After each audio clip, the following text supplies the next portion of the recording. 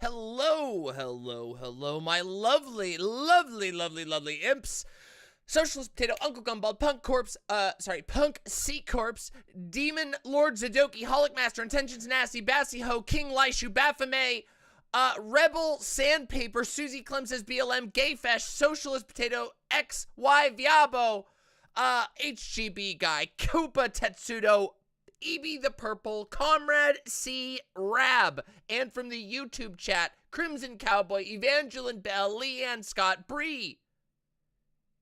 Is Demon Mama's theme song covered by Sweet Myths? Yes, it is. Yes, it is. Communism is good. Psychopax, Eddie Spencer, Inside Spin, Awkward Renegade. Welcome. Welcome to the stream.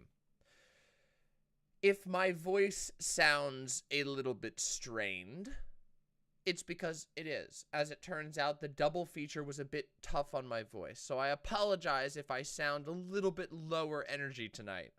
But perhaps that's for the best, because tonight we have to settle some drama, don't we?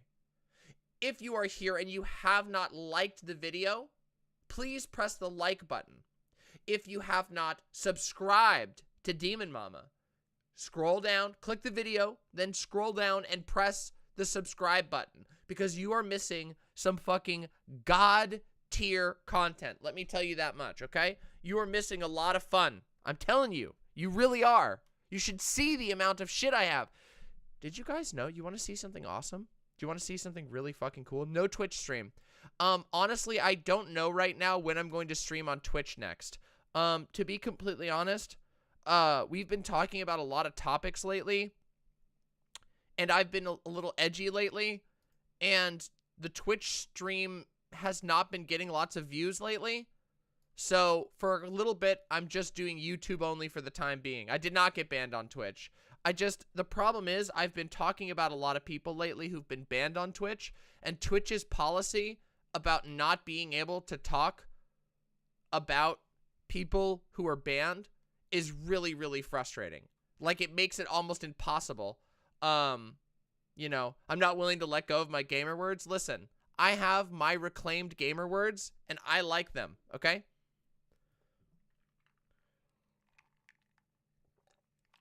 So for now, the spiciest content is just reserved for all of us over here on the YouTube side of things. Hey, Puerto Rican musician.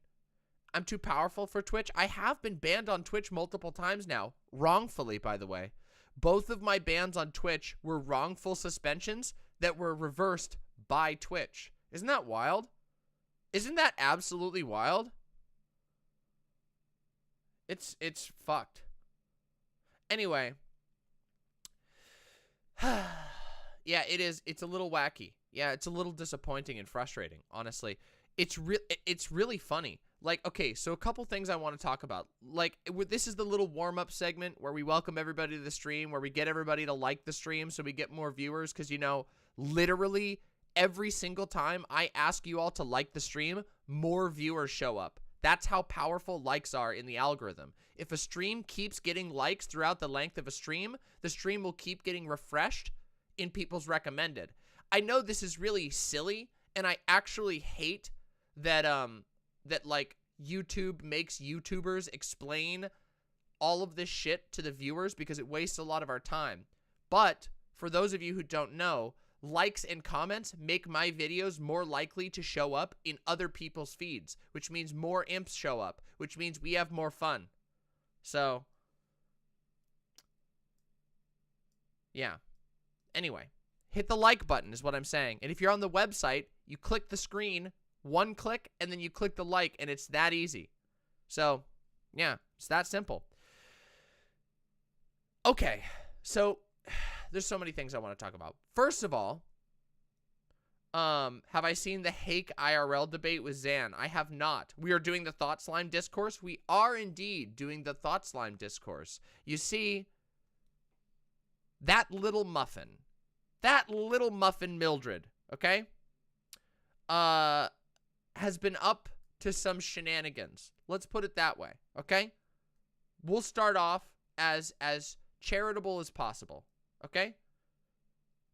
Does that mean it's good to intermittently comment on the YouTube upload? The best thing, honestly, the YouTube VOD comments aren't as important as the YouTube videos. If we get crazy comments on our YouTube videos, those videos explode. I'm not kidding you.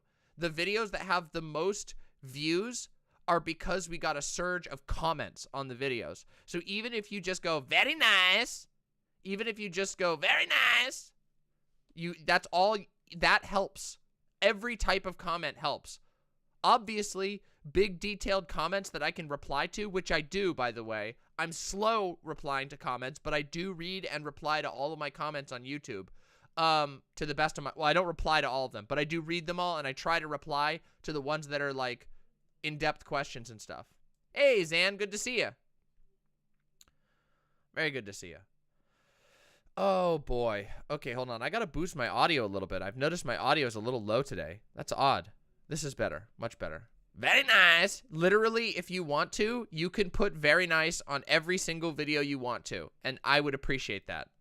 And before I go say very nice on all the old videos, listen, old videos, not as important. You know what I mean? But new videos going forward, old videos, comments, like after like a week, comments start to fall off in value. So the most valuable comments are early comments. If you're commenting while the video is live, like when the video goes live, that first like 24 hours, that's when the comments matter the most. So if you think of it, pop by, drop a comment. You might even love the video if you didn't already see it on stream. I know that like right now I'm talking to the streaming audience, and there actually is a difference between the video watching audience and the stream audience, which is really interesting. And I need to learn to be better about speaking to the video audience while I'm talking to the stream audience. Because a lot of times I'm a streamer, so I'm super favorable to my stream audience. You all know this. You all, the live stream viewers, you get doted on by me. I treat you live stream viewers so goddamn good. I'm like one of the most, like literally, unironic. I've had multiple other streamers come to me and go, how the hell do you engage with your chat so much? And the truth is, I love engaging with chat, you know? Hey, Saberflote, great to see you. Yeah, yeah, I am prismatic mode. Whoa, prism mode, engage. I am humming with energy. You cannot stop me. I am humming with energy. Yeah. I'm not actually humming with energy. In honesty, I'm rather tired today. But that's because it's fuck you, it's January, you know? Oh yeah, this is the shirt from the RGR bullshit, wasn't it? Yeah, this is one of my favorites. It's very comfortable. I wear it from time to time. I'm not the type of person who like wears an outfit only once. I think the wait, I get stun locked all the time. I'm stun locked. Well, I'm not really stun locked now because this is the welcome. This is the warm up. This is when we hang out with everybody and just kind of welcome everybody in. Yeah. Anyway, I don't remember what I was even saying. Yeah, fuck you, it's January. That's what I was saying. Fuck you, it's January. Guys, January sucks. I don't know if you know this, but every single year, January kind of sucks. It's not because January is in poor character. I'm not insulting the month of January. It's just that there's a confluence of factors that make January kind of suck. It's like you have to do all of the New Year crap, which is like you have to clean up all the Christmas stuff and blah, blah, blah. Also, the weather is really weird right now all over the country. So it's really, really weird weather. Lots of mud and ice, which is really weird.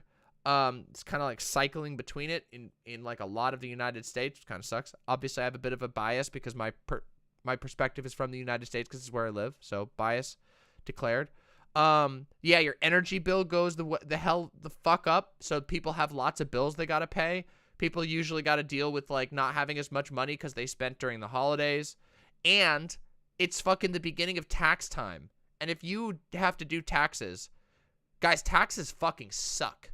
Do you know how much, like, I know that it's like, oh, taxes. It's like a meme from 100. It's like the most boomer meme of all time where you're like, it's tax season. And The Simpsons made fun of it and all of that shit. But fuck, do taxes suck. Oh my God. It's so shitty. Oh, it fucking blows. Every bit of it blows. Every day I go, fuck, there's another thing I have to do for my taxes. It's terrible, okay? It's fucking terrible. Yeah, listen. Okay, wait a second. Hold on. We're gonna have a moment here, okay, everybody? Pardon me. We're gonna have a little bit of an Alex Jones moment here. You know, there are some things I really want to address with my audience, okay? Taxes, you know, they kind of are theft, you know. Okay, but Alex Jones aside, the Alex Jones mama aside, doesn't it kind of wait, hold on a second. You want to know something that I fucking hate? Is that I would love to agree with all of the sock dems and all of the liberals that raising your taxes, oh, everybody, you just gotta fucking pay. You just gotta pay your taxes so that we can get our nice government benefits. But let me ask you something. You're paying taxes. Have you seen fucking any help from the government through this fucking pandemic crisis? No. Bullshit. Yeah, fucking nobody. So what the fuck are you getting for your taxes? You know what's funny? The people who say taxes equals theft are usually memer, you know, anarcho-capitalists. But I want you to think about this for a second and realize that sometimes taxes actually are theft, especially if you're paying taxes and you're not getting what you were promised. Remember when Joe Biden was promising you pandemic relief? Remember when Joe Biden was promising you student debt relief? Remember when Joe Biden was promising you like free testing and free vaccines? Do you remember when Joe Biden promised like $600 more than you actually got? Yeah, that's a bit weird, isn't it? It's a bit weird that, unfortunately, in this current timeline, the Democrats are making me kind of agree on one specific point with an ANCAP. Doesn't that fucking suck? Isn't that a horrible fucking feeling when you have to go, yeah, actually, I completely understand why everyone feels like taxes are theft right now. Because you pay out the ass for the taxes. You pay some fucking 15 to 30% of your income or more, depending on what you do. And then you get, maybe you get 4 instant tests for free in the mail, and you have to pay for everything else, and you get no pandemic relief of any meaningful sense. What the fuck? Oh yeah, and they're telling you, if you're a student, they're telling you that you're gonna have to pay back your student loans in like 2 months. 2 fucking months they want you to start paying back your student loans when nobody has any money. No one is actually able to learn anything in school. They were gonna do it this month. They barely passed the delay. Barely. The Democrats were going to activate student loan repayment this month, and it didn't happen. Xanderhal, Dylan got COVID, most certainly in Texas, and I was there too, so I may possibly have it as well. Go get tested, Xanderhal. Get tested and take good care of yourself. Don't fucking agitate it. Stop smoking until you're done with the infection, okay? Don't get long COVID, buddy.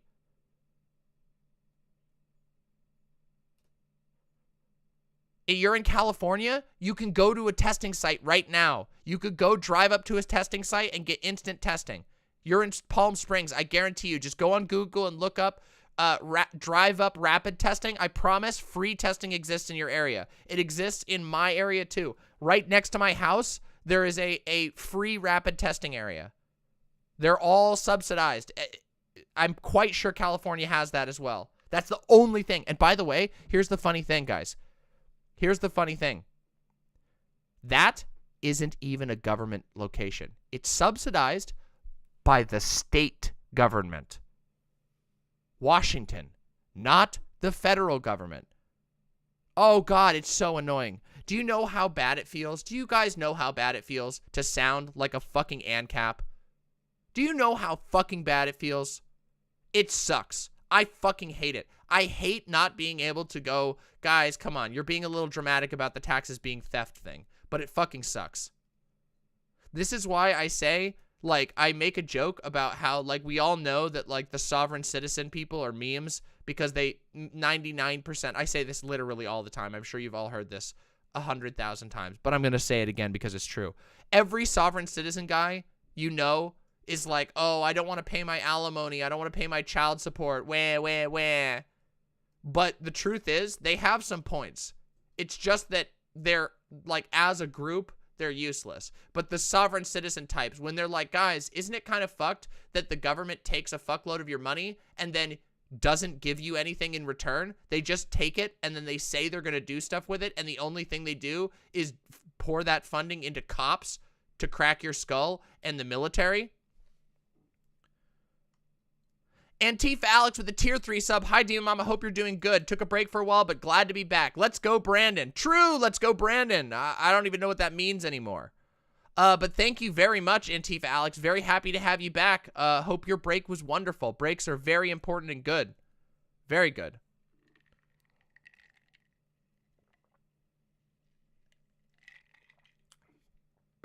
Yeah, I agree, Sound Judgment. Sound Judgment says, there's a reason right libertarianism appeals to a lot of people. They recognize problems exist, but they have the wrong solutions because they don't think outside of the box of capitalism. It's very difficult to escape the box of capitalism, especially if you've bought into the kind of like end of history narratives that are very popular at the current moment. The idea that like capitalism is the ultimate form of existence, which is horrible to think about. Oh, that's amazing, Vermin. What a good reason to stay up until 5 a.m. I stayed up until 5 a.m.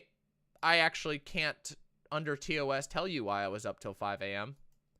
I may have been up. I, too, was enjoying some furry stuff. It was good. That's why I'm so tired today. Part of it. Yeah, it was nice. It was fun, okay? I meant, there's no way out of this. There's no way out of this corner. I was, you know, whatever. Okay, everybody. Did you see Biden got a Christmas call from a citizen and the father ended the call with "Let's go, Brandon"? Ooh, that's cringy. Ooh, that's cringy. Ooh, that's cringy. Ow. I was enjoying the petting zoo. Yes, indeed. You got it. You fucking got it. All right, so everybody, okay. We've been goofing around. We've been talking about a couple of little things here as we wind up. I can see, unfortunately, that the likes are only at 266, even though we have 386 active viewers, and I sure would love it if you'd give me your likes. They're free. They're free, but that's okay. What are we talking about today? Okay, we have two things to talk about today, everybody. It's going to be a slightly shorter stream than usual. If you can believe it, it's Friday once again, everybody. It's going to be a shorter stream today because I have Friday-related things to do. However, that doesn't mean I'm not going to give you a wild show. The show that I'm going to be giving you today is that we are going to talk about a dirty little individual by the name of ThoughtSlime. Not T-H-O-T, like that hoe over there. Thought, as in, like, thinking, okay? Now, I think that everybody knows that, like, people who put brain or smart or intelligent or things like that in their username are usually not the thing that they claim they are. So, for example, if you go to a channel and it's called, like, The Intellectual Furry, chances are they're neither an intellectual or a furry that you want to know. And, yeah, book smarts, second thought, mind waves, thought stream, okay? It's just how it goes. Yeah, the rational Nazi fur or whatever. All these silly things. Critically thinking television. Yeah, guys, like, come on. It's the reasonablest bear. Yeah, or professor. Listen, if you have to put professor in your username, that's usually not a good sign. Okay? Most of the time. you know? The rationalist bear, I don't know, whatever. They're all the same. Lil Miss Panda Gal with the $10, thank you very much. Been forever since I got to catch the live stream. Have some money because my company gave me the max possible quarter-end bonus. Hey, congratulations. Congratulations on your bonus. I'm quite sure you deserve it. President Sunday is not the president and is not Sunday. Well, okay, but President Sunday is not saying he's President Sunday. He's just, that's a goofy name. That's funny. For those who do not know, ThoughtSlime is any all pronouns and dude plus. So you can call this dude a dude. You can call Slime Thought a slimy little boy. Okay? You can call him a slithery little Vemby.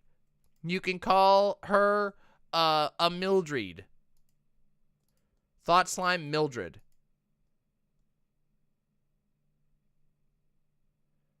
Yeah. So, but yes, there's slipperiness. Wait, what? How about a toxic piece of shit? Yeah. I think you could call that. I think you could do that. Yeah. Dude Plus is sick. We use that on the server too. Dude Plus is a really cool little tool. Cause like a lot of people don't like being called dude, and I get that. Like, I don't really care if people call me dude. Can I call them an abusive cunt? Yeah, I think that would be fair, but we'll let everybody else decide. So today is not a drama mama, for those who know. If you know, most of the time on Drama Mama, the goal of Drama Mama is to dive into a drama and wait until the end, get all the receipts, and wait until the end to come to a conclusion. Now, the last Drama Mama, that wasn't entirely the way that we did it, because they were kind of a unique Drama Mama. The Drama Mama that we did last time was diving into a complex drama that has had previous episodes. So we had already come to some conclusions for these Drama Mamas. Today is not a Drama Mama, okay? And the reason why today is not a Drama Mama is because despite having receipts, there is literally zero way for me to pretend to be impartial on this, okay? I think slot time. Wow. ThoughtSlime has been a giant piece of shit to Xanderhal, and I'm going to show you why I think ThoughtSlime has been a giant piece of shit to Xanderhal. And I'm going to be clear with my biases up front because I generally like to do that. But just remember, at the end of the day, I am just Demon Mama. And my opinion is the opinion of Demon Mama. Okay? Alright? Slut time? I would much prefer to be having slut time right now. Because originally, I wasn't even going to stream today. I was going to take today off. I was going to take today off and just rest some more. But I thought about it, and I looked at all the shit going on, and it made me annoyed. And so I wanted to say something about it. I wanted to voice my opinion on it, and I wanted to give you all some what I believe to be ethically sourced drama. And you know what I mean when I say ethically sourced drama. When I say ethically sourced drama, it's when I think the situation is clear-cut enough, and everyone involved is aware of what they're doing and what they're getting themselves involved in, and that it's fair game. So, yeah, fresh, hot, milky drama straight from the teat. All free range, no GMO, fully organic, no factory farming going on here. And then afterwards, I have a treat. A little treat for us, okay? The treat that I have afterwards for all of us is that we are going to do a little tour of the internet. And you're like, a tour of the internet? Mama, what do you mean? What do you mean? What's a tour of the internet? Well, for those of you who don't know, yesterday, M&M, as in, you know, like Hershey's, the M&M, announced some changes to the design of some of the M&Ms. And as it turns out, unlike M&Ms, which melt in your mouth but not in your hand, half of conservative Twitter is having a complete and utter meltdown over the M&Ms. So, to the point that literally, the Quartering released a video almost immediately after they announced the design change. So, I want you to understand that we are going to have some very funny, cringe, conservative React content after we get through this drama segment. So you all are in for a treat, because originally I was just going to sleep all day today, and instead you get lots of fun. Yeah. Yeah, so we're going to talk about that. By the way, for those of you who don't know, the green M&M and the brown M&M are canonically in a relationship. They're lesbians, as far as M&Ms can be lesbians. They're both femme-coded, and they both love each other. And there's a post in which they say that, and they just want time together alone on the beach, and one of them has their hand on the other one's thigh. So, you know. Someone on Twitter pointed out that the M&M people are being sued for child slavery, and this is a convenient distraction. Here's a secret. Let me tell you something. It's not a cookie. Hershey's has literally, I don't know if there's ever been a moment in history that Hershey's wasn't getting sued for child slavery. Hershey's chocolate companies are they're the fucking archbishops. They are the arch child slavers. Mars, sorry, Mars, not Hershey's. Mars, sorry, Mars, same fucking shit. Hershey's, Mars, Nestle, all the fucking same. These motherfuckers have always engaged in fucking child slavery. It's trash. Yeah, that's why, yeah, exactly, Vermin. That's why, like, you know, there's a push. Okay, have you ever seen, like, those like, fair trade chocolates that are, like, $3 more than a Hershey's chocolate bar and also taste like actual chocolate?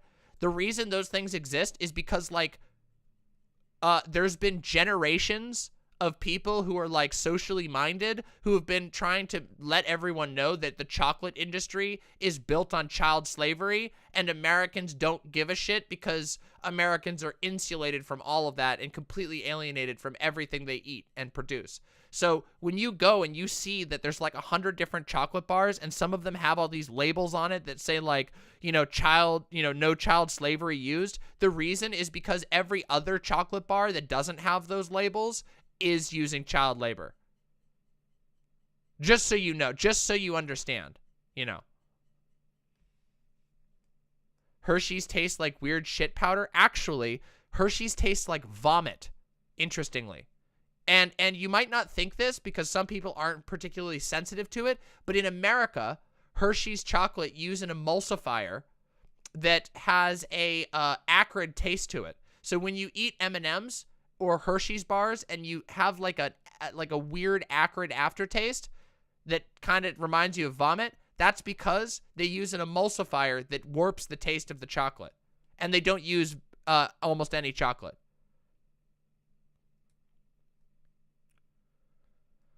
There was a video going around a few years ago that had a claim that the average chocolate grower is so poor that they've never even had a chocolate bar before.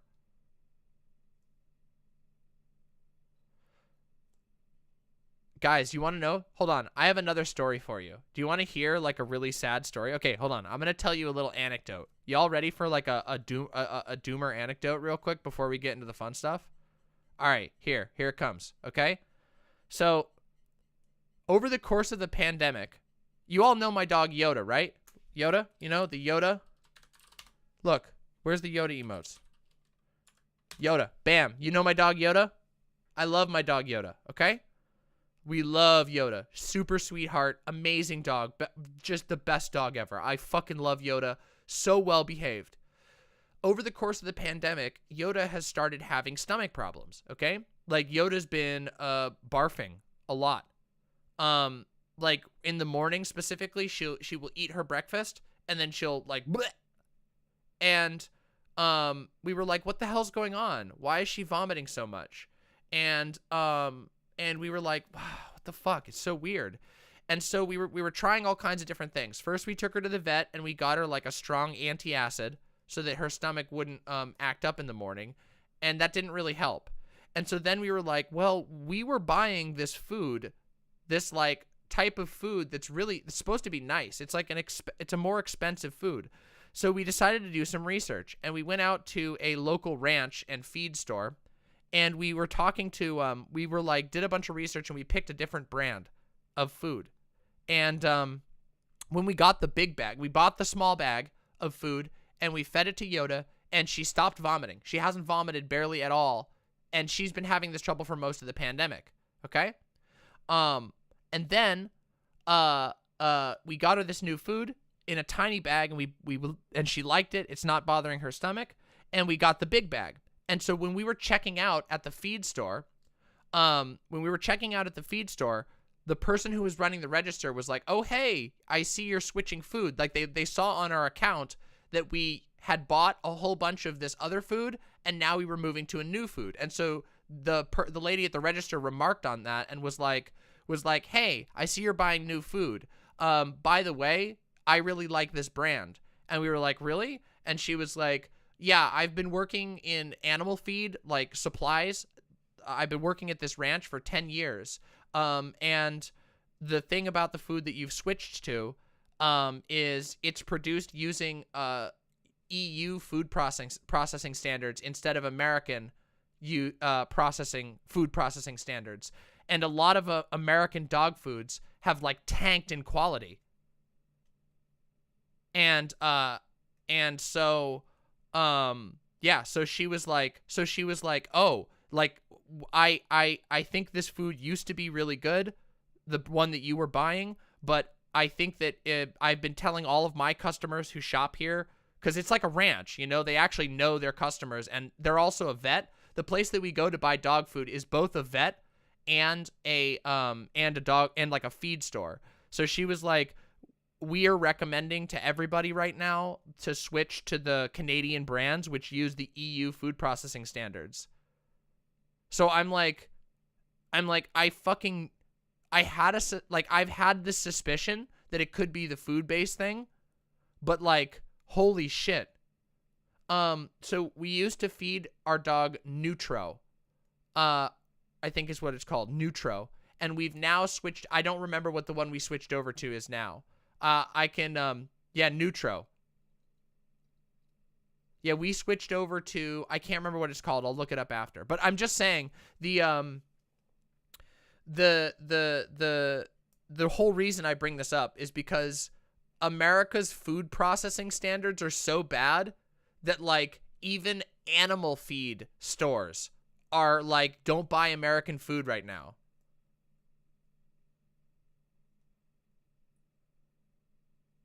Yeah, I know about that, Shadow Hearth. I know about that. This is not that type of situation. It's not our vet that's recommending it. It's a feed, it's a owner of a ranch who is pretty informed. Like, she gave us a lot of good information. I don't know if she's like 100% spot on, but but like, again, this was unprompted. Like, this is one of the veteran workers at the ranch that we see there all the time. And she was like, "Hey, you're making a good choice going to this type of food." It's literally the same price. So they're not making more money off of me they're not like upselling me to a better food. The food is the same price. Just one is manufactured in Canada under, apparently Canada has the same food processing standards as like the EU, or very, very similar. So loads of pet foods are giving pets diabetes because they're so full of junk and filler. Yeah, because they fill them up with like corn, basically. It's really bad.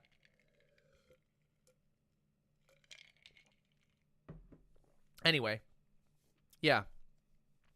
Personally, the one thing, we've tried a whole bunch of different stuff. The one thing that has stopped Yoda that Yoda no longer vomits all the time is switching the food. So, yeah. Yeah. They treat pet food like cattle food. Yeah, it's really bad. It's really fucking bad right now. I do not buy anything with wheat or corn. Yep, we don't buy wheat or corn filler bullshit. The dogs don't benefit from that stuff. Corn is really cool for humans sometimes, but yeah. Puerto Rican musician says corn oils fatty shit meat waste with subpar animal muscle and gristle. Yeah. Everything in America is made out of almost all out of corn. There's a joke about how literally everything in America is made out of corn, but it's actually true. You guys want a fucking shocker moment? You want to get scared for a moment? Go into your pantry right now and go and look and see how many of the foods that you have in there that are solid foods have fuckloads of corn syrup in it. It's in our bread, unironically. We, like cheapo white bread, like non-whole wheat bread, like just normal ass white bread has fucking corn syrup in it. It's fucked. Anyway.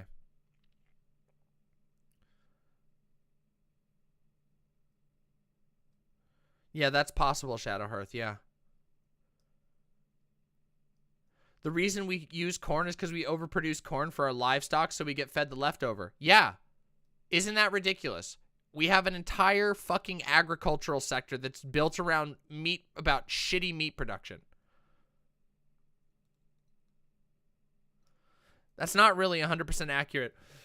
Neo Israfil from YouTube chat says, you know why that is, right? We demand American-made shit, but America basically only grows corn. That's all we produce. That's not accurate. It's not because of the demand for American-made shit. There isn't actually that big of a demand for American-made shit, believe it or not.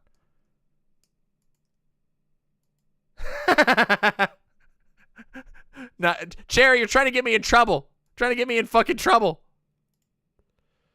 All right, everybody. So now you know what we're doing today. We're having fun here. Oh. Oh, yeah, we can't even get into this, okay? Okay, we can't get into this.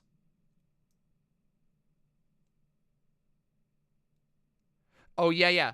Castrix says, thanks for going over this. As due to Brexit, people in the UK will be in for this stuff as well. Yeah, Brexit is going to fuck your diets. Just be ready.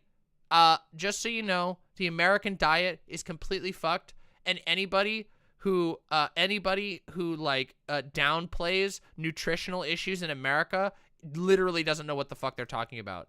It is so difficult to get healthy food in America, and it's no individual person made that decision. There's like no single person who is like, people will be like, yeah, Americans, like even I mock Americans sometimes for having no taste, but it literally, these are the reason why American food sucks so much is because giant corporations can make decisions about everyone else's diets. When half of food is controlled by fucking Nestle and the other half is controlled by Coke and the other half and the other third is controlled by Pepsi, you don't exactly have a whole lot of options. You don't. There's not a lot of people looking out for one another with regard to food. Everybody, oh yeah, you want to know what? No, sorry. You know what? We're getting stun locked by me for a second.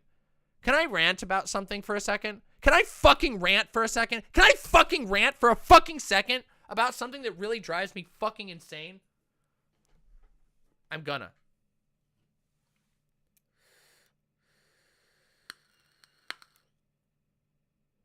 Let me tell you something, okay? How many of you, let's do a poll real quick.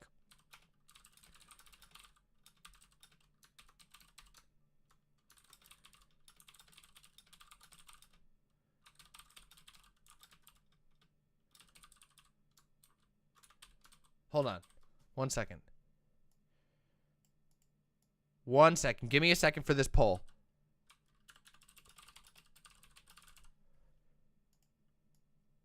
Here we go. Bam.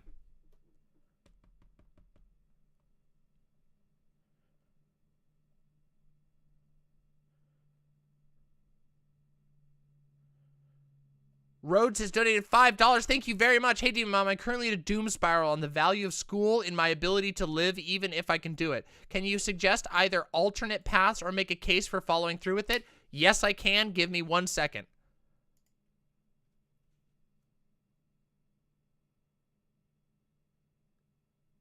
Okay, so it's actually split. So about 32% of you said that you had nice food that you could buy, and then about 68% of you said that you did not. Okay? At all of the schools that I went to, growing up, there were, with like 3 exceptions. I think there were 3 public schools I went to growing up where this wasn't the case, and then a whole bunch of other ones that I went to where it was. There was if you had cash on you at school lunch, you could use that cash to buy like a nicer lunch. Like there would be like the cafeteria food, and then there would be like pizza, or there would be like a burger, and then there would be like the cafeteria food, or there would be like cafeteria food, and then there would be like brand name food, like, you know, Big Sodies and stuff like that. And cookies and chocolates and all that kind of stuff. Yeah, this is a thing that I was curious about. I was thinking about this last night. There was no free food. Unless you applied for it. So where I went, for every school that I went to, there was no 100% free food unless you like actually applied for it. You had to pay, like, all parents had to pay like a flat amount for the school lunches. Like everybody does. Yeah, there was no free food where I went either. Gayfesh says, yeah, my school had a cart that would get shit from Pizza Hut. You could buy like a slice for $1. I would usually have a Pizza Hut slice and 2 Dr. Peppers, and that was my lunch in high school. Yeah, see, we always had packed lunches. I rarely ever got free lunch. No flat amount. We had to buy daily if we didn't bring from home. One of the schools I went to was like that, where we had to bring money every single day to pay for school lunch. We had to bring cash if you wanted school lunch. In elementary, we ate jail food. Same thing. Almighty Duck, thank you very much for the tier 1 sub. Sorry to interrupt the rant, but I have to go back to work. Hey, have a good time at work, and thank you very much for the donation. Deeply appreciate that.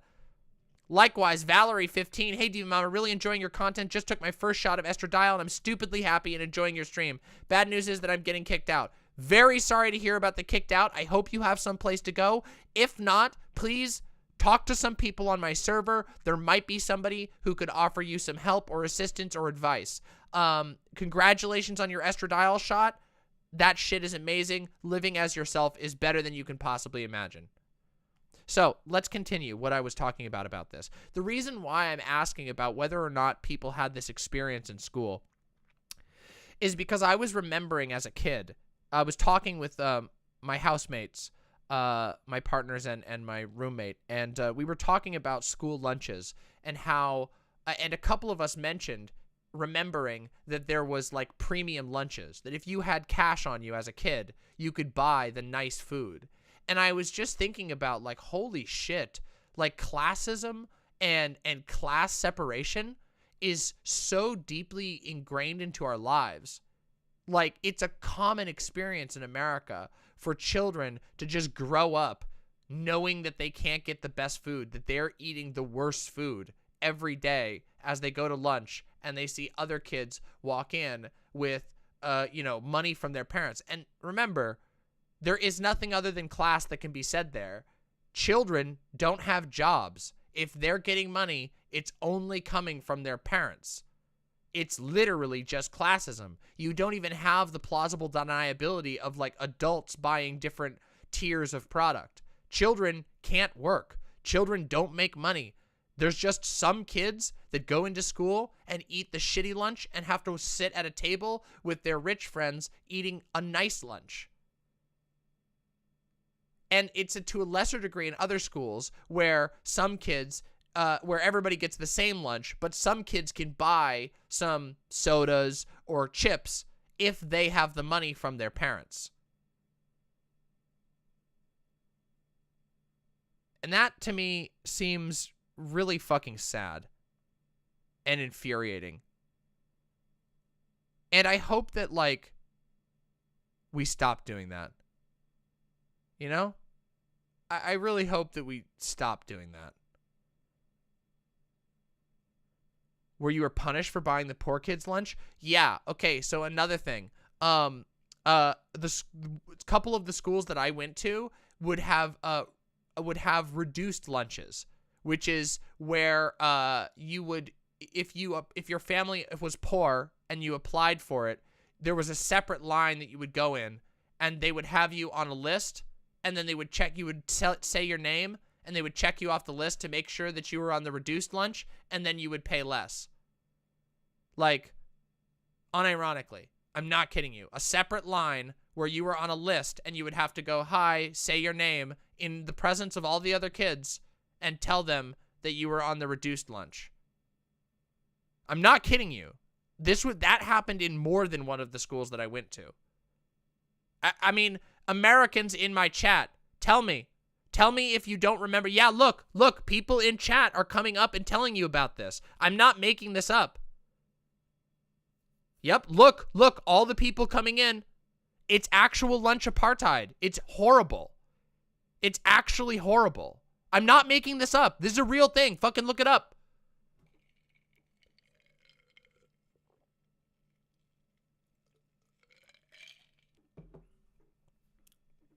Yeah, some people got different colored tickets.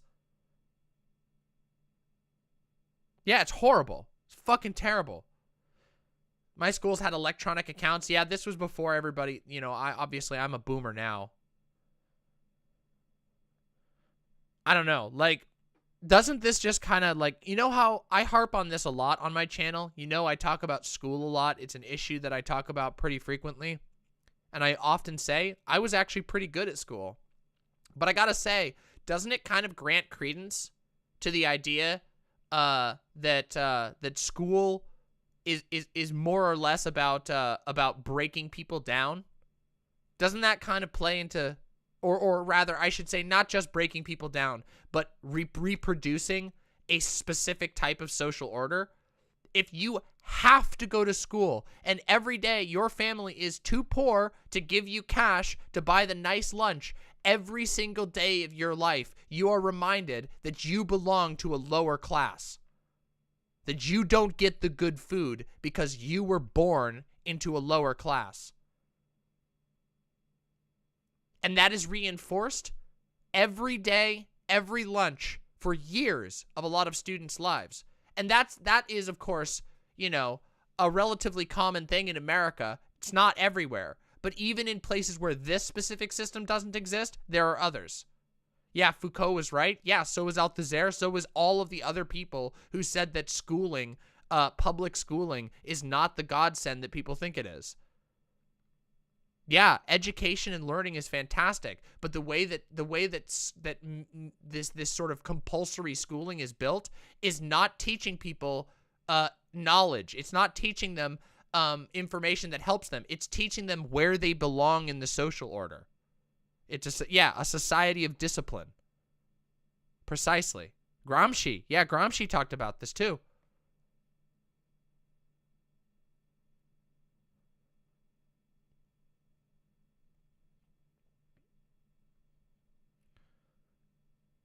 The lunch lady looked super depressed when she took lunch away. I had a couple of lunch people who actually like looked out for me a couple times. Anarcho Jedi 2 says, Demon Mama, you are always spot on with your education takes. I'm a teacher and I really try to voice these opinions you're mentioning often. Anarcho Jedi, that's great to hear. Teachers are, by the way, people should be clear, teachers are not the problem in this whole thing at all. Teachers, in my experience, now of course there are bad teachers, obviously, but teachers are some of the most passionate people that gives, like, they straight up, like, as a group of people, as a profession, teachers try so hard to empower their kids, but they're forced to do so in a system that isn't about learning. Teachers are told they're going there to teach students. They're not. They're there to help assist in reproducing a social order. And even the best teachers have to go into that system and are forced, and sometimes themselves hurt in the process, often themselves hurt in the process. And I hope in the future that teachers will become a much more venerated position in our societies. I hope that being a teacher is viewed not as a job, but rather as a role. That being a teacher is something that is valuable, teaching people truthful, useful, interesting, fascinating, inspiring information should be considered a valuable role in our society. Right now, it's not. Right now, it's just a job. Just a job.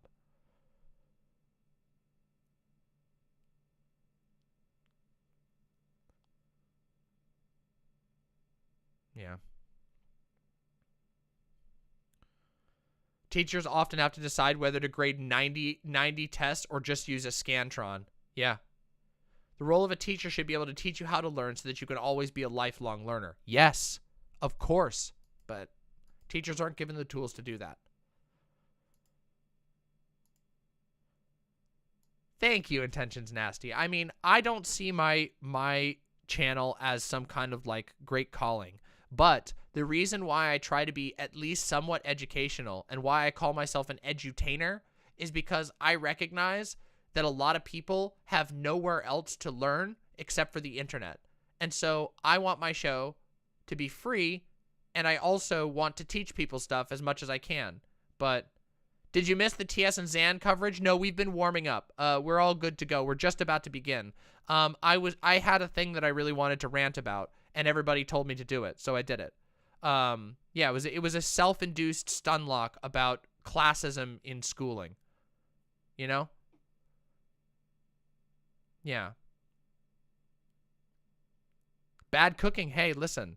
And the truth is, as this channel grows and as I get better at presenting things and as I'm able to improve the production value of the show and add tools to my repertoire, I do want this show to have a lot more truly educational segments that are set aside from our more fun stuff. Like if I want to do like a basics of something that I do know a lot about. Pansabi says, did you have any teachers who I thought were really good? I did. In fact, I credit a lot of like the better parts of my current personality to my high school English teacher. Not like he literally gave them to me, but that he taught me how to nourish parts of myself that I did not know how to do before. My high school English teacher was a very strange individual. He was incredibly stern, but also very loving. He was like, I don't even know how to describe it. He was like a Stannis Baratheon type. Nobody's going to know that because nobody knows Game of Thrones anymore. He was like, he was very strict and stern, but not cruel, if that makes sense. You know?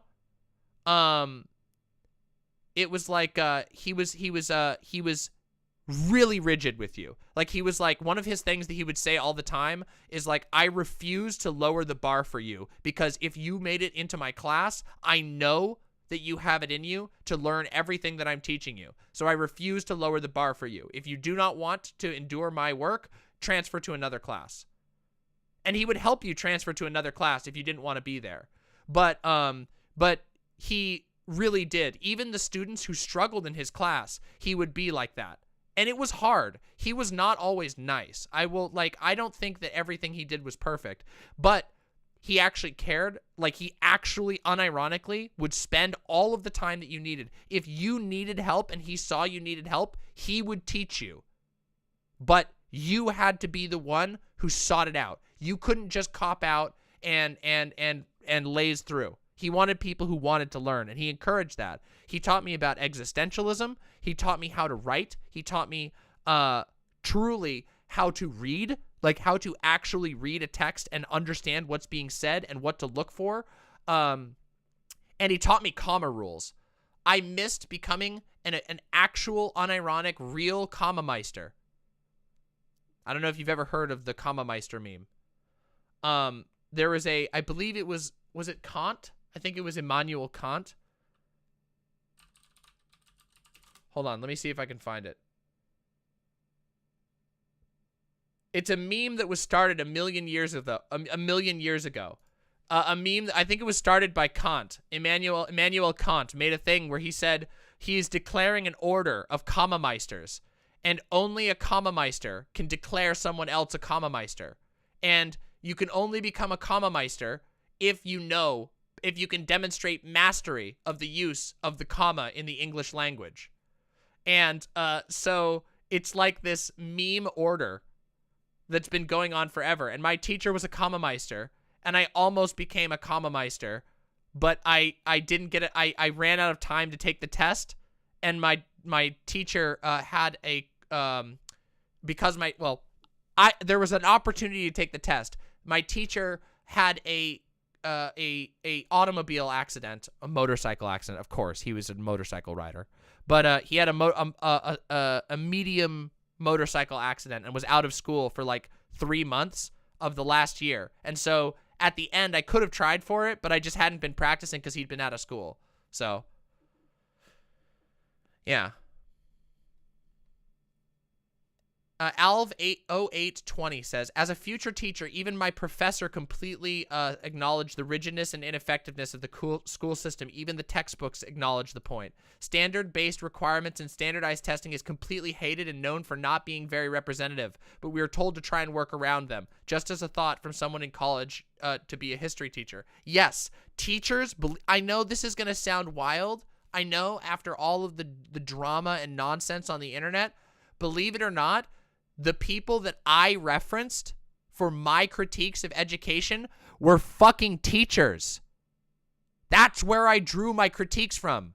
It's not like I just and from the experience of students, obviously, but it was a lot of the biggest critics of education as it exists right now are fucking teachers.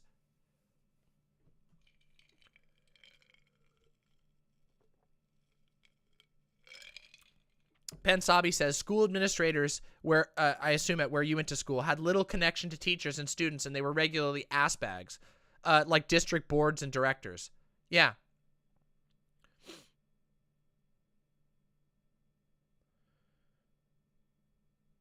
Yeah, it's true. It was wild.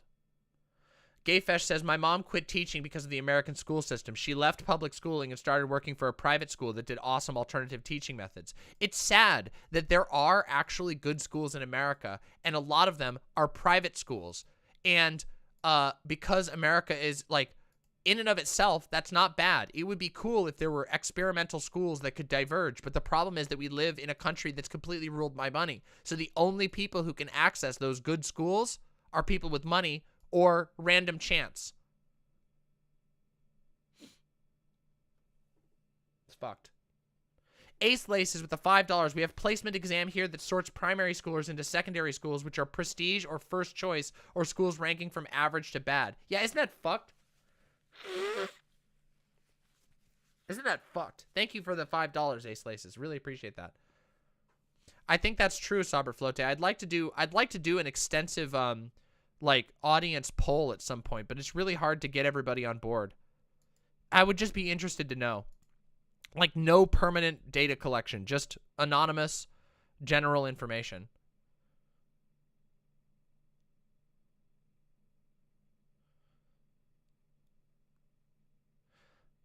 Oh, okay. There was a one thing I need to address before we do the ThoughtSlime stuff. Rhodes had donated $5 and asked, hey, Dima Mama, I'm currently in a doom spiral on the value of school in my ability to live even if I can do it. Can you suggest alternative paths or make a case for following through with it? Yes, I can do both of you. I can do both for you, okay?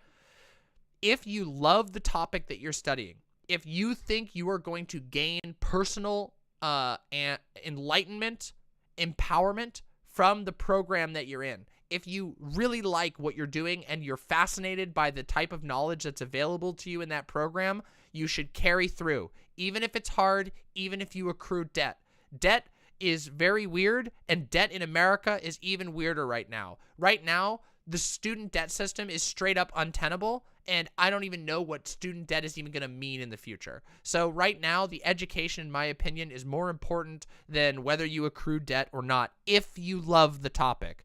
If you find yourself feeling obligated to the topic, or you find yourself being like, oh God, I should do this, or I'm supposed to do this, or you find yourself in that position, get the fuck out and jump into another major. Maybe you could start by jumping into another major. I know I had an all right time trying different majors.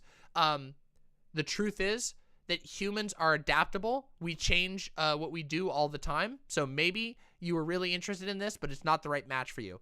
And then outside of college, there are all kinds of options, of course. It is a lot harder, especially right now. But if you are going to leave college, make sure you know what you want to learn right away. Because there are an infinite amount of... Oh, wait, you're not in college right now. You're in 16. Finish high school in America is what I'm going to say. I forgot you're 16. Finish high school.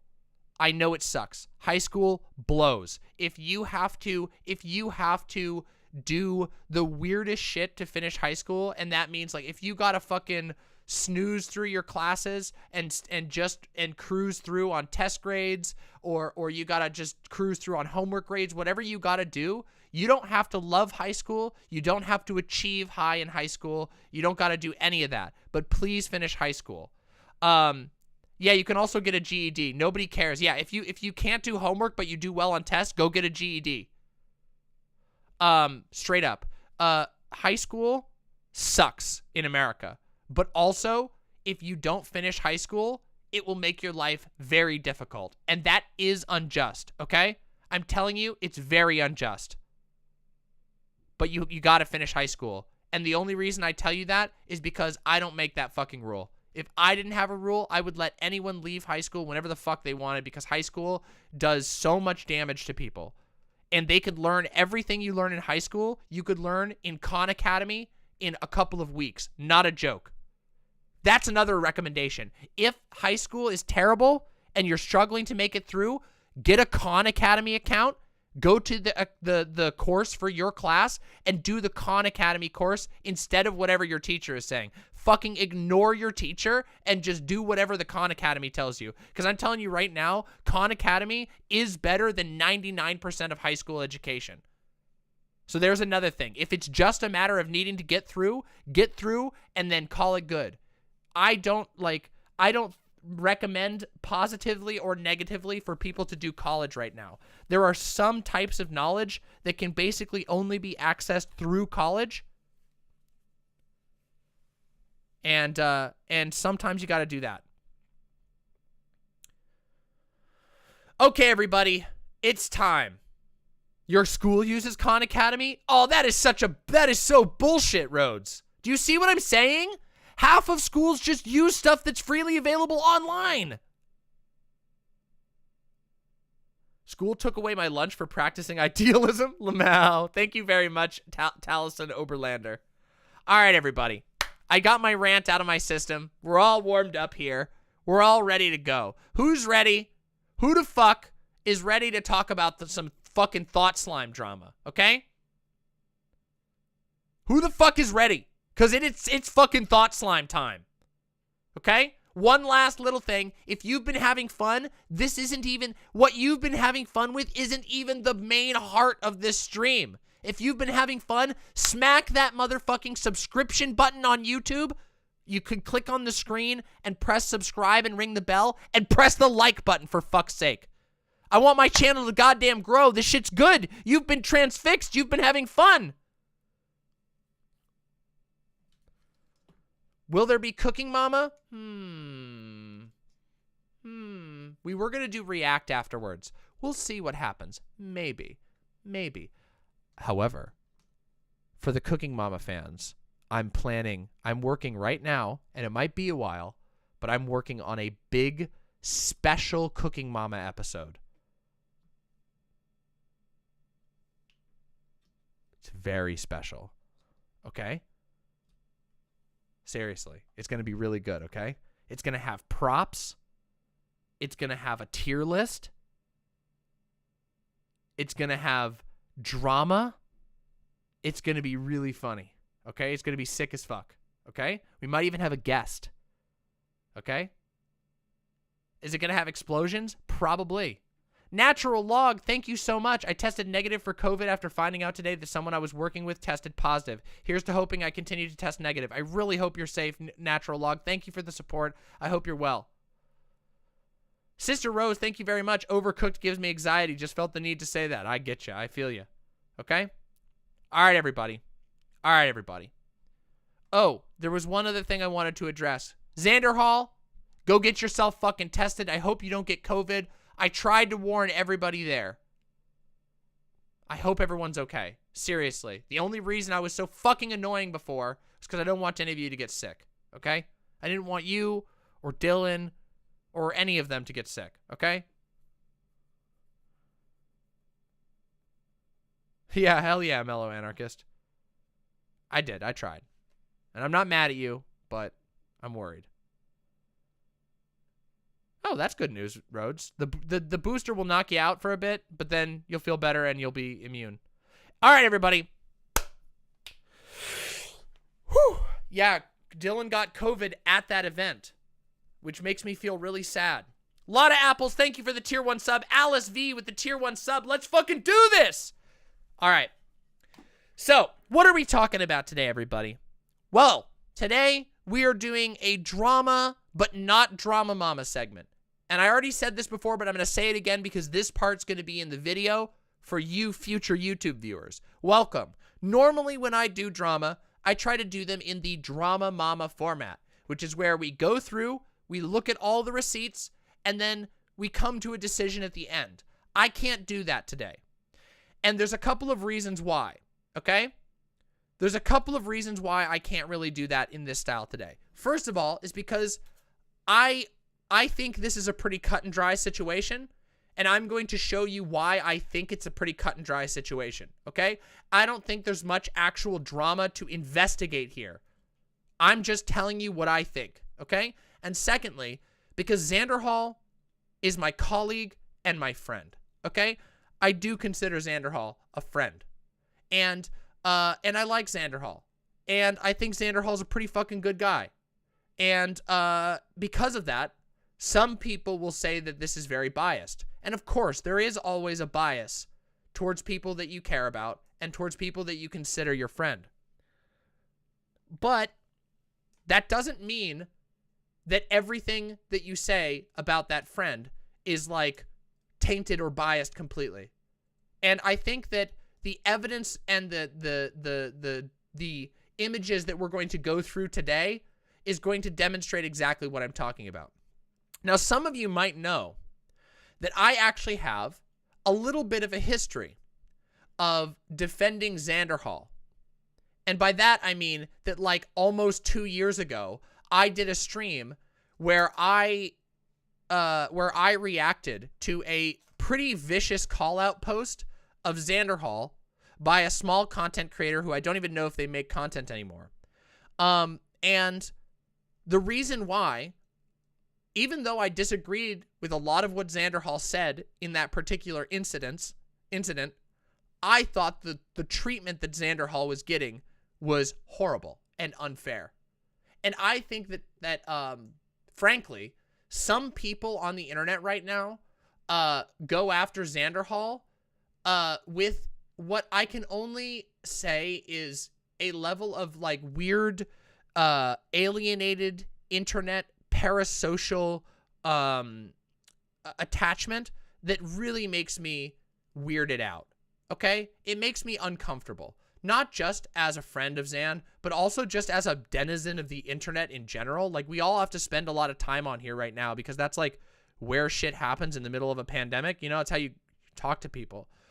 And I don't know. Like, I find it kind of disgusting, the amount of people who just think that it's okay to repeat made-up bullshit about a real person on the web, even if you think their takes are bad.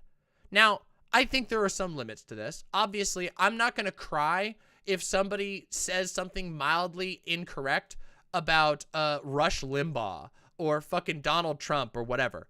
But Xanderhal is not fucking Rush Limbaugh or Donald Trump. Xanderhal is a young successful content creator who has demonstrated in the past a willingness to be very reasonable with other people, and also who is being accused wrongfully in this fucking situation. Like, really, really bad. Okay? Yeah, Rush Limbaugh is fucking dead. Some people see him as an easy target because he has privilege in their eyes, but that's ridiculous. That's the thing that annoys me. People make up a fictional version of whoever they're critiquing and don't actually take the time to get to the bottom of it. The funny thing is that none of that actually pertains to what's going on today, because what's going on today, like I said, is one of the dumbest dramas and most clear-cut dramas I've ever encountered. And it actually blows my mind that it has come back up again this far away, okay? Like the fact that there are people that I woke up after my stream on Wednesday to this corner of the internet being full of people rehashing sex cult allegations. You go, whoa, wait a second. Sex cult allegations? Yes, that is what this is all about. This entire drama, which I've been sort of vaguely pointing at and talking about the people involved. This entire drama is about a sussy little baka who accused another person of having a sex cult. Now,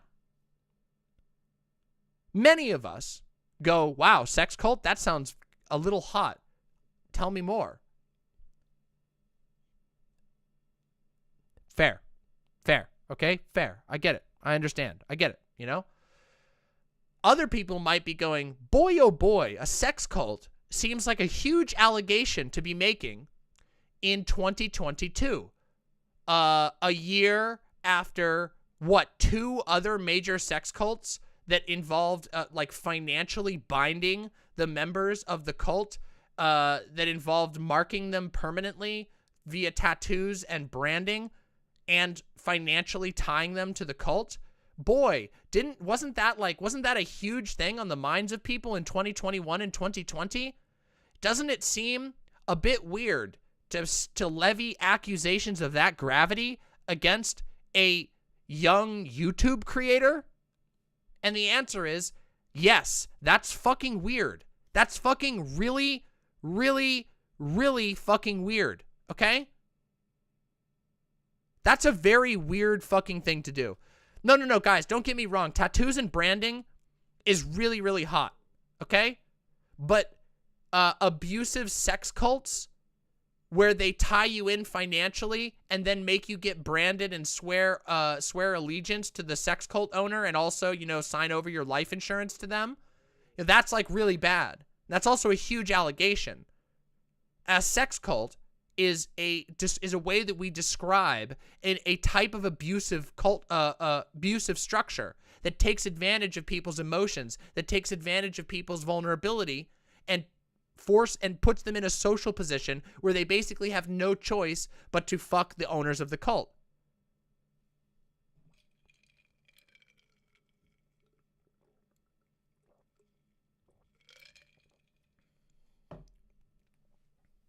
Yeah, that's the funny thing, Nisrathi. Demon Mama has multiple partners literally living with me, but Zan is the one who's accused of a sex cult?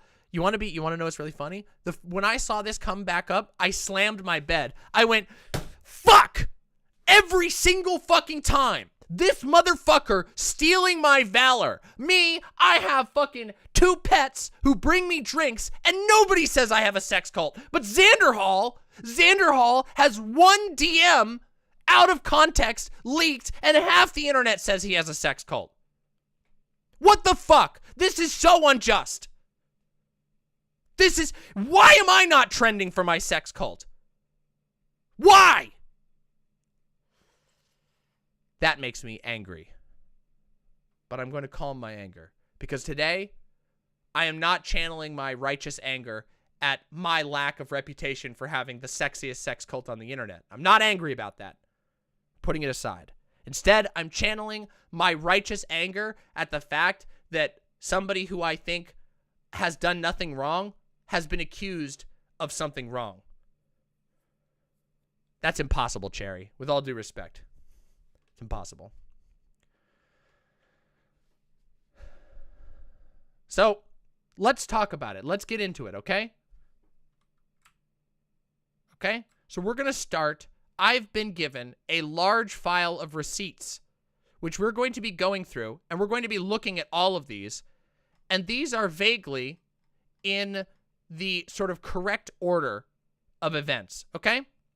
And we're going to follow these through, and we're going to talk about the evidence on hand. We're going to talk about why people are like this, and we're going to take, and I'm going to let you know my full opinion, okay? 120, the day Twitter said no to cry bullies. Yeah, you want to know, actually, before we jump into it, I just want to say, I really appreciate the fact that there has been, that in 2022, there has been an active pushback to this type of garbage. To the type of the Luna Oi shit, the ThoughtSlime shit, the fucking, ooh-woo. Oh, thank you. Please set that over here. I'll have that in just a little bit. Thank you so much. Oh, fucking sandwich. Hell yeah. Thank you, Izzy. You're welcome. Mwah. I love you. I love you too. Thank you. Yes, I got a sandwich. You didn't miss the segment. I self-stunlocked because I asked the chat if they wanted me to. It's their fault. Don't blame me. Same mama, but it's sad to see people you respected getting in on it. Yeah, of course. Yeah. No. Izzy is not in the sex cult. Izzy is my wife, basically. Okay? Listen, let's get things straight, okay? Let's get it all straightened out. Yeah, an accomplice, exactly. My wife! Yeah, so, yeah. I had no rings, but basically, yes. I've been with Izzy for 7 years now, so Izzy and I have been together for a long time. That's Gynotype, for those of you who don't know. I love Gynotype very much. Yeah, we've been together a long time. So, but Gynotype is quiet, and so, Gynotype mostly keeps to her own. But yeah, anyway, none of that is all an aside. What we're talking about here is the sex cult allegations, okay? And we're gonna talk about how this all shook down and why it matters and why it bothered me and a whole bunch of other stuff. But what I have been very happy to see, as I was saying before my sandwich came in, I've been very happy to see pushback to this kind of thing. I think there's a lot of bullshit that happens on the internet, and everybody calls each other all kinds of things all the time, right? You have everybody calling each other a pedophile all the time. You have everybody calling each other this, that, the other thing. Everybody's calling everybody everything. It's just constant. It's constant noise, especially on Twitter, especially on streaming platforms. Everybody's got an accusation against everyone, right? However, part of the reason that this is the case is because there is a type of bandwagoning, cliquish, team sports stream of or I would say faction of people on the internet. And I think it's like a personality type that you encounter sometimes, that there's some people who will just always go to bat for the people that they think are a part of their faction, even if members of that faction are misbehaving, because in their mind there's a greater good to be served, right? And I can understand that. I can understand where that comes from. But we're not talking about siding with your best friend over your rival in like a he said versus she said situation, where, your rival is claiming that that he got, his brother got locked up because your brother snitched on him. And you're like, no, my brother would never snitch. I'm going to stick by my brother. We're not talking about a situation like that. We're not talking about fucking whether or not you trust which cousin you trust in the family feud. We're not talking about your partner cheating on you and you having trust issues. We're talking about random people on the internet. Okay? People who you barely know. And I get very concerned when I see people drop into harsh factions just because of a perceived like factional belonging on the internet. And let's be honest, we've seen a lot of that lately. We've seen a fucking lot of that lately. And there are these little groups on the internet, these little social groups. I often refer to them as the ooh-woo left. Some people refer, I use this term differently. Some people will call them woke scolds. I don't really like that terminology all that much. I don't really even like using ooh-woo left all that much, but I do think this faction does exist. But it's a group of people who basically constantly engage in extremely team-based, extremely dramatic, and also extremely charged and identity-focused engagement online. They spend most of their time calling out perceived racism, perceived discrimination, often while engaging in it themselves, okay? Often while engaging in the exact same behavior themselves. And I'm not talking about just calling somebody a cracker. I'm talking about people who will, in one sentence, condemn a creator for being ableist, for calling someone an idiot, and then in the next sentence they will say, oh, where were you touched on the doll? Where were you touched? Where did X content creator or X person touch you on the doll? So they'll be super woke selectively when it's against them, when it's against somebody they don't like. Very, very hypocritical. And there is a large faction of people like this. There is a distinct faction, at least about as big as my stream audience, maybe a little smaller. This is like the Luna Oi, the ThoughtSlime. There's like this little group, and they always back each other up no matter what. And you know what? As it turns out, that can be really, really problematic if you don't take the time to actually vet the people that you're getting your information from. Because sometimes out of the people who want to like side with their team or whatever, sometimes a member of that team will give bad information. And if you're not capable of acknowledging that, then you look like an idiot. And ThoughtSlime looks like an idiot. Okay? ThoughtSlime looks like a big, dumb idiot for a long time and is currently being a big, dumb, muffin-headed doo-doo head. I'm going to try and speak the language of ThoughtSlime to the best of my ability, okay? What you're doing is very mean. What you're doing, it's just, frankly, asshole-ish. If you don't want to be an asshole, maybe you should consider not doing these things that you're doing, Muffin. It's very heckin' annoying when you make an accusation that you don't have evidence for. It's really heckin' annoying when you pick somebody that you don't like and you behave basically like everyone else on the internet while simultaneously pretending that you're the most sensitive person who's ever lived. It really heckin' gets to me. You know?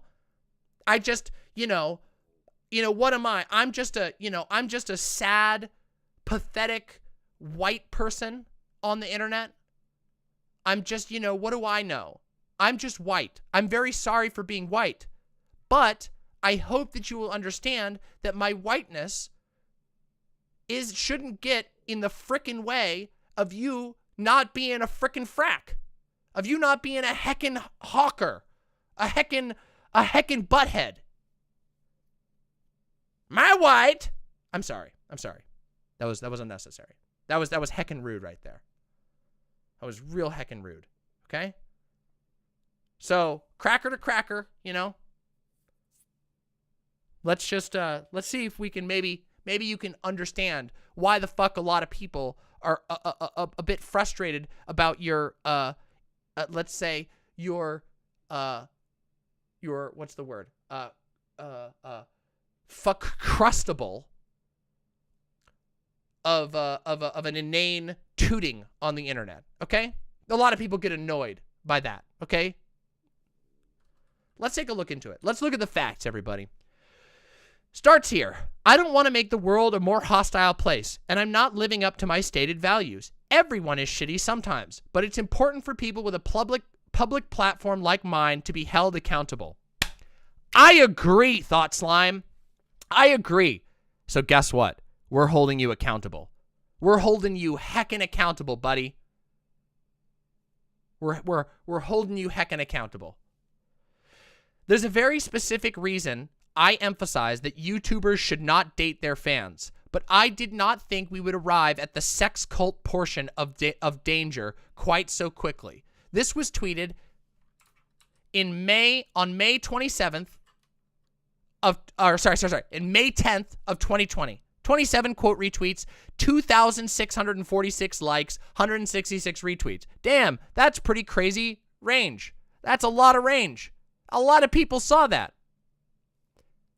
On cue, we get the dudes who think we need more dispassionate nuance in the "you should run a sex cult" discourse. And this one got one quote tweet, 890 likes, and 17 retweets as a follow-up to this one, okay? Now, you might go, well, what was he referring to? And what ThoughtSlime was referring to here very directly, though he did not say Xanderhal's name, was a allegation, and I say that with quotes, that Xanderhal was involved in a sex cult, okay? It had been involved in the creation of a sex cult. Now, you might go, damn, Xan, what the fuck, bro? But that you would only do that if you take everything that everyone says on the internet with a grain of, with no grain of salt. You just take it flat, you know? But the question is, where the fuck did this come from? And it's really interesting because it came from basically nowhere. There was a joke that was made at one point, and someone very hostile, I don't remember who the original user was, but someone who was very hostile to Xanderhal took a joke about that a user made towards Xanderhal about a harem, took that joke and reported it as fact. Yet Corvidae went full on this stuff. I don't know why. I don't know why Corvidae went so full on that stuff. I can only assume it's because of a personal dislike.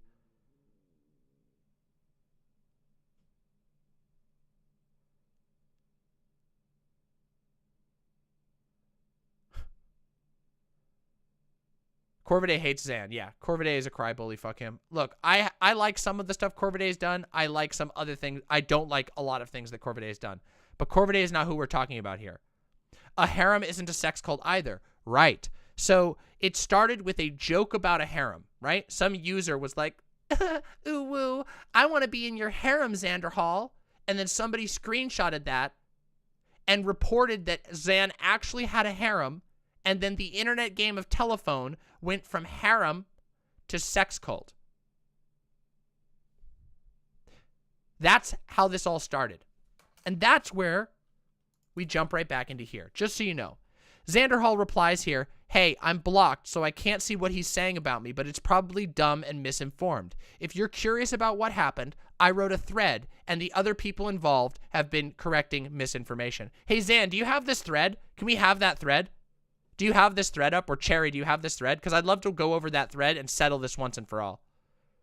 Okay, Lonnie's getting it. Hell yeah, let's get that thing up. I forgot to ask for that link because I forgot there was an original thread published about it.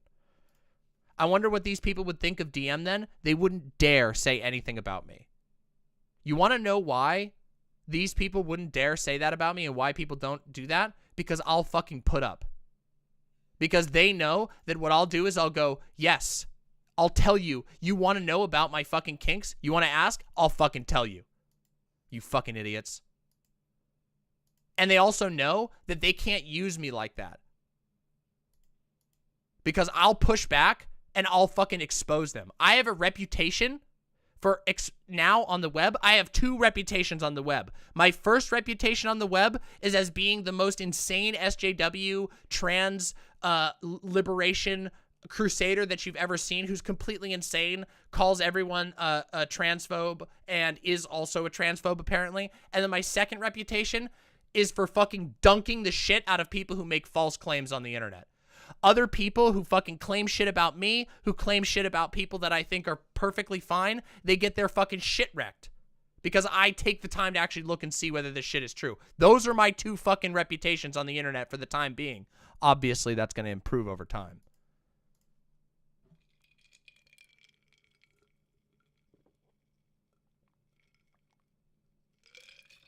Yeah, you're going to learn today. All right? Where's that fucking link? Here's the original thread. Let's do it. Wait, where's the thread that Xanderhal did explaining what happened? Where's that thread?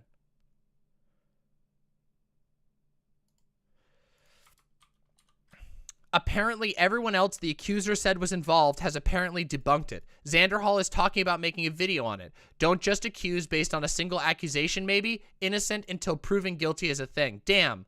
By the way, really like Kezbox. Alex, he's a person who's always been willing to be honest in that way. I really like Kezbox. I haven't talked to Kez in forever, but Kez, if you hear this, shout outs for being cool and based there. We got an archive of these screenshots. Oh, we've got this one. I want to see Zan's original response so we can show where this went to. Yeah, Kezbox is based. I haven't talked to them in a while. Yeah. I think he's been doing pretty good. He's got a lot more followers than he used to have. He's like doubled his followers, which is cool.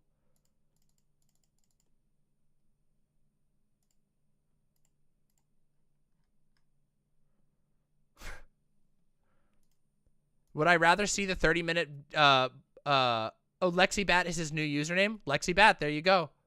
LexiBat is sick. Yeah, we got the video? If you got the video, then hit me with it. We'll watch the video right now.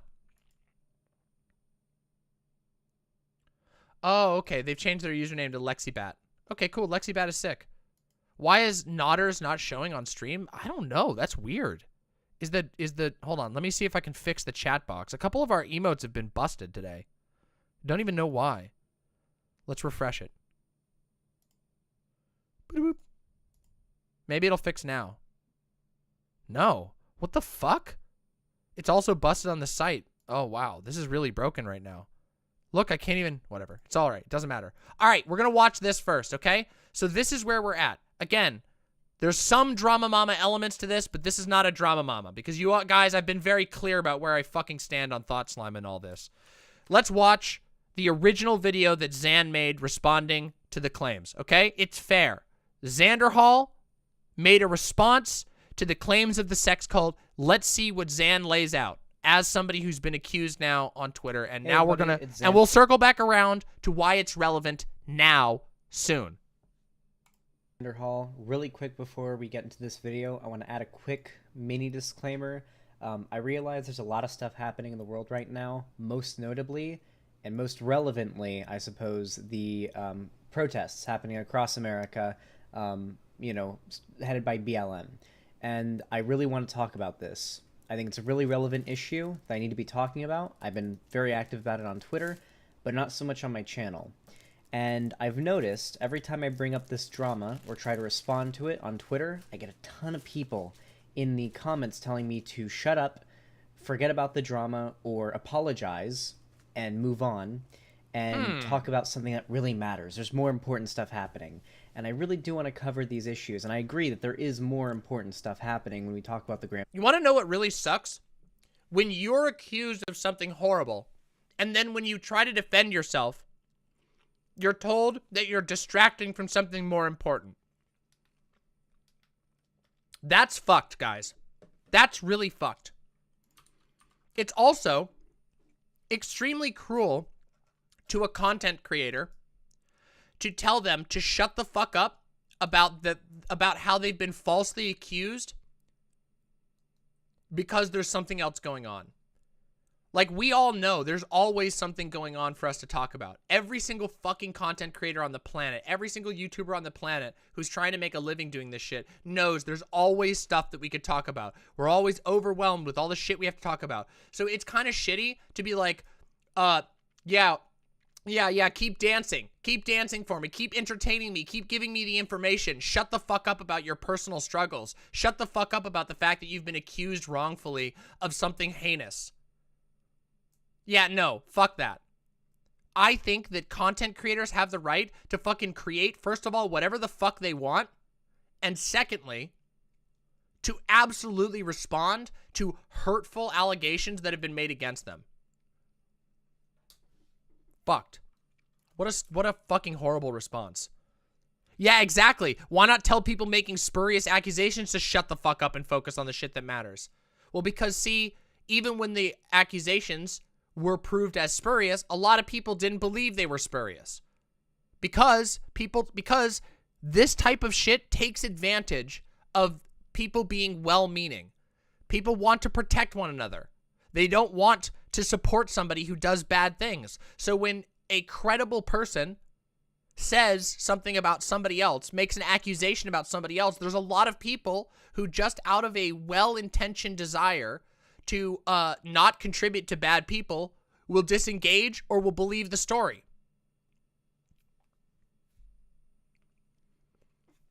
Spooky Star says, I've noticed that Xan seems to get especially infantilized and is very fucked. It really gives the vibe of shut up kid, the adults are talking when the kid is trying to tell you something wrong, except the kid is an adult. Yeah, it's really rude. Now, I refer to Xanderhal as a young content creator because that's relative to me. Xanderhal has been fucking trucking at this shit and working his ass off really fucking hard to make a name for himself and to make content that's his, that's uniquely his, and he's succeeded at that. He's done really well with that. So I don't know. Personally, I think it's kind of an injustice that he wasn't really allowed to respond fairly to these allegations. So let's finish watching the video, huh? Grand scheme of things. But this drama has severely impacted my mental health and riddled me with anxiety and stress. And I am not currently capable of streaming or talking about any of these topics in a coherent, responsible manner. And that's why I need to make this video.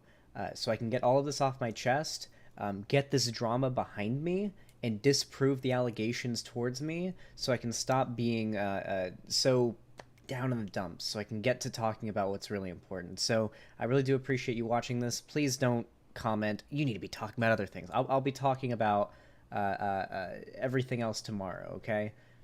You know, with the riots and all that stuff. We'll get to it, okay? I just need to get this off of my chest, alright? So, once again, thank you for watching this. I do appreciate it, and let's get into it. Hey guys, it's Xanderhal. Now, I don't usually like talking about drama on my channel. The last time I did something like this was a year ago, when I made a video about someone named Memology101. He was this alt-right YouTuber who made a video about me because I mentioned him during a live stream, and a bunch of his fans, which were Nazis, started brigading my channel and my Discord server, spamming the N-word, and, you know, just kind of filling the comments with toxicity. That video I made a year back seemed to do a good job of clearing things up, so I decided that biting the bullet and making a video about this drama might be a good idea. I wasn't originally going to talk about this outside of streams occasionally, since it didn't really deserve that kind of attention, so I decided to set things straight in a Twitter thread. Turns out, that wasn't enough though. An anti-BreadTube Twitter has blown it up and signal boosted the drama in an attempt to try and hurt my reputation. Unfortunately, That's another thing that a lot of these uwu lefties don't think and often don't care about.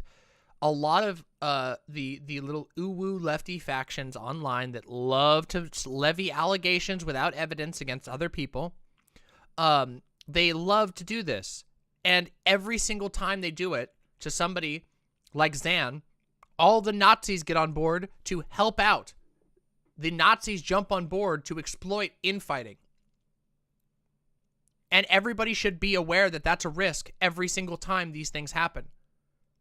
Which is why it's doubly important that if you're going to bring up allegations, they be accurate and truthful and not made up or pulled out of your ass like Mildred has done, like ThoughtSlime has done.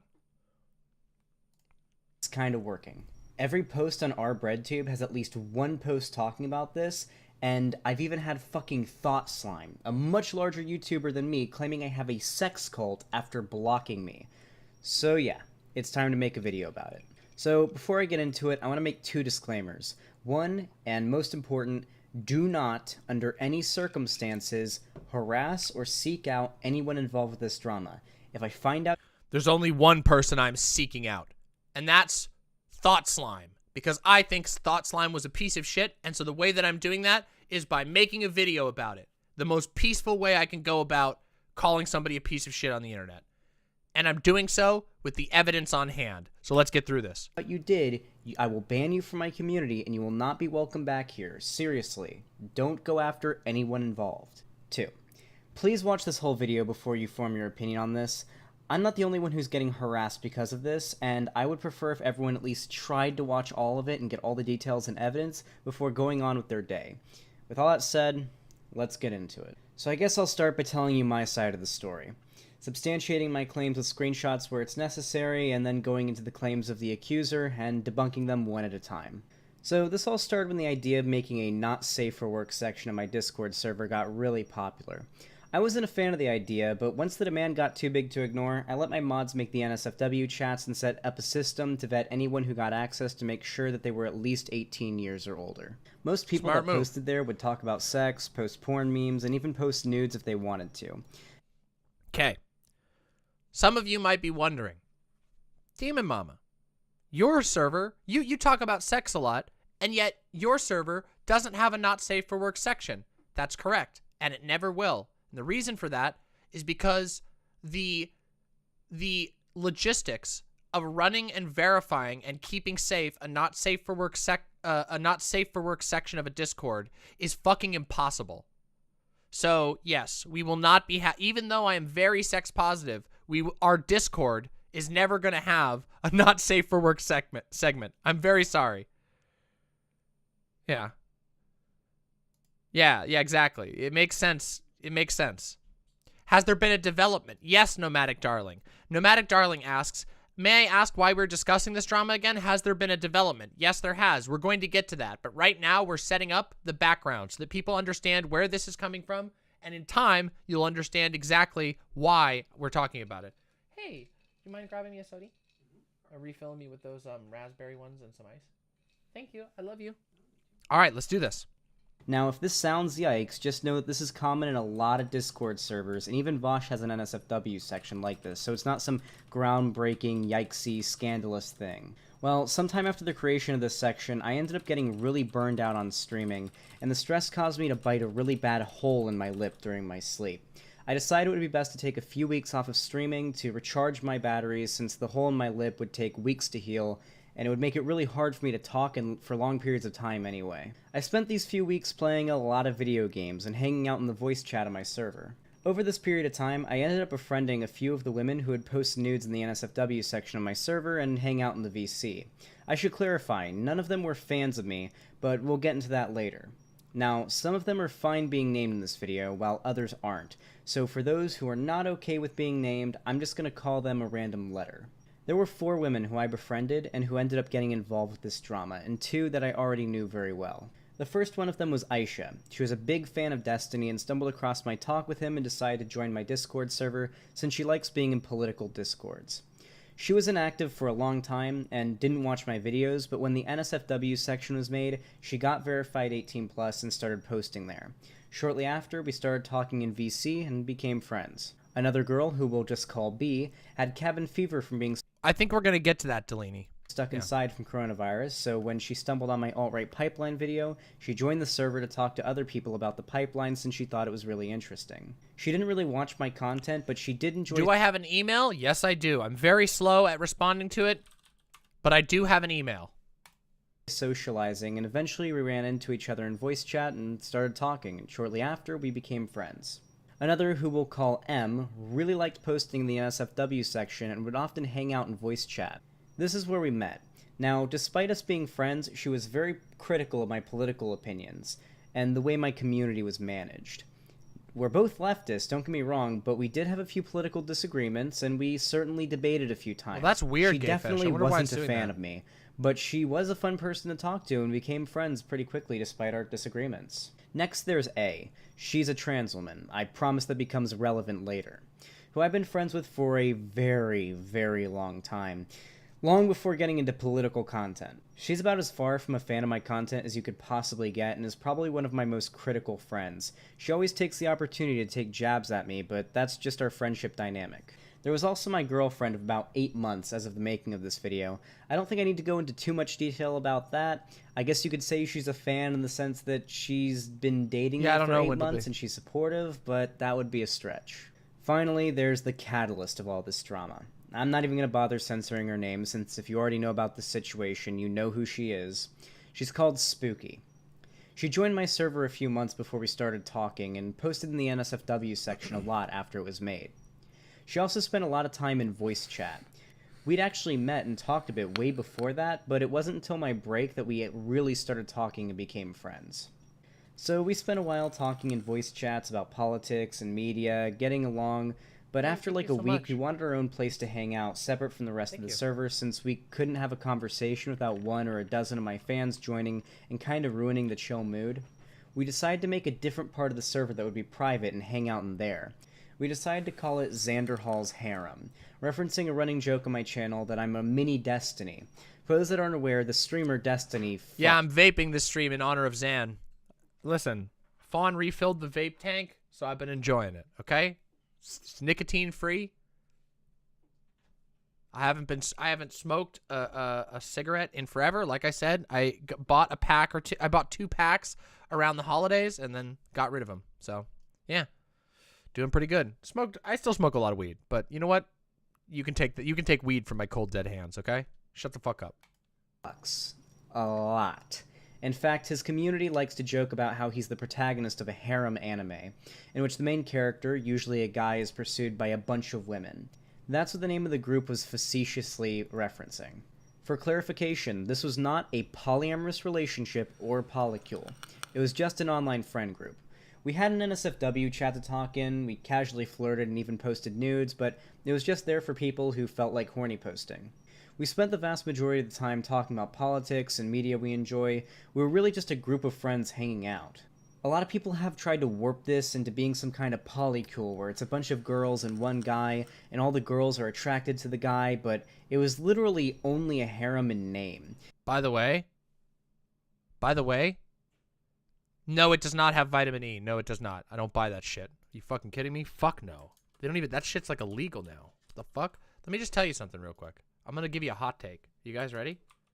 You ready for a hot take?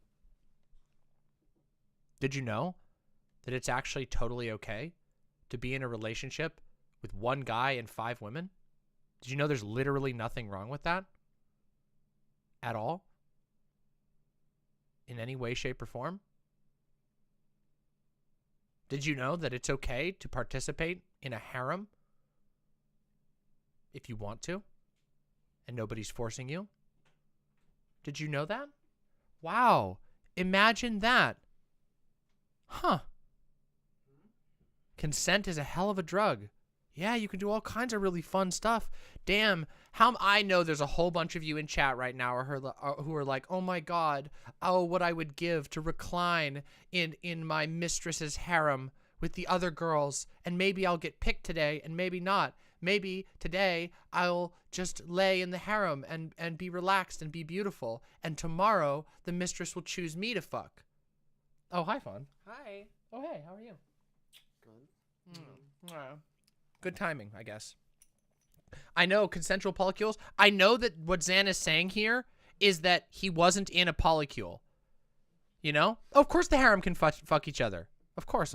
Well, it depends on the dynamic. I guess it depends on the dynamic, right? If you have a slave harem, you don't want to let them fuck each other. You don't want to do that. Come on, guys. Let's not get distracted, okay? What I'm trying to say here is that I know that Xan is saying this was not a polycule, but even if it was, that's all right. It's okay.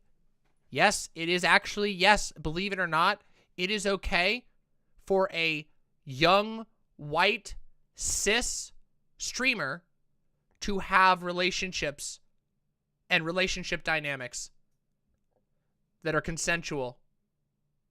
Even if he had a harem, that would have been okay.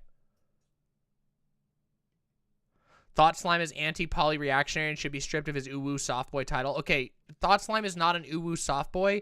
He just pretends to be one on the internet. And secondly, ThoughtSlime isn't anti-poly, but becomes anti-poly by means of being an idiot on the internet. Stolen softboy valor. What he really, what's, watch, you want to know whose ThoughtSlime really is? This is ThoughtSlime in like a character. If I could sum up ThoughtSlime in a character, this is ThoughtSlime. Hold on, let me just give you the look right here so you know exactly who I'm talking about. It's going to make sense almost instantaneously. Here you go. This is ThoughtSlime. This is a self-portrait of ThoughtSlime right here. Okay? Martin Prince ass motherfucker. Oh, Lisa, you're being such a hecky. You're not following the rules. I'll tattle on you, Lisa. Not an internet uwu soft boy, just Martin Prince pretending on the internet to be an uwu soft boy. Okay? Just saying. In fact, one woman in the group, A, is a trans woman, who's also a lesbian. She's not attracted to me in any way, and nothing sexual happened between us. She was in there because we were friends. It was a glorified group chat. Eventually, we decided to move the harem, I say this very sarcastically since it wasn't Martin kind of a fucking asshole? Yeah, and so is ThoughtSlime. No means an actual harem, into its own server. Aisha was the one who made the new server and was the only one with any power in it. In fact, she gave me a role called Simp and would often change my nickname on the server to whatever she thought was funny, and I didn't have the power to change it. That's cute, okay? Guys, hot take, that's cute. That's just cute. Some femdom, little bit of playful, non-sexual femdom, cute as fuck. It wasn't a bad thing or anything. I just want to make it very clear that this was not my server. Things went as usual for a while and no drama occurred.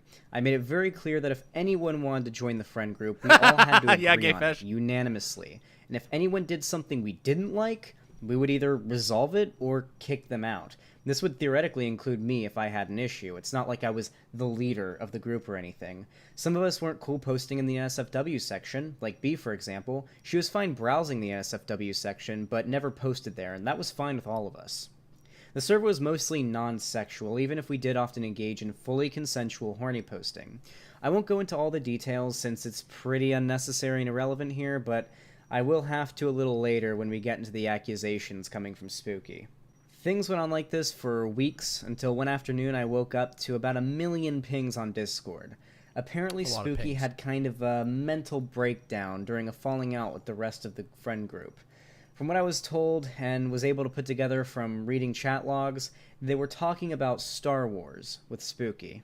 Now, Spooky is a big Star Wars fan and takes it pretty seriously, especially shipping. She's a big-time Raylo stan, and while Spooky, Aisha, B, and another mod in my server were talking about Star Wars, the topic of some controversy that happened in the Star Wars fandom came up. Apparently, the actor who plays Finn in the new Star Wars movies made some pretty misogynistic comments about Rey, the character. From what I understand, a ton of Raylo fans responded to that with racist attacks towards John Boyega. Talking about this got Spooky really upset, and she lashed out at Aisha. First, she tried defending the actions of those Raylo stans who were being racist to John Boyega by saying they were justified because he was being sexist. That argument apparently didn't hold up well, and shortly after, she started yelling and told Aisha and B to go fuck themselves, reminding her of the week she apparently tried to kill herself back when that Star Wars drama originally... I don't even dip my toe in fandom drama. That shit's insane. Fandom drama, unironically, madness. Fandom drama is a unique form of American psychosis, okay? It's the worst. It is the worst type of drama. It's completely inconsequential, and also people like literally kill each other over it. It's insane. It's so bad. It's so fucking bad. Why am I so correct? Because I'm awesome. I know, right? It's weird that like Demon Mama, who's fucking organically pulling 600 fucking viewers live on YouTube right now, makes good content and has good takes. I know. Believe it or not. It's a miracle, right? By the way, Jesse Courteous, thank you so much. I'm a custodian in Des Moines. My manager has no cleaning experience, yet tells me what to do. I have 6 years of experience. Such bullshit. That's bullshit. Fuck your boss. They sound like an asshole. What about the Demon Mama fandom? I don't have a fandom. I don't have a fandom. I have viewers. I have imps. We don't do the fandom shit. A fandom is a particular weird type of look, fandoms are a weird thing. This is not a fandom. I don't even think I can't think of like any streamer that actually has a fandom. I don't think there's a single streamer who's managed to truly reach the fandom level yet. Maybe some gaming streamer. Actually, no. Gaming streamers have. I mean political ones. No, maybe you could say DGG. DGG is getting close, but guys, okay, hold on. Let's just take a second. I want to keep it in scope, okay? Look, I fucking hate DGG, okay? But let's be real, okay? They're bad. They are nothing on the fandoms around Star Wars, My Little Pony, fucking Transformers, Warhammer. These fandoms are so off the rails. You have no Steven Universe. It's absurd, the difference. You cannot even imagine the difference in scale. If you pissed off a section of the Star Wars fandom, you would get fucking letters of hate, okay? I'm just telling you. There are fandoms out there that are so much worse than we can imagine. This is why I don't do streamer drama on Drama Mama. Because Drama Mama is supposed to actually be about, like, coming to conclusions to the dramas. That's why this is just a plain old, bald-faced drama stream and not a fucking Drama Mama. Because this is very small, but hurtful, okay? Just saying. Can you think of a streamer that has a femdom? Yes, many. You might even be watching. Well, wait. They have a dom? I don't know. Probably. Yeah, I can think of a few. Yeah, I can think of a few. Happened. And then she left the harem server, as well as my Discord. She also called B and Aisha a cunt. Then she went on a rampage through all the servers that she was in, including her own, where she posted this announcement. At everyone, anti-Raylo, The Last Jedi Speak will get an instant ban, even if you're joking. I don't care anymore. I don't get upset at very many things. I'd honestly rather you mock me for my disabilities, me being a girl, and the fact I got sexually assaulted and raped, before I let you mock me and make fun of the two things I mentioned. Thank you and good night. It's so fucking easy. It's such easy fucking rules, but half of you can't fucking follow them. At everyone, that also includes outside of the server as well, so if I see you say that shit, you get kicked. Notice how she said she would rather be made fun of for being raped when she was younger than for being a Raylo stan and liking The Last Jedi?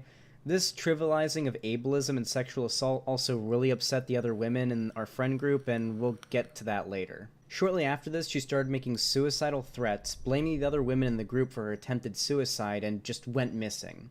Aisha ended up coordinating with a bunch of her friends and getting in contact with her local police, and telling them she was threatening suicide, which she was.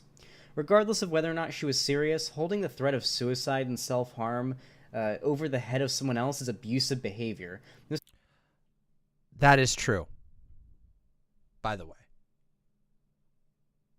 Even if someone is having a mental breakdown, even if someone is having a mental health crisis, that doesn't excuse how hurtful and harmful and abusive holding suicide over someone else's head is. Truly a painful situation. And if anyone's ever had that happen, if any of you have ever had someone hold suicide over your head, specifically targeting you, it's really fucking hard to deal with. Yeah, yeah. Fawn came in to say yes, Fawn has dealt with that. That's really scary. And also terrible. And yes, I agree it is abusive. Even if somebody's having a mental health emergency. That doesn't mean that you don't take kindness on them and, don't make things worse. But yeah, let's continue. This is just the tip of the iceberg in regards to the drama and the trouble that she was going to cause, though. The fact you didn't message me missing for 5 days shows how much of snakes you are. You never cared. Too bad it's all your faults. You can deny it, but it's all your faults that I attempted to kill myself. It's all your faults. I should point out that we all did try to message her. She had us all blocked. We literally couldn't. She went missing for about 5 days. Now, I don't know for sure what happened, but apparently she got bake-racked for her own safety. She came back 5 days later and started messaging me again. It was obvious she wanted back into the friend group, and we all agreed that after the stunt she pulled, it wasn't happening. For those who don't know what the Baker Act is, the Baker Act is a rule that says that you can be put into a like mental facility if people have reason to believe that you are like a danger to yourself. It's a very controversial thing. Yeah. Darwin Simp, with the $5, where can I access these Xanderhal nudes? Well, you'll have to talk to Xanderhal, of course, not me. But thank you for the $5. No Twitch stream tonight. No Twitch stream tonight. Everyone else felt really hurt by the things she said to Yeah, them. I don't think it's federal. I think it's just a couple of states that have that. The Baker Act allowed the Air Force to ship me to Texas for my own safety. Yeah, there's reasons why it's controversial. It's not a good thing. I'm just bringing it up so people know what it is. Yeah. She tried to blame them for her self-harm and made numerous statements that if she did kill herself, it would be their fault. This is some seriously abusive behavior, and you should never levy this towards someone and expect them to forgive you. She's also used her autism as an excuse for her behavior, but I don't think that justifies her actions. She came into my DMs and we talked a little bit, and I tried not to give the impression that we were still friends. I was nice to her, but I wanted to let her down easy considering her state. I figured that just leaving her on red would set her off, so I messaged her back as little as possible. She did start making these weird cryptic tweets though, and they kind of weirded me out. I should be clear, I think Xanderhal is a good... Yeah, unironically, the literally disabled and a minor excuse, except not a minor. Not a minor, but definitely the neurodivergent one. But the reality is, neurodivergence is not an excuse for abusive behavior. And I say this as somebody who is neurodivergent. It can explain, it can help be a part of a reconciliation process, but it's not an excuse. It isn't. It's never an excuse. Leftist and someone... And when I say that, like that's not just like a... Guys, when I say that, that's not just like a pablum. It's not just me saying that like, oh yeah, you know, that doesn't excuse it. No, seriously, think about the structure of it. An excuse is something that allows you to go by an issue. So an excuse that works, that's real, that's legitimate is I was trying to get over to your house and I was really late for the party we had planned because of traffic. That's an excuse. You can't really control traffic. You got a reason for why you did the thing that bothered somebody else. An explanation is only useful in terms of reconciliation, of coming to peace with something that went wrong. I am somebody I am literally neurodivergent, like I am. I have been diagnosed with both ADHD and borderline personality disorder. And these things are never excuses for my behavior or anyone's. And in fact, you will live a better and fuller life if you understand the forces that make you come to certain conclusions, but if you recognize that the decisions are ultimately yours, that you choose how to act, even if you don't choose how you feel, or even if you don't choose how tense something is in the moment or how much something hurts. Okay?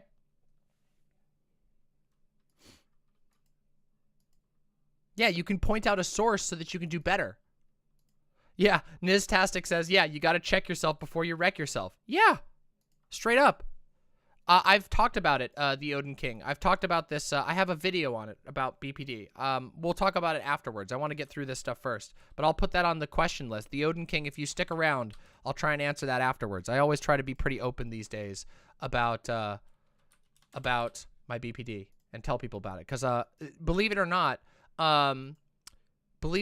people have been incredibly positive. I've gotten a lot of negativity as well, but I've also gotten a lot of really positive messages thanking me for speaking openly about BPD, which makes me very happy because, you know, anyway, not related. Let's continue. We need. Also, I'm going to hit the restroom real quick. Listen up. So no amount of weirdos restroom, planning to cancel him can get me to talk to them about it unless you offer me food and a place to live. So here she is saying she doesn't plan on making it into drama unless someone offers her a place to live and food. That part at the end may sound like a joke, but just wait, she's actually serious. I unfollowed her because I thought it would be best not to interact with her anymore, but I guess that was a bad idea because this was her reaction. Xanderhal unfollowed, so now I can safely say it.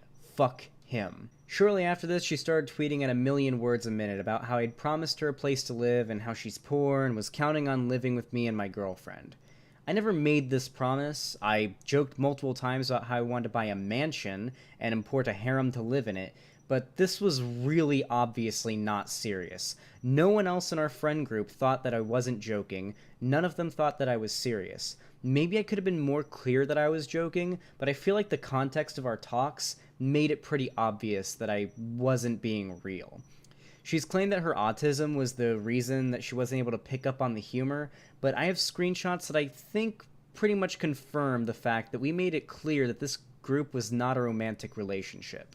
I also joked a lot around this time about buying an offshore oil rig and starting an independent country like Diamond Dogs from Metal Gear Solid 5, so I figured the sarcasm was obvious. Don't get me wrong, we were friends, so the idea of her visiting was out there, but we were by no means in a relationship, and I never offered her a place to live or to buy her food or anything like that. We also never made any concrete plans for us to hang out in real life. It was just kind of an idea floating out there for the far future. During her Twitter meltdown, she eventually started saying that I was supposed to be her sugar daddy and that she was proud she could have pulled a parasite on me. It turns out she clearly only wanted to be friends or in a relationship with me because she thought she could get money or social capital out of it. Holy shit, I just realized I performed the plot of Parasite on Xanderhal. Now that is really performing well as a leftist, so who's going to be my next sugar daddy? There are 2 Xanders in my life. One of the Xanders is my closest friend who I care about very deeply and would die for. The other one is Xanderhal. One of them is my closest friend, the other can buy me food. They're basically on the same level.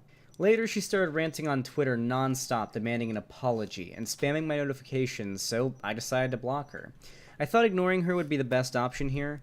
Then, I kid you not, she made a new Twitter account to avoid the block called Fuck You, then like a bunch of numbers. Then she goes back to spamming me and demanding an apology. I actually thought this was pretty funny since, ironically, she was harassing me at this point, and her tweets sounded like they came from Trump a little bit. I was in a voice chat at the time, and we laughed about it since it was such a weird combination of creepy and hysterical. Now, maybe this is a bit insensitive, but this was someone who had insulted my friends, tried to threaten suicide to manipulate them, admitted to using me so she could get money and a place to live, and was now harassing me and making a new Twitter account to bypass the block so that they could demand I apologize to her because she thought we were in a romantic relationship. We figured we should bite the bullet and pull her into VC chat, and I might as well apologize to her even though I didn't do anything wrong. Listen, not safe for work chats can be okay, but they require a lot of work. And not safe for work chats that don't have people facilitating them who are willing to put in a lot of work are generally not very safe places. So be careful about the not safe for work chats you participate in. And if you are a creator or an aspiring Discord runner, make sure you put effort, maybe even pay a mod or 2 specifically to manage your not safe for work Discord, because those things can become hotbeds of danger. And it's up to people who run Discord channels to make them safer. Okay? Just saying. I just wanted her to calm down since this drama was already stressing me out, and it was also stressing everyone else out. While we were in that voice call, she started crying and admitted to wearing a mask the whole time during our friendship and pretending to be someone she wasn't. This call made me super... Cherry says, Chud Logic said in his coverage earlier today that if you're a small streamer, don't ever create a not safe for work chat. It's just asking for something to go wrong. Yeah, Chud Logic had a bad experience with it too. I think that not safe for work chats should be reserved for not safe for work communities that are devoted to that. Like, if I ever make a not safe for work channel of my own, it will be for me and my personal friends and not connected to this political entertainer stuff. It's too messy. It's way too messy. I just don't think it's a good move. I really don't think it is. I think there's too many vulnerability points, and that most of the time it's just a liability for the streamers. There is so many places to find horniness online, and if you make friends in a streamer's chat who you want to be horny with, invite them to your friends list. Become friends with them.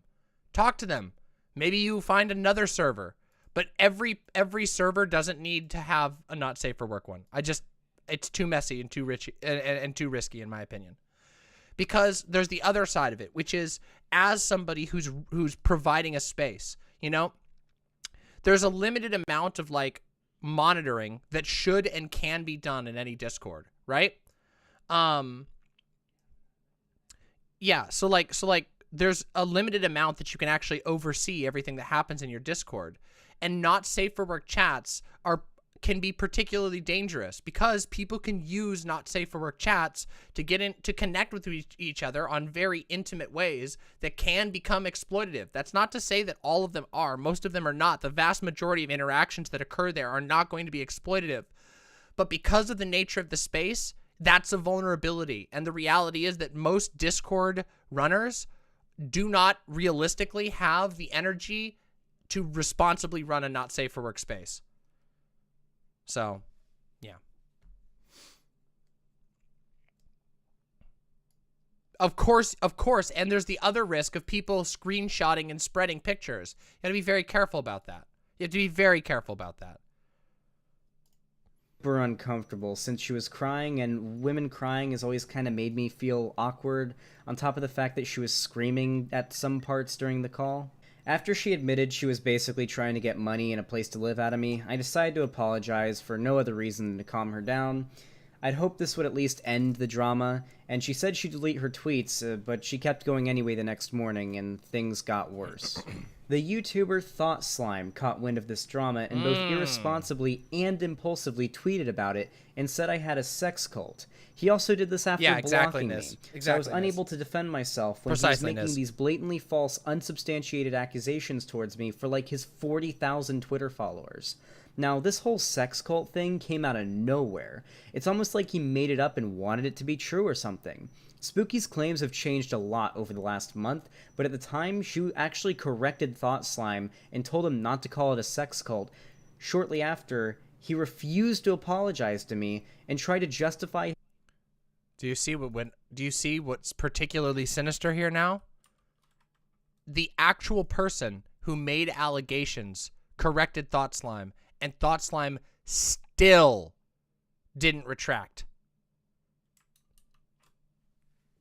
His actions, and probably the slimiest milquetoast backpedaling non-apology I've ever seen. Yeah, look at this. This is the non-apology. This is what you got. This is what Xan got. Should I have used the term sex cult? Evidently not. That is against the wishes of the person who brought this scandal to light. This scandal. A Discord of 5 people who were familiar with one another. That was the scandal. Notice how he still calls it a scandal? Notice how he's still contributing to the lie, even in his apology? The ThoughtSlime slime. That typical Mildred slime is all over it. However, the fact that my phrasing has become the takeaway here is the very obvious redirect. No, dude. Yes. Yes and no. It's not a redirect. You lied about what was going on. You super lied. You didn't just little lie. You massively lied. Dude, you massively lied. I will not accept equivocation of my poor phrasing when calling out abuse to the abuse itself. The abuse that you never looked into, that you're calling a scandal, the abuse that was a 5-person Discord and an interpersonal disagreement among those that you and your massive following jumped on. Why? Because you have a personal beef against Xanderhal. That's not an apology at all. This is a non-apology. I don't even think this is a half apology. There's a very specific reason I emphasize that YouTubers should not date their fans, but I did not think we would arrive at the sex cult portion of the danger quite so quickly. I'm lacking context. Is this referencing Xanderhal TV? Yup. So here's where you have ThoughtSlime directly pointing at Xanderhal. He doesn't even have the deniability of a subtweet. He directly pointed at Xanderhal here. The situation is messy, to be sure, but calling it a sex cult is this honest hyperbole. No, it isn't, actually. Then shortly after, Spooky told him no, it wasn't a sex cult because, well, that idea kind of conflicted with the narrative she was trying to push at the time, so then he tweeted.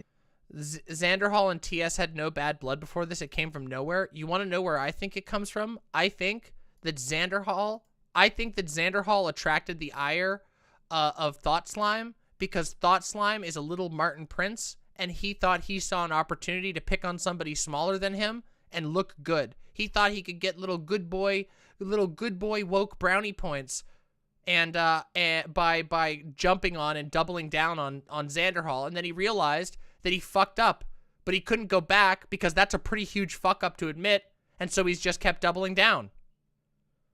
I don't know if it's because of Vosh. I think ThoughtSlime, for a number of reasons, saw Xanderhal as a justified target for no real reason, just because. Because I don't think very highly of ThoughtSlime. I don't think ThoughtSlime does a lot of deep thinking. I think he just saw a free opportunity and was like, hey there, I'm gonna heckin' muffin you. This. Should I have used the term sex cult? Evidently not. That is against the wishes of the person who brought this scandal to light. I'm sorry to have done that and upset them. However, the fact that my phrasing has become the takeaway here is a very obvious redirect. At the time, Spooky's claims were that we were in a relationship. This wasn't true. I'd promised her a place to live and food. Again, not true. And I'd essentially dumped her because she had a mental breakdown, which she used as an excuse for her behavior when she was lashing out at the rest of the friend group. After a while, her accusations started to evolve into, I manipulated her and used my power as a streamer to take advantage of a fan. This is a long shot from her original claim that we were in a consensual relationship and I promised her the world, but her story has been changing a lot depending on the groups of people that have taken her under their wing. A few weeks ago, she was correcting ThoughtSlime, who tweeted that I had a sex cult, telling him it wasn't that, to now hanging out and retweeting people saying I was an abuser who was taking advantage of my parasocial power over my fans. Like I said before, none of them were ever fans of me, and they all joined my server out of their own free will and actively asked to join. Right now, she seems to have fallen into the anti-breadtube crowd. You know what I'm talking about. Yeah, the power of my 5K subscriber YouTube channel. Yeah, it's really funny, too, because we're going to get into some funny shit, okay? I just want us all to have all the context, you know? Call it a carryover from my drama mama habits. I love us getting the context, you know? You're going to see some funny shit in a little bit. Talking about people like Jamie. You know her from calling Peter Coffin a pedophile and starting a ton of drama about it a few months back, right? Who are constantly foaming at the mouth to accuse any breadtuber they don't like of some kind of sexual misconduct. That seems to be their go-to accusation, since they know if they spread it around enough and smear someone's name, they can possibly Hey, end Nikolai, their career. welcome. They've been Get some signal hugs. boosting her and trying Everybody, to welcome new imp Nikolai. Welcome to the chat. Get some hugs out there for Nikolai. Welcome. turn this into drama when it really should never have been a big deal. She's even started live streaming on Twitch and seems to be actively trying to build an online presence based on the idea that she is a victim of Xanderhal's abusive sex cult. Here's a tweet where she basically admits that she plans to become a streamer and use this drama to make money. If I ever become a streamer, I'm definitely making that one "you're a simp" into t-shirts, Lamau. You might as well get me a house in a different way. I just need around $3,000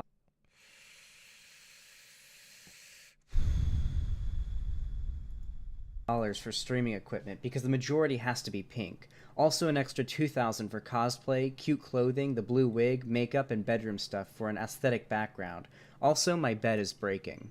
Well, right now this is all he said, she said. Granted, I've shown screenshots to back up my claims, but there are still a lot of people who probably wouldn't feel comfortable taking my side at this point. Well, unfortunately, I'm not the only one who's being affected by this drama.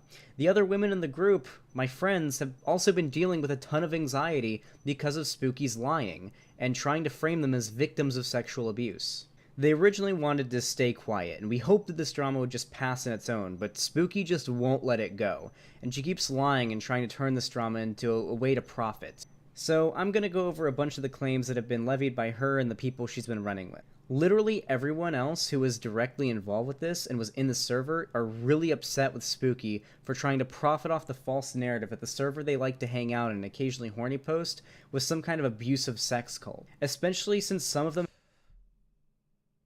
So this is a moment where I'm going to pause and just make a little commentary.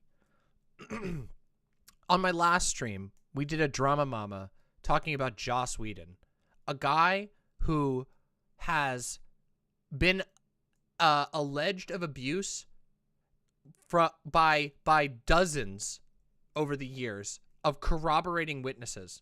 A guy whose story is fucking disgusting and makes us all doom the fuck out.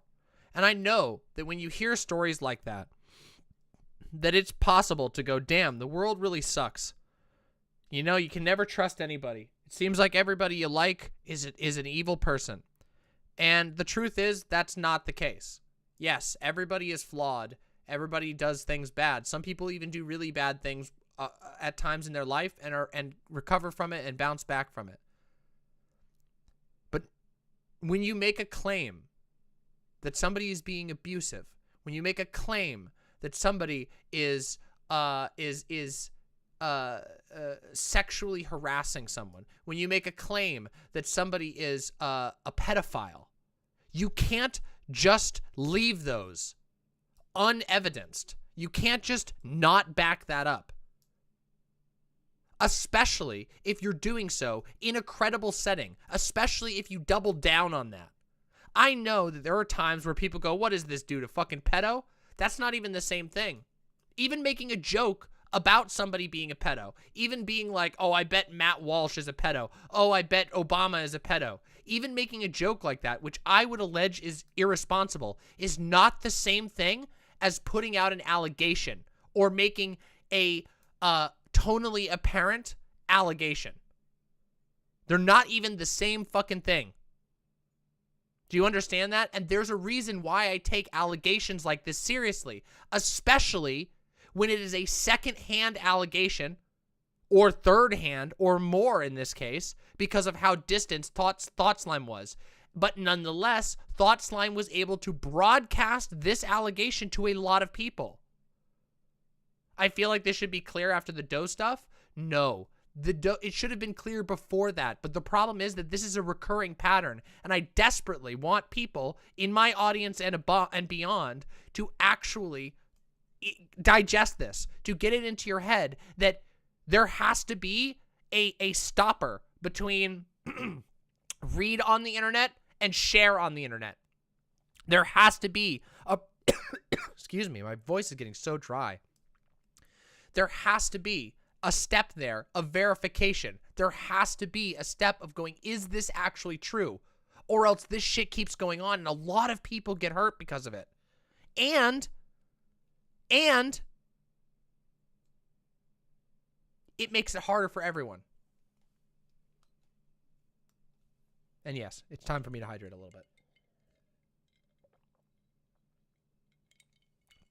It makes it harder for everyone because it becomes more difficult to find when things are actually going wrong. This is what cancel culture truly is. I hate the term cancel culture, and I don't talk about these things in terms of their relationship to cancel culture because I unironically think that conservatives have made the discussion around cancel culture completely useless.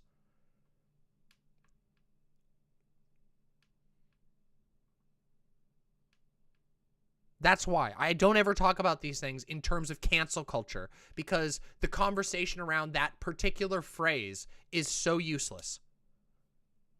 They don't, when conservatives say cancel culture, it's like what we saw with Jordan Peterson, where Jordan Peterson is claiming he's being canceled from the front page of a national newspaper to 300,000 viewers on YouTube in the space of 4 hours. And he's like, I'm being censored, when it's just factually incorrect. It really is that simple. What do you think of Contra's vid about cancellations? Yes, I think ContraPoints' video on cancellations is great. But when I talk about this, I don't use the term cancel culture because I don't want the baggage. I want to talk about a specific phenomenon. I don't need to call it cancel culture. We don't even have to talk about it in reference to cancel culture. What I'm talking about is a tendency for information to flow way too quickly online, information that is often distorted or not true.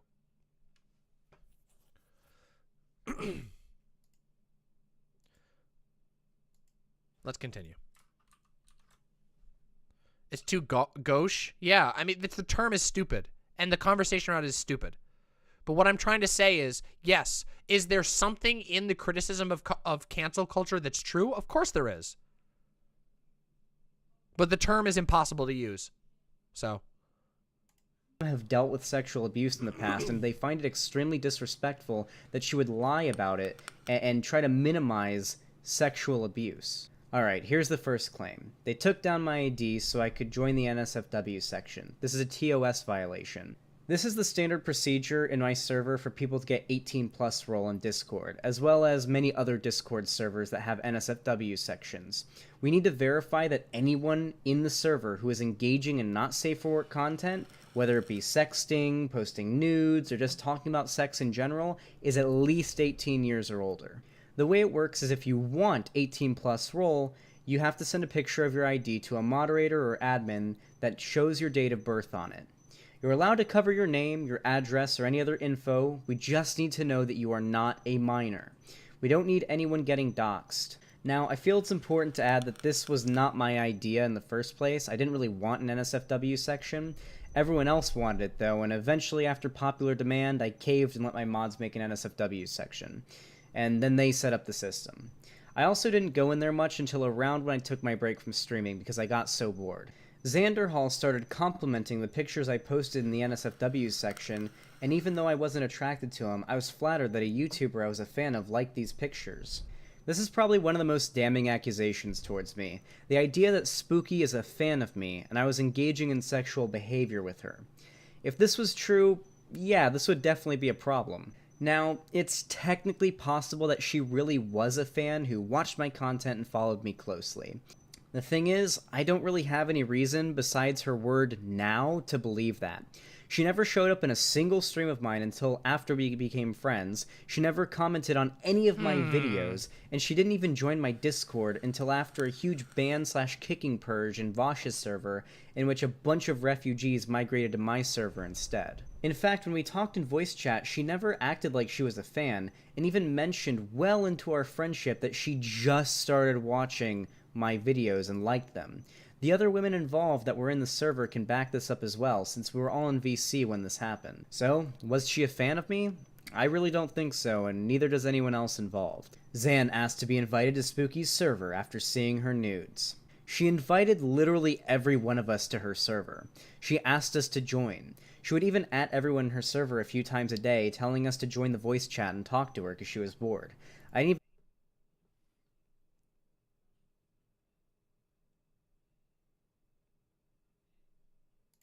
even know she had a server until she told me. She's the one that wanted me to join. He promised me a place to live with him and his girlfriend, and had me get vetted with her before joining the harem.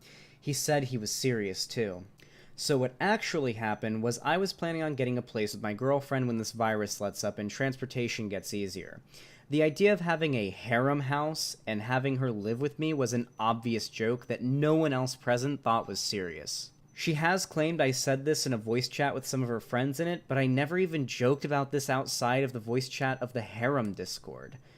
So yeah, it's impossible for them to have heard me talk about it whether it was a joke or not. Of course, my girlfriend had to approve of her. Everyone, I'm very sorry. I must confess. When I joked about buying an oil rig to build Mama Base on, there is no oil rig for me to purchase. It was just a joke. I'm sorry for those of you who were disappointed. I do not have the money, nor will I ever be able to find a decommissioned oil rig, at least to my knowledge. So I'm very sorry my joke about building a paramilitary oil rig for Mama Base was a joke. I'm sorry. I'm so sorry. I'm very sorry. I'm very, very sorry. Well, Ada Stardust, that part might happen. It's just the oil rig, you know. Yeah, oil rigs can't really support deer and sheep anyway unless you bring in vegetables, basically. Sorry, everybody. Really sorry. I know, I'm a fucking liar. I'm really sorry, everybody. I just figured, you know, we're talking about Xan confessing that the joke he made that one time wasn't a literal promise. Yeah. In our friend group, we all had to approve. This was to avoid drama and awkward situations, since we did have NSFW stuff being posted what? in No there. oil rig? It would have been really bad if we weren't all cool with a certain person being in there, especially since many of us were posting True, Destiny revealing was right images about in there me. that could be potentially not something you want to get out there. It was extremely vague. I'm the I most knew bad all the faith other ever. women weren't ready for a relationship. Bad faith, no oil rig, demon mama. But it wasn't clear enough. I don't think I ever gave the impression that this was anything other than a friend group with an NSFW chat. I'm pretty sure the other women even made it clear that this wasn't a romantic relationship. For some reason, it was just her who So other people in the server were trying to tell Spooky to not go across the line. Basically to be like, hey, no, wait, like, you're taking this, you're going above and beyond with this than what anybody else is here. interpreted it this way. What anybody else here is I didn't see feeling. this when the conversation happened, because the fact that she got upset Rhodes says, but if you were in a position to get an oil rig and make mama base, would you do it? Without a single moment of hesitation. If I were in a position to get an oil rig and make mama base, I would do that. And my goal would be to find cool people to come literally be my mama base staff. It would be sick as fuck. We'd have animals. We'd have a boat division. We'd have a fitness center. It'd be sick as fuck. Okay? Yeah, the strip club could be possible. Let's be real though. I'm not gonna spend $1 million on some fucking Hassan house here. I'm buying the oil rig. Okay? That's me. Da, da, da, da, da, da, da, da, da, and started crying when she was told it wasn't a relationship should have been a big red flag for me. I'll accept that as my bad. In hindsight, she clearly wasn't in a place where she was Will ready. there be a wolf dog wandering around? Yes. Yes, there will be.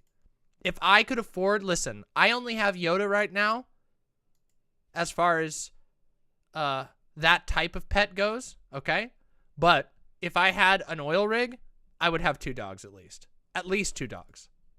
And one of them would indeed be a rescued wolf dog. 100%. For a non-romantic friend group like this, but that doesn't excuse her behavior. I certainly would have paid more attention and noticed some of the early signs that it might not have worked out, but unfortunately I missed this, so that's on me. He would The CQC division. Beg for boob pics constantly. He wasn't. Would a wolf dog not be a threat to sheep? Well, yes. But if it's a well-trained wolf dog, it might love the sheep. Have you ever considered that? Did you know? Listen, believe it or not, animals are not predestined. A wolf can get along with sheep. A wolf can even love a sheep. Okay? Yeah. I'm a wolf who loves a sheep. Yeah. Exactly. You might be right about that, Randar the Barbarian. I actually know somebody who went to a giant party in a decommissioned missile silo, which is kind of wild. When Mama says no oil rig, no refunds. Ah! True! True! All right, let's continue, everybody. Subtle about it. Okay, so literally Playing us everyone like a damn involved is going to fiddle! call you out on this one. You posted nudes unprompted in every NSFW section, as well as every other server you were in almost daily. It was like clockwork.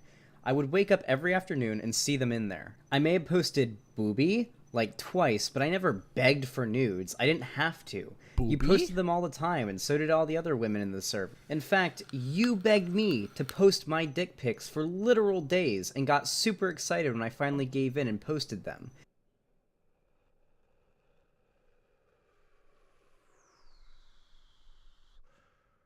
Bum, bum, bum, bum.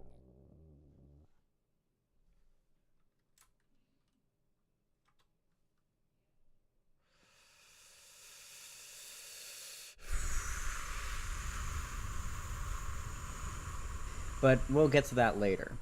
Everyone else was also in the voice chat and saw when this happened, so they can back me up. You're just lying. Wait, has Zummies been a meme in your community that I've been aware of?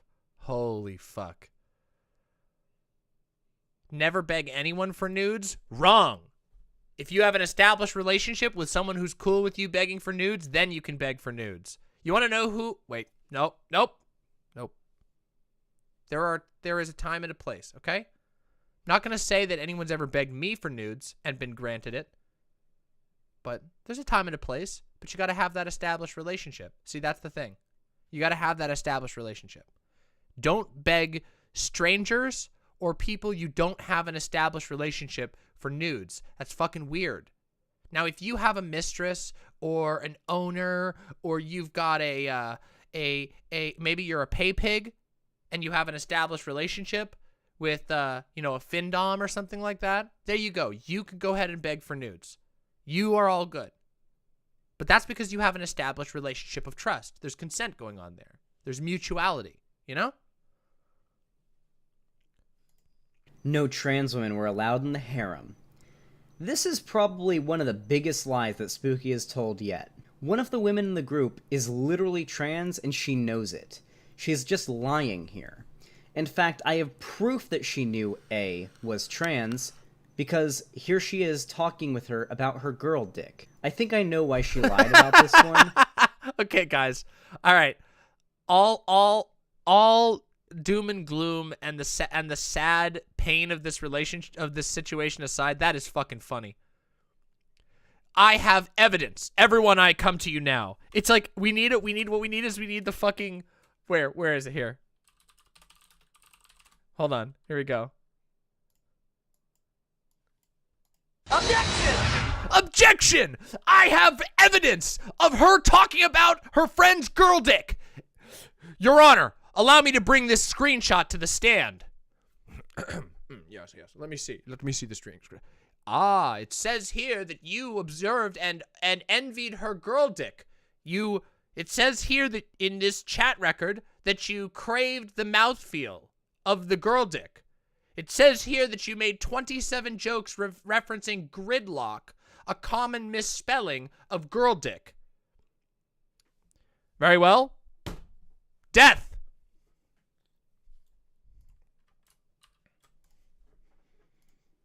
The existence of A and the harem throws a wrench into the web of lies she's tried to build. A is a trans lesbian who has no sexual or romantic interest in me, and I have no interest in her. She already has a girlfriend in real life, and we've been friends for a long time. She was invited because she was cool to hang out with, and she was down to flirt with the other women in the server sometimes. Exclusively the other women. Her being in the server more or less proves that it was just a glorified group chat with an NSFW section, not some kind of, polyamorous sex cult. So yeah, that seems to be why Spooky coincidentally kind of forgot A's existence. Xan posted a dick pic and made it an emote in the server. Yes, after being asked for days, possibly more than a week, if I remember correctly, I finally Rose did with the post $5. a Thank dick you very pic, much. And everyone in the server, except maybe A, who didn't care, was very happy about it. However, I didn't make it an emote. I didn't want it getting spread around. Aisha made it an emote. She was the owner of the server and was the only one with the power to add emotes. Also, everyone, especially you, would spam the dick emote in NSFW chat all day, and it became a meme. I don't know why you bring this up as an example of the server being a relationship when it was literally a meme everyone would spam all day when we got super bored. I know we kind of already talked about this one, but I really want to just nail it home here on this particular subject. Spooky was a fan of Xanderhal. I think this claim is the one that really needs to get debunked, once and for all, and I hear it constantly, and it seems to be the main source of contention that I hear from most people. Spooky had never spoken in a single live stream, commented on a single video, and didn't even have an account on my website until after we became friends. Also, I specifically remember being in a voice chat with her and her mentioning that she had just started watching some of my videos, and this was weeks into us being friends. And on top of that, she hadn't even made an account on my website where she would watch my streams until the 8th, which was well over a week into our friendship. I guess I can't truly know whether or not she was a fan of me, but demonstrating how much she's lied already, it seems fairly reasonable that she's lying about this as well. There's just no evidence to the idea that she was a fan of me prior to us becoming friends. Now, if she was a fan, then that would make it a lot more problematic, but that's just not the case. Xander listened to her masturbate into her phone. Sure. But it wasn't just me in the call with her. We were in a voice chat with B, Aisha, and M. After many requests, I posted a dick pic in the NSFW section. And Spooky literally screamed with excitement and immediately muted herself. Then she started typing things in the NSFW chat like, I have a dildo inside of me, and eventually unmuted and started moaning into the mic. I was cool with this. It didn't bother me, but there were other people in the call who weren't cool with it. Ironically, this was the closest to a non-consensual thing that happened in the server, and Spooky was the perpetrator. She was the one who made the other women feel uncomfortable. Now, they could have left the call if they wanted, but from what they told me, they just felt awkward. But I don't know why she would frame this as if it was some sort of, like, intimate, one-on-one call between me and her. By the way, this sort of shit right here is precisely the reason why you don't do this sort of shit as a content creator with your official accounts or anything. Take off the role. You don't need it, okay? There's tons of fucking wild fun to be had. Have a private account. Or, if you don't have a private account, engage only with people who you have a IRL like relationship with in that regard.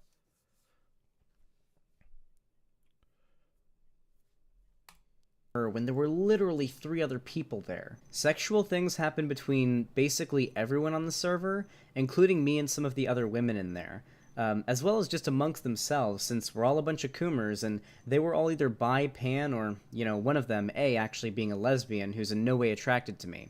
Nothing sexual happened between me and A. She did flirt a little bit with the other girls, though. I should clarify, this was all done consensually and casually among adults, and we all wanted to do this. This flirtation didn't mean an actual relationship, though, and while I don't have any screenshots of me saying it, I do have some of the other girls saying it wasn't a relationship in text chat after she asked them. Xander tweeting about it is what caused the drama. Nope, it was ThoughtSlime tweeting about it that caused the drama and got it really circulating. Once she started to get a lot of people behind her, she started to get signal boosted, and that was the point where there's just no avoiding it anymore. I did make a thread that debunked her current lies at the time, but then she started making up new— Better yet, don't engage in sexual activity with your fans. Yeah, I think people should be incredibly reluctant to have sexual engagement with quote-unquote fans. We've talked about this on this stream before. I think that content creators should be really careful about it, not just for the sake of the fans, but also for the sake of the content creator. It's not fun to deal with this shit. It is not fun to have to navigate stupid parasocial relationships. It isn't. It isn't fun, and it doesn't fulfill the even the people who have a power kick, who are like, "Ooh, I love being powerful and important." That is not going to fulfill you. It will not give you what you're looking for. Just recognize that this shit is, like, engagement with fans in that way is nightmarish. It's not good. It's not healthy. It makes it almost impossible to navigate. And I promise you, there are plenty of people on the planet. No streamer is so famous that every person they meet is a fan. And also, we've talked about this in the past. We've talked about this in the past on this stream about how the word fan has to be, you know, you have to be reasonable about it. I think that there is a conceivable situation where someone who is familiar with you through your work can not be a fan and have a healthy relationship with a content creator. Even if they're familiar with their work, even if they like their work. I think it's possible. But I think that's the exception and not the rule, like by far. And that people need to be incredibly careful, and that if you look and think carefully, you can determine if there's a situation where someone is distanced enough to not be deeply influenced by the power dynamic there, by the unstructured power dynamic there. Let's continue. New stuff to keep the fire roaring. Then she got the woke scold signal boosting her, and that's what led to me. Wait, what? Demon Mama reads YouTube chat, and she reads that one. Parasocial relationships aren't good. This is known. Yeah, well, okay, wait. Parasocial relationships are value neutral. Every single person has Every single person has parasocial relationships. It is actually impossible in our current day and age to not have some level of parasocial relationship. It's just that parasocial relationships have to be carefully observed because they are different than other types of relationships. Just like how a friendship and being a coworker is a different relationship. There can be coworkers who are your friends. A parasocial relationship is a type of relationship that many people have, and they can be beneficial if they are treated as they are and not pretended to be something else. Do I have any parasocial relationships? 100%. Oh, when I met Ian McKellen, you know, the actor Ian McKellen, when I met Ian McKellen for 5 seconds and got his signature, there was a lot of parasocial relationship fucking bullshit going on there, which I kept in check, by the way, because everyone can't help it. It happens to everyone. If you see an actor on screen and you love their work and you dive into their work, when you meet them, they don't know who you are, but you know a huge chunk of their life. You've watched some of their most important work. That is a parasocial relationship, but that doesn't necessarily mean it's bad. You just have to keep the expectations and the type of relationship in check and not be a weirdo. You have to keep those things. It is important to see them for what they are and to be clear-eyed about it to the best of your ability. Everybody has these types. Anyway, so what I'm trying to say is parasocial relationships aren't necessarily bad. Parasocial relationships are a type of relationship that people have, but they can get out of hand. And right now, in our particular social milieu, because of a number of factors, the development of the internet, the way that that social media is currently structured to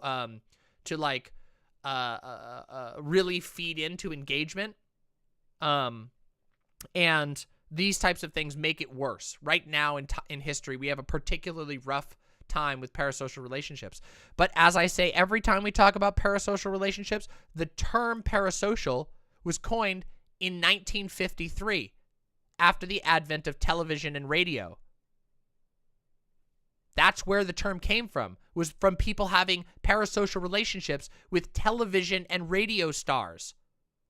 That's where people first started seeing this. So it's not a new thing. It's something that's been around for a long time, and there's already been lots of writing about it. They've been amplified because of the frequency of interaction through social media. Yeah. Video killed the radio star. Yeah, there you go. That was 80s, though. Having to make this video now. And all of the other women who are involved wanting to speak out against Spooky's lies. Her bullshit has just gone too far, and it's affecting all of our lives. Xan couldn't figure out that Spooky had autism and needed to be treated differently. So she admitted in the call with me shortly before Natsumi from YouTube chat says, Demon Mama, you should try and debate Bad Empanada. He would destroy me. I would never debate Bad Empanada because Bad Empanada is literally an adult child. A man-child. Bad Empanada is literally cannot be engaged with in a conversation. Bad Empanada is incapable of having conversations with people. I've seen him on at least one occasion.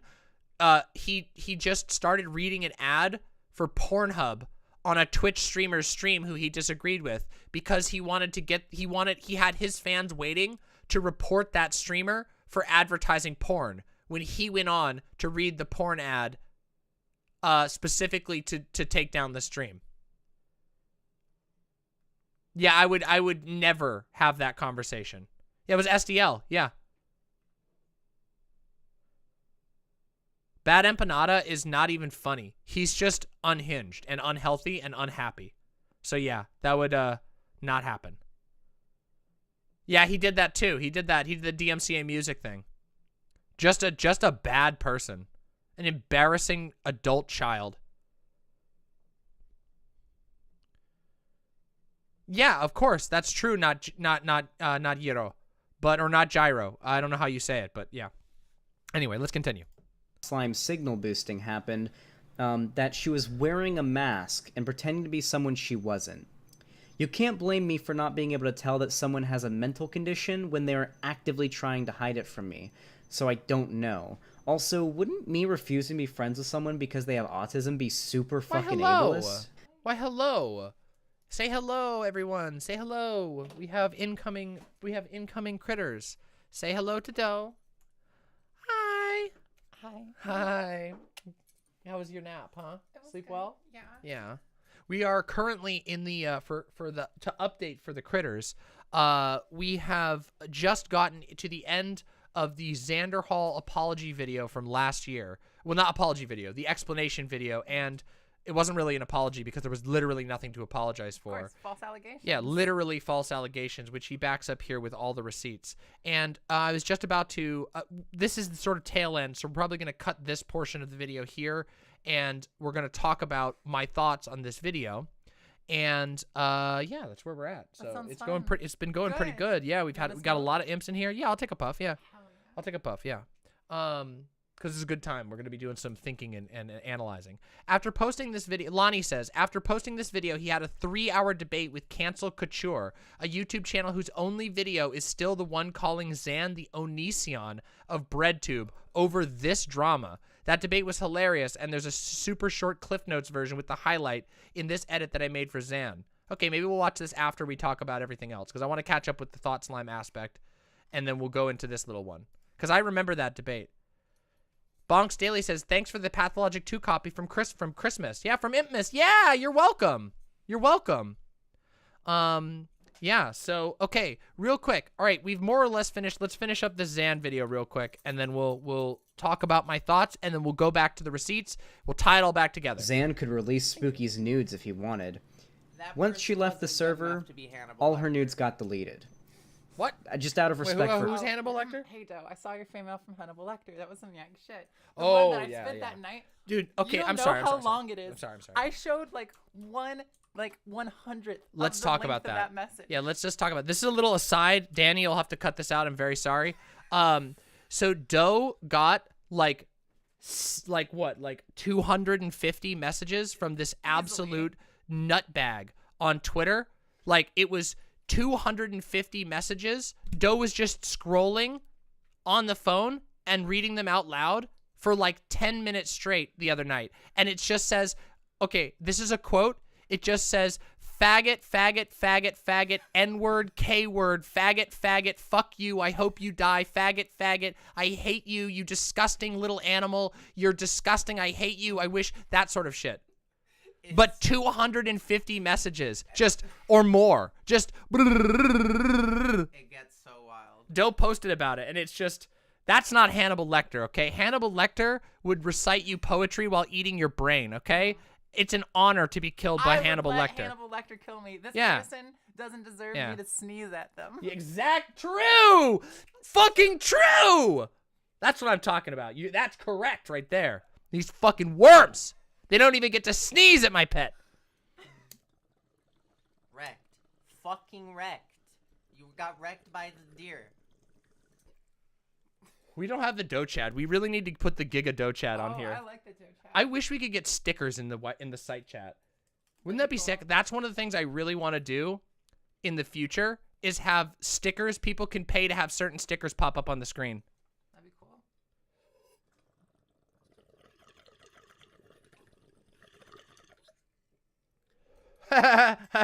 Yes, Ken Monger.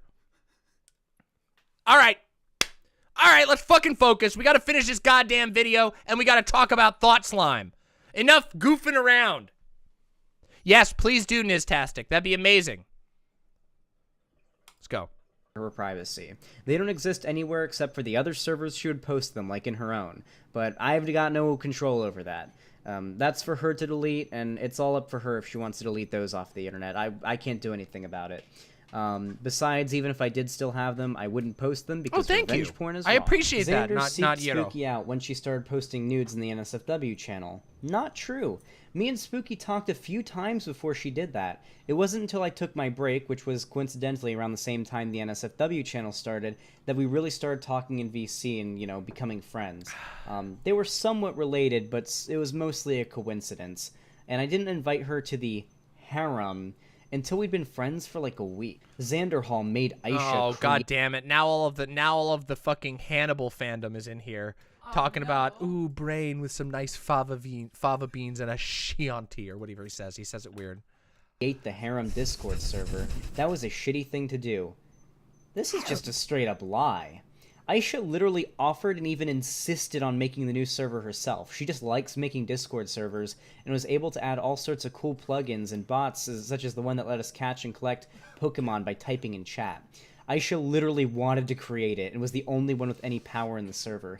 This is such a weird thing to lie about, too. Well, that's basically the long and short of the drama. I took a break from streaming for a while, made some friends, and decided to join a Discord server with them that we jokingly called my harem. We had a good time until Spooky freaked out over some Star Wars drama and left shortly after, threatening to kill herself and blaming her potential suicide on the other women in the server. When she came back, we decided not to let her return to our friend group, and she decided to start this drama. ThoughtSlime and Duckshoe says, so Anthony Hopkins or Mads Mikkelsen? Why not both? a bunch of other fucking scumbags decided to signal boost her baseless accusations despite having literally no proof it was true, and she realized she could profit off this exposure. Then the woke scold started signal boosting her, and now she claims to have gone from, "We were in a relationship and you promised me the world," to, "You manipulated and abused me using your parasocial power." At the end of the day, she was just using me to try to escape a shitty living situation. It doesn't really seem like she cared about me that much as a friend. From her recent actions on Twitter and in this Twitch livestream, which is where I got all of these claims from to respond to, she multiple times makes claims about how she wants to try to make a lot of money off of streaming, and she basically wants to boost a career or an online platform off of the idea of being a survivor, a Xanderhal survivor. She even admitted in this stream that she plans on reaching out to other YouTubers and streamers who don't like me to spread this misinformation.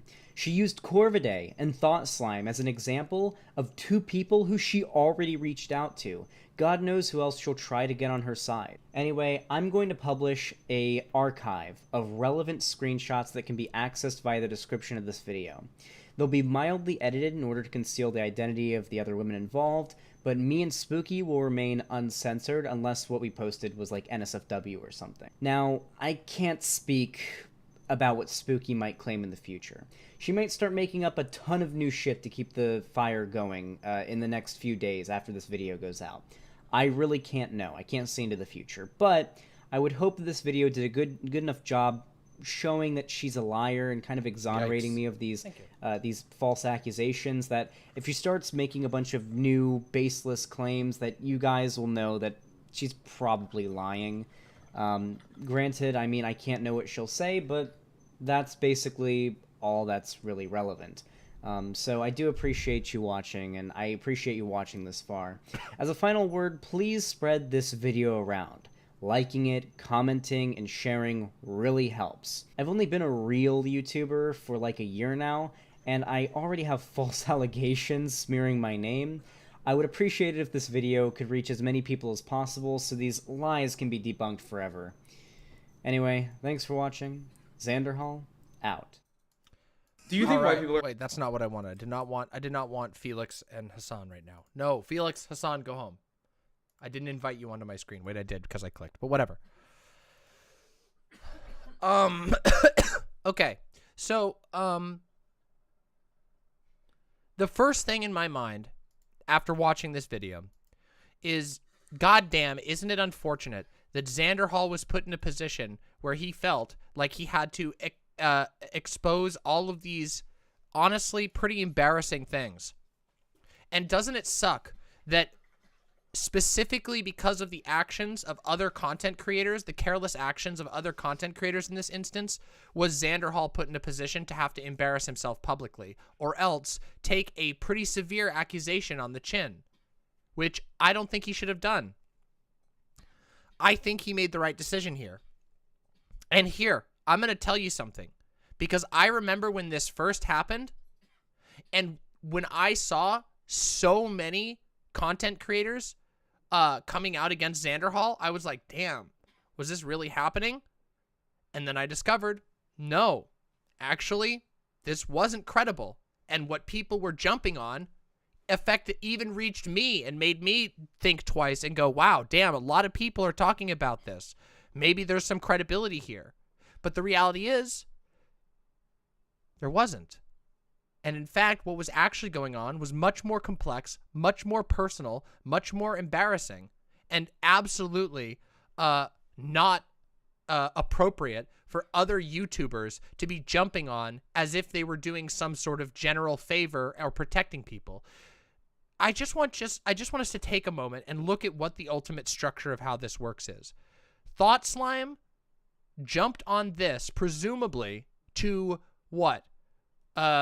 Warn people about debate bros or warn people about certain streamers, as if that is even his responsibility, as if Mildred is actually any sort of protector of the world and never even did the research necessary to make a determination if this would be protecting anyone.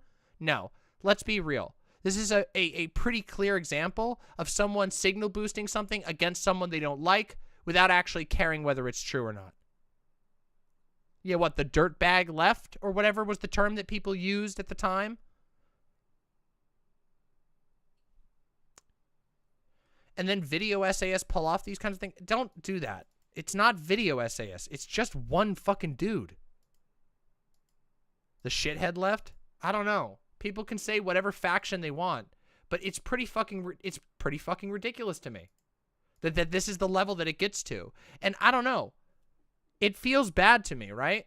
Like, I don't know, watching that entire video and thinking on it, it feels pretty bad to watch someone have to expose the intimate parts of their, you know, technically online because they're connected through Discord, but not attached to a stream at all, just their private life, have to divulge all these details in the name of clearing his name. That Xanderhal would have to delve into all of this. Yeah, the Martin Prince left. That's what we should call it. TS called Xan a chud streamer yesterday. Oh yeah, I think we're gonna get into that. What's happening now? See, we took a little bit of a journey and went and watched Xanderhal's video because I think it's fair that everyone who's paying attention to this drama should hear both sides. We heard the accusations, now we've heard the defense, and I think the defense is pretty solid. I think it's pretty clear cut and dry. I think that everything that Xan presented shows that Xan's presentation of the story was accurate and correct, and that's pretty fair.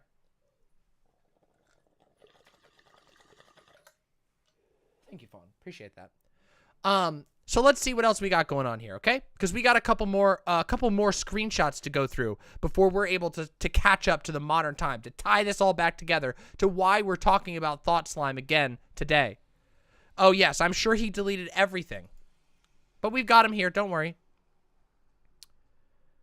So this is still the old stuff, okay? Here we go. It'd be a lot easier for me to let go of YouTube left tube drama if the people I'm trying to ignore would just leave me alone instead of constantly escalating the conflict and sending their dipshit fans to harass me wherever I go. So this is a pretty useless statement, just saying a bunch of allegations without anything specific. Very vague, very whiny. But I mean, come on, Martin Prince of YouTube over here is definitely got the whiny part of everything down. I think that ThoughtSlime's channel could best be described as an extended whine. It's kind of just like, you know, that's the whole channel, like a one extended 10-year-long, very loud whine. And then somebody here says, apologize to Xanderhal. Shrugs. Actually, they said Xanderthal, but that's okay. And then put a shrug emoji. Sorry I offended your favorite creep, says ThoughtSlime. So, undoubtedly, I'm sure ThoughtSlime would characterize this as harassment. Somebody just being like, hey, you said a lie. You should correct that and apologize, because he didn't. By the way, yeah. So here we go. Here's Know Nothing says, what evidence do you have of him being a creep? Your vendetta against him seems pretty petty and personal. This is other people involved in this space going, hey, dude, it seems like you're being a little unfair. Hey, look, here's Gayfesh. You literally started this and won't apologize and are complaining that people are criticizing you for it. If you don't want to be caught up in left-tube drama, don't start left-tube drama. Yeah, remember that ThoughtSlime was the one who levied those allegations in the first place. Someone says, Shuan had described ThoughtSlime as Blue's Clues for lefties, which I thought was funny. I feel like that's a little bit cruel to Blue's Clues. Yeah. Blue's Clues has significantly better production value than ThoughtSlime's videos. And here's the thing. I even think that some of ThoughtSlime's videos are pretty enjoyable. I remember he did a video talking about, I think it was the Proud Boys. And I thought that was a pretty fucking good video. So it's not like I have some like giant vendetta against him and what he does. Although I do think he is a giant whiner and his presentation kind of annoys the shit out of me in his videos because they're all presented kind of like whining. Even if I think there's some good ones. ThoughtSlime, according to ThoughtSlime's profile, any all pronouns dude plus. So to me, dude plus, any all pronouns, I think he's fine with mask stuff. Anyway, let's continue. I made a whole video about how I don't care about pissing off toxic people in the community anymore, so get mad. I'm done giving leeway. Anytime one of these fucks is criticized, the critic is accused of manufacturing drama. We've been through this song and dance so many times. I don't care about whatever mental gymnastics you have to perform to be okay with abusive behavior. I don't care if you unsubscribe or delete your Patreon donations because I need to be able to sleep at night. I'd rather live with whatever lingering harassment they can dish out than more guilt about not speaking up. Now keep in mind, this is referencing his tweet. His tweet where he accused without evidence another content creator of operating a sex cult. A YouTuber who's much smaller than him that has seemingly never really beefed with him. Is this not crybullying? Oh, this is definitely crybullying. This is going, I'm going to, without provocation, make a massive allegation against a much smaller streamer that I don't like for whatever reason, and then I'm going to cry as though I'm like the biggest victim on the planet. I don't care if you unsubscribe. I must sleep at night. I'm such like this is a massive amount of moralizing theatrics. This is just like, oh, I was on my crusade against the sex pests. The sex pests who I don't have any evidence are sex pests and are just people that I personally don't like. Like, what the fuck? 120 was the day that Twitter said no to cryballies? Good. Well, guess what? 121 is day 2 that the internet, that Twitter, left Twitter said no to cryballies. Because fuck this shit. Should I have, this was the one we saw before. This was the half-assed apology that isn't an apology at all and in fact just doubles down. Fuck this. He deserves to be hit hard. I'm not beating around the bush here, and I'm not going to be polite and restrained in calling out abuse like this. We don't need to treat this guy with kid gloves, and trust me, he won't return the favor. Also, it is not hyperbole to say that having a group of women who are sexually devoted to you while you are not to them, and starting plans to live in a shared sex space is a sex cult. That's not me being glib. That's calling a spade a spade. Wrong. Wrong. Wrong. Okay, everybody? Do not come. Do not go. We're not fucking moving from here for a second, okay? Listen, having a group of women who are sexually devoted to you while you are not to them and starting plans to live in a shared space is not a sex cult, okay? That is not what a sex cult is. That is not a sex cult, okay? And it does a massive disservice to the victims of sex cults to call that a sex cult. And it does even more of a disservice to the victims of sex cults to call a Discord group that had a falling out a sex cult. Okay? This is, and the level of seriousness, I just hope you recognize that. Like, look at this. Fuck this. He deserves to be hit hard. I'm not beating around the bush here, and I'm not going to be polite and restrained in calling out abuse like this. This is a dude, Mildo, fucking ThoughtSlime, Mildred, Moldred, whatever the fuck. ThoughtSlime is sitting here urging followers to go extremely hard on a smaller YouTuber, younger than him, based on false allegations that he is asserting are significantly larger. There is no difference here between, in my opinion, there is no difference between accusing somebody of having a sex cult, which is a situation of multiple rapes. You understand? I don't think there's any difference between that and accusing somebody of being a mass murderer. I don't think there's much of a difference between making an accusation of that level and using rhetoric of this seriousness. Do you understand? And as somebody who actually, as you know, I've been talking about this a little bit more on stream lately, but as somebody who greatly appreciates non-standard relationship structures, whether it's polyamory, being fucking gay, or having a BDSM dynamic, and I'm a big fan of those things. It makes me very frustrated to see all of those types of things be caught in the blast of an unhinged YouTuber's rant against another YouTuber. This is the same as Kiwi Farms? I agree. And actually, funnily enough, this type of behavior probably has more of a direct impact than Kiwi Farms simply because of the number of people involved.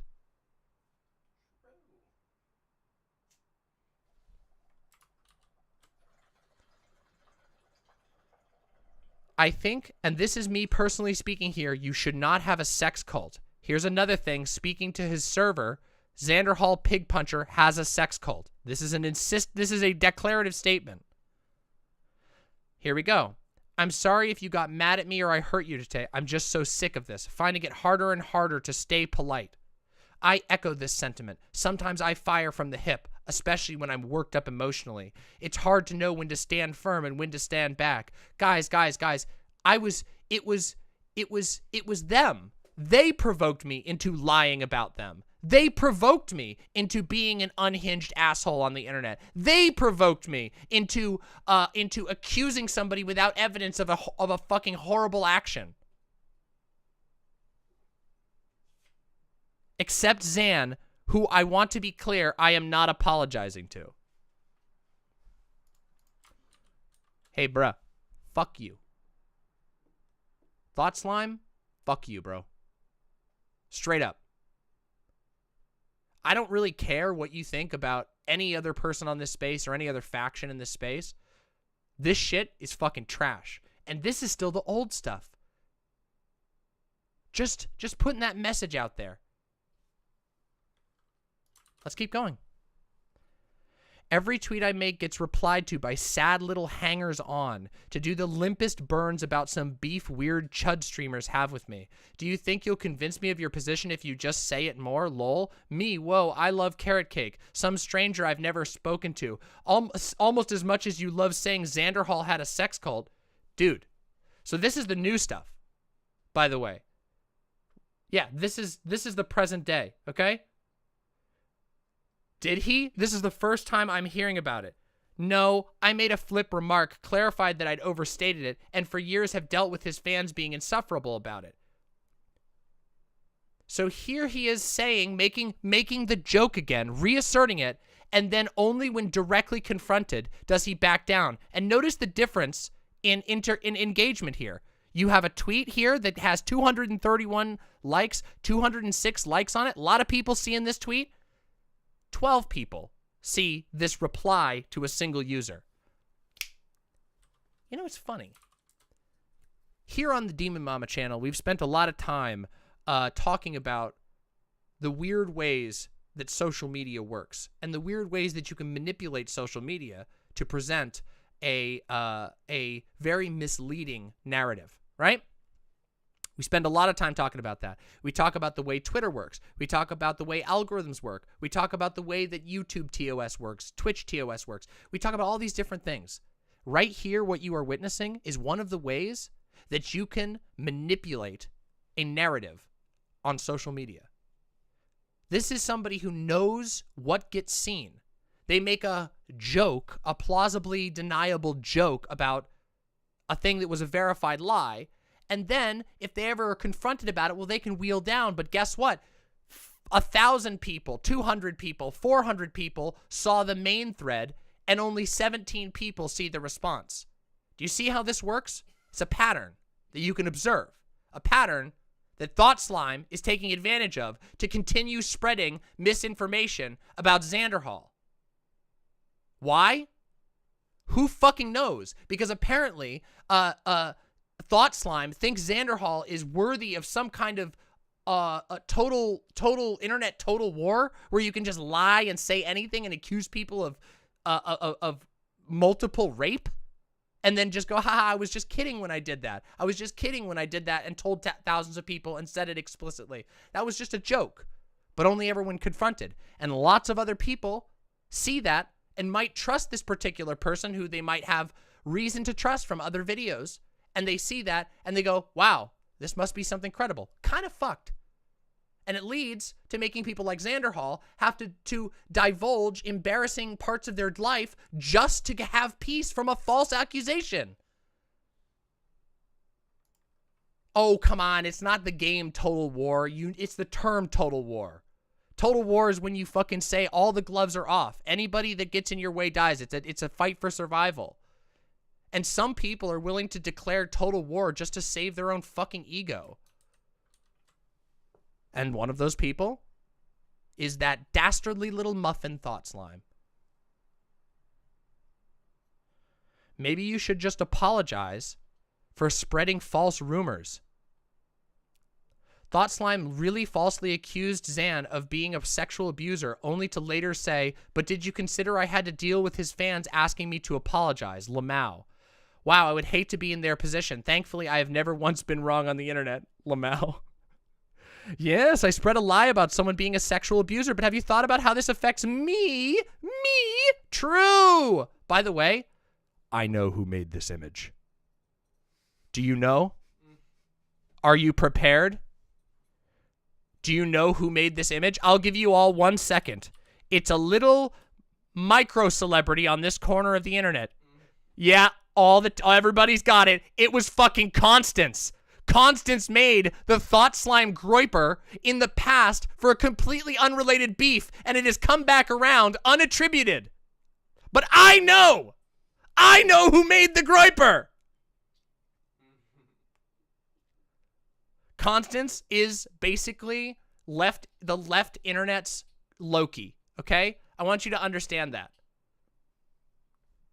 And if you also like and you know what? It's really cool because it's like you know, like how in real Nordic myth, like worshiping Loki is like, what the fuck? How the fuck do you worship Loki? You like play a prank on your grandma or something? Same way for how you worship Constance. The only way to worship Loki of the left is to just meme really hard. That's it. Yeah. Every single account on Twitter is just Constance trolling the fuck out of you. It's funny. That's actually, listen, Constance is like the gray fox, okay? Anybody who wears the mask could become Constance at any moment. And any person could peel off their face and be Constance underneath. You just never know. Constance is like the Thing. Oh, now it's getting scary, everybody. Wait. Is Constance in the room right now? Yes. It turns out Constance's handiwork is in the room right now. This is referencing, by the way, to right here. This is referencing ThoughtSlime. The motherfucker said, when I was abusive to somebody and there were consequences, that was like really hard for me. So here we go. Here's this previously cited engagement. Made a flip remark. Merrick, wow, damn, weird. It's almost like the people who are coming out to talk about this and this like being re-upped are all the people who've also suffered a fuckload of completely out of step harassment and lies being made up about them on the internet. It's almost like people like Merrick know what they're fucking talking about when they see some fucking abusive micro fandom going absolutely ham and spreading the worst allegations you possibly can by taking advantage of people's general desire to make the world a better place. This isn't something it's okay to make a flippant remark about. It's a really serious thing to accuse someone of being a sexual predator, and you know it's serious. The right thing to do would be to apologize, correct the misinfo once and for all to your fan base, and work to make amends. Do you want to build a better, kinder world and lead by example to your large fan base? Because I believe that you do. Unlike a lot of left Twitter, our corner isn't filled with holier-than-thou purity testers for whom no forgiveness is the status quo. We just want you to do the right thing. Wait, you literally said it wasn't an offhand remark and you weren't being glib? Also, it is not, now here's ThoughtSlime responding here. It is not hyperbole to say that having a group of women who are sexually devoted to you while you are not to them and starting plans to live in a shared space is a sex cult. That is not me being glib, that's calling a spade a spade. So what we see here, yeah, I know this is a screenshot and a screenshot. I'm rereading this so you know what's going on here.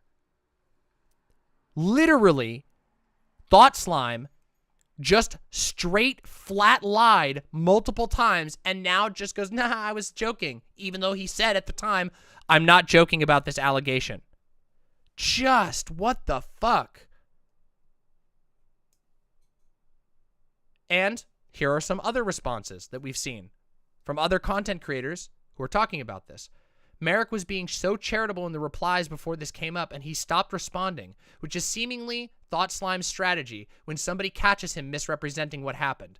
Like, this clearly isn't going away, dude, and meanwhile, you're implying to all your followers that this is acceptable behavior and got right back to it with pedo-jacketing Vosh recently. Hunter Avalon said, wow, damn, everyone's talking about Xanderhal's sex cult. No one's talking about how to join. And then White Nervosa jokes, you don't join it, it joins you. Which I think that's cool, personally.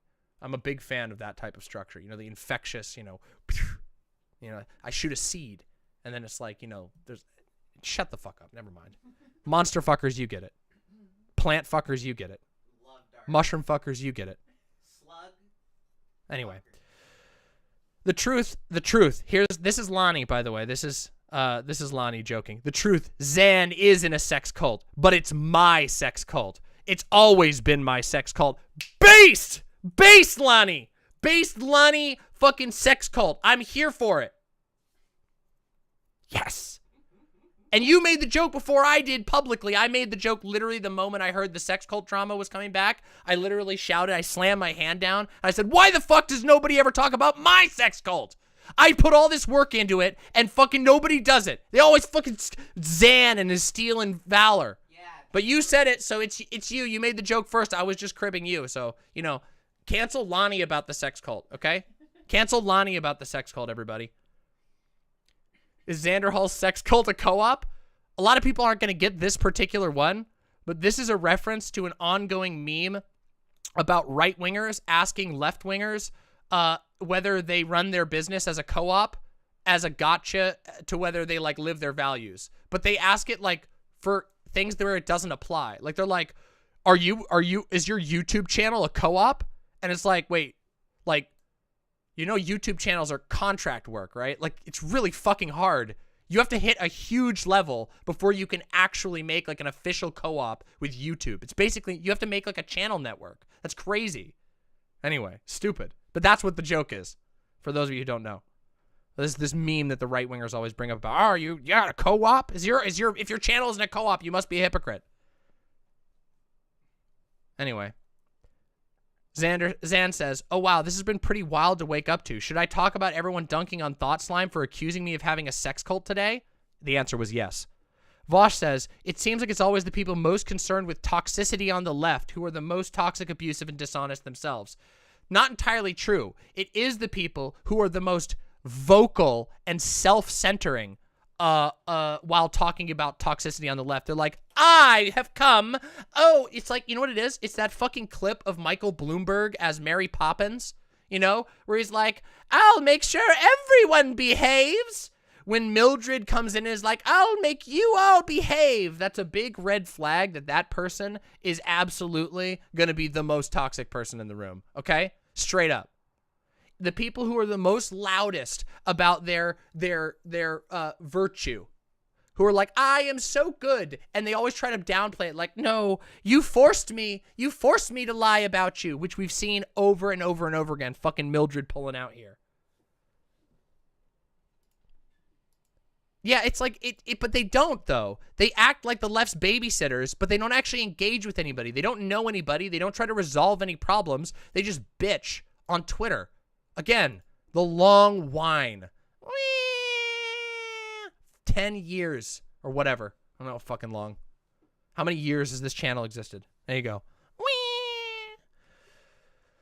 Regarding this ThoughtSlime drama, I found a clip from a guy who makes good YouTube videos who has some profound advice that ThoughtSlime should probably take. And now we're going to watch this, which is a clip of ThoughtSlime being directed back at ThoughtSlime. So let's see if the mirror befits ThoughtSlime's position. Few people took issue with it, and they let me know, gently, that what I had done was hurtful and beneath me. And I did what YouTubers are supposed to do in that situation. I followed protocol. I got really defensive, like a baby that had both pooped and peed itself, that kind of baby, insulted everyone who spoke up, and threw a temper tantrum. I was about halfway through writing an op-ed for Reason.com titled, Why I'm Leaving the Left, the Hounding of SJW Woke Scolds, when I thought, you know what, I'm gonna ask my fiance what she thinks, and she'll tell me I'm right, because I'm always right, and the only feedback I should be allowed to get is constant praise. So she watched it, and she said to me, well, Matt, you know, one problem with this video is that you did fuck up, and one thing about the criticism you're getting is that they kind of have a point. And suddenly, the cognitive dissonance was broken. And it became obvious to me, like it had been obvious to everyone else before me, that I was doing that thing, you know, that thing where you know you're wrong, so you try and just be wrong harder at the people trying to talk sense to you. Yeah, you mean like all of the other people who've told you that you rebooting the sex cult allegations a fucking year afterwards is one of the stupidest things you could have possibly done? That you already got creamed the first round, you already got exposed as a fucking idiot who talks too much and thinks too little the first time around, but you went out of your own way to boot up a drama that hurt somebody else a lot and also made you look like an idiot. You did that yourself. You went like out of your way. This is like, you know what this is like? This is like when like you see one of those videos online of like somebody's dog hitting the shit out of like a porcupine, and the porcupine keeps trying to walk away, and the dog is like rah, rah, rah, and keeps pestering the porcupine, and the porcupine's like, dude, stop, dude, fucking stop. And then the porcupine puts its paws up like this, and it's like, hey, hey, hey, and the dog keeps going, and the dog keeps going, and then the porcupine's like, fine, whap, and then the spikes are in the dog's nose, and the dog is like, woo, you know? That's what this is. Hold the dog away. That's what this whole thing is. That's what it is. It's a person just fucking driving themselves into their own fucking, into a wall of their own making, and hurting other people for no reason other than maybe preach to the choir, maybe to, I don't know. I just don't think it's going to pay off this time, but also I think it's fucking shitty and hurtful and annoying and embarrassing. Double down until you're comfortably beneath the Earth's crust and nobody can force you back up to the surface to confront the painful reality that you've hurt people. So Yeah, Tim Cooney from YouTube chat says, this is like poetry. It rhymes. Which is also like history, which is a farce, and then it rhymes, and then it becomes history, which repeats itself, sometimes in the span of a week, and sometimes in the span of a day. And there are days that feel like months, and months that feel like seconds. I think I've got the quote down now. I think I've finally memorized the quote. Swallowed my pride, and I said I was sorry. I took down the video, reached out to a few of the people I'd been particularly shitty to. Oh, shit, I forgot poetry is a flat circle. God damn it. And apologized to them personally. It hurt to do. It was hard. I don't tell you that to make you feel sorry for me. It should be hard. Growth is hard, and this is my job. People pay me thousands of dollars a month, and that means it doesn't always get to be easy. I'm not... Time isn't real. It's all made up. Join us in the clock abolition gang. Fuck clocks. We don't need them. You can have pseudo clocks, which is like, you know, a YouTube play bar, because it shows you how long it is. That can be used, but no clocks, no big clocks allowed. only ornate grandfather clocks that you can't read because they're just pretty. They don't make you feel bad. Fuck clocks. Let's continue. Not entitled to this being easy. I don't know exactly what creators owe an audience, but I know the answer isn't nothing. That's a shitty attitude to have, I think. I owe plenty to my audience. I owe you honesty if I'm going to ask. Yeah, you do owe your audience honesty, bro. You do. You do, dude. You to listen to what I say each week. The very least I can do to earn that privilege is to mean what I say. I owe Yeah, dude. Which is it? Did you lie or were you joking? Well, we know the answer, but why do you keep saying that you did the opposite? owe you integrity. While nobody can be perfect, I owe it to people who have invested a little bit of their emotions in me over time to respect that and honor that. I'm not always a good person. Nobody's always a good person. But I think it's fair to say that I damn well ought to try. We all ought to try. True! You should try, and you should try a lot harder, ThoughtSlime, because right now you're not trying very hard. In fact, it almost seems like you're trying to do the dead opposite. When I fail, and I sometimes will because I'm human, that means I have to make amends. I have to admit fault and face the consequences of my actions. True, you should make amends, admit fault, and face the consequences of your actions. You should do that by apologizing unequivocally and making it right to Xanderhal. Because there's a lot of people who've now seen this. It's a year away and you're still doing this shit. Actions. So, you know, it's just kind of funny. Honestly, big shout out to Gayfesh real quick. Huge shout out to Gayfesh for posting these words right back at ThoughtSlime. I gotta say, I'm gonna give this a retweet because damn, is that not a fucking bullseye right there? The mirror treatment. How painful. The infernal mirror has been revealed. Ah, as you stare into it and see your own sins reflected back at you. All right, everybody. I have to use the restroom real quick. So we're just going to have a moment of quiet, okay? No music, no content this time. Just you all chit-chatting with each other, pressing the like button, and subscribing to Demon Mama's page because you can literally do it in like 2 seconds and you get access to fucking sick-ass content like what I'm doing now.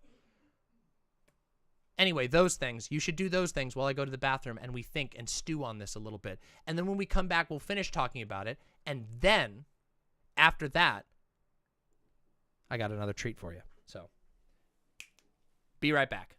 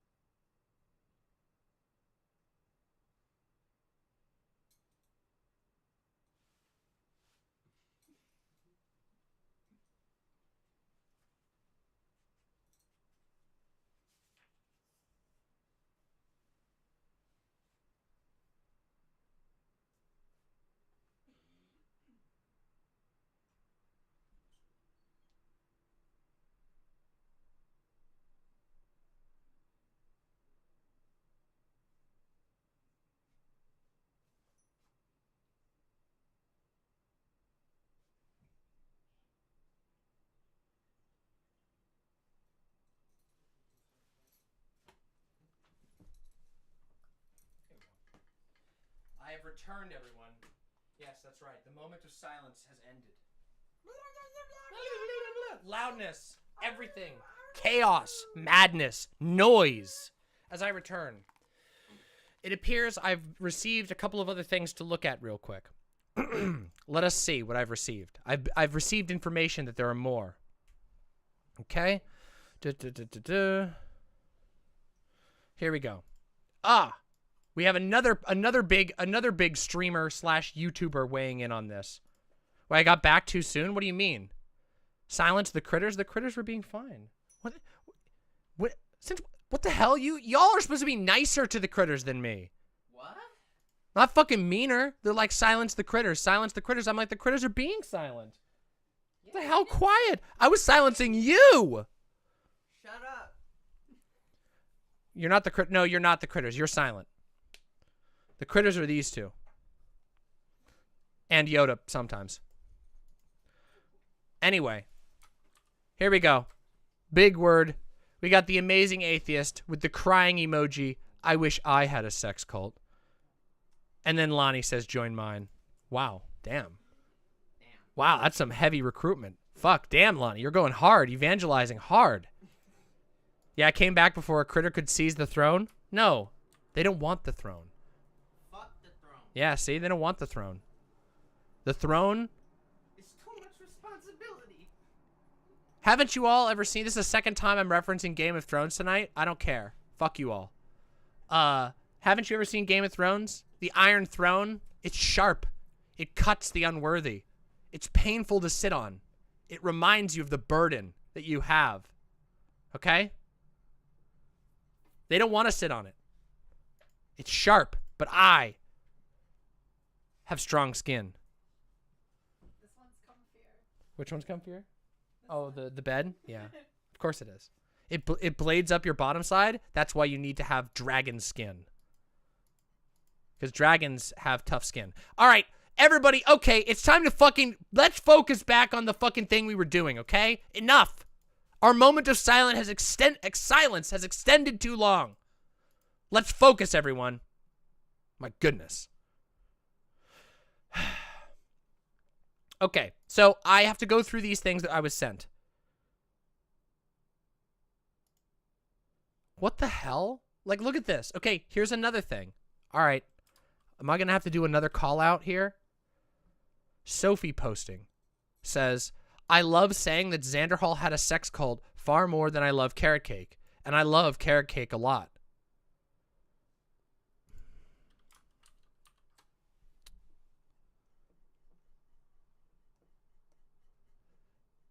You know,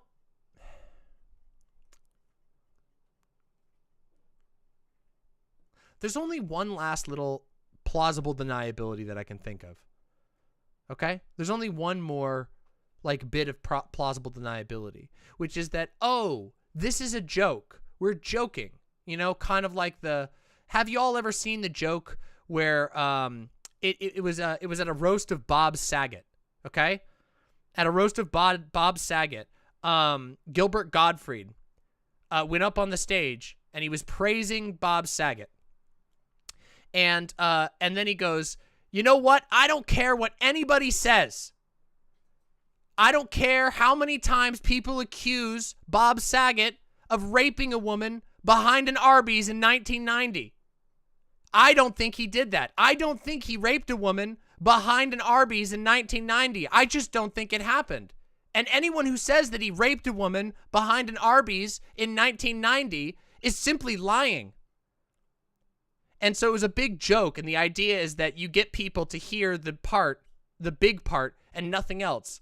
So even though you're saying that he didn't do it. Mama, I was in the bathroom and you were misquoting him again. What'd I do? What'd I say? Is it 1996? Is it Arby's? Is it Wendy's? What is it? What'd I get wrong? It's very simple. Oh, come on. Correct it. Correct the quote.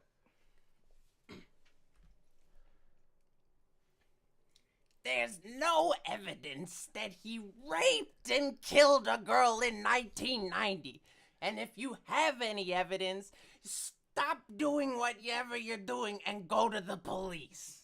Yeah, okay. There's the much better quote with the Gilbert Gottfried voice that Fawn can do quite well. It is a good Gottfried voice, I know.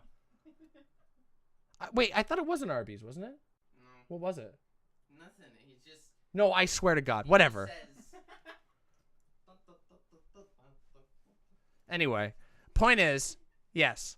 Now you understand what I'm saying. It reminds me of that, except the context of that entire bit was in a roast. This is not in a roast. This is just saying these things about people on the internet when you're known for being a relatively reliable, social justice-focused YouTuber. It's not a roast. It's not funny. It's not a joke. You're not saying it in the context of a joke. So what is it then? What is the even remaining plausible deniability that any of these people have? Or are they just sort of openly admitting that they're spreading a lie, a harmful lie about somebody they don't like? Because to me, it seems like they're being pretty open about that. I think that's pretty fucking shitty. I think that's shitty of Sophie posting. I think that's fucking shitty of Mildred. Sophie is also pretty toxic sometimes. I don't know much. I don't know much about Sophie. I know Sophie made a video I really like. That's about it. A ThoughtSlime meme. We got a ThoughtSlime meme coming in. Let's fucking see it. Yeah, here we go. Fucking true. I wonder what side of the bed they'll get up on today. Say sorry or gaslight? I have a feeling it's going to be the gaslight side. Say gas or sorry light? Nobody ever thought about that one. Oh, yeah, we got another meme here. Let's see. We got a meme from Posadas John. Let's see. Let's see. Oh, my. Oh. Oh, my God.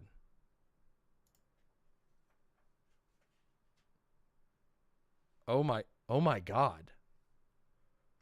Well done. Well done. Well done. Well done, Posadas John. Well done. So when we started this segment, I said that this was a pretty cut and dry case, didn't I? I said that this wasn't going to be a drama mama because there was no way I could even keep up the basic framework of impartiality or investigation. The video didn't wait. Was it a video? Wait, it didn't play. It was a video? I thought it was just an image. I thought you were just made an ahegao face. Is this gonna get me fucking banned? Oh my God. Oh my God. Here we go. I'm sorry. I'm white. Sorry, I'm male. Sorry, I'm white. Oh my God, this is way better than I thought. Sorry, I'm white. I'm sorry, I'm male. Why? Why am I a monster? Wow. Isn't it bad? Isn't it bad when an ancient anti-SJW meme comes back from the grave and is actually relevant? That's sad.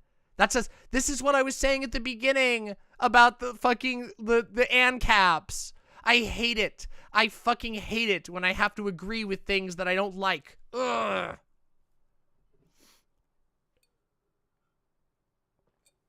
That's TJ Kirk, who we interviewed on this channel, and it was a fucking sick-ass conversation. Yes, I know that 10 years ago, TJ made some edgy videos. But it's been 10 years. I recommend you watch the video and see how it goes. Well, I do like classic clip. I do like the classic clip. I just don't like anti-SJW humor in general. Although this one does indeed apply here. Yeah, I like TJ. I got along well with TJ. I don't know a whole lot about his personal life, and I don't really care. We just, talked about our thoughts on stuff, and that was really cool. I don't mean that I don't care about his life. Like, you know what I mean? No. Thank you. Thank you, 2 voters. Jesus Christ. Haven't we all had our N-word moments? No. I don't think we have. Anyway,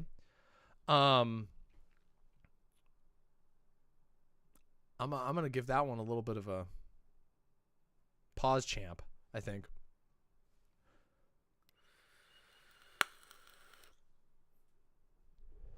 Oh, you like that I moved the couch? We actually moved quite a lot around. We moved the whole room around for Christmas, and we've just kept it rearranged. Yeah, if you got to, if you have, yeah, exactly. At least they're well-aged, edgy videos. It's true. Anyway, listen. Listen. We're getting away from the point, and we're talking about tangentially related issues. A thing that never happens on my show.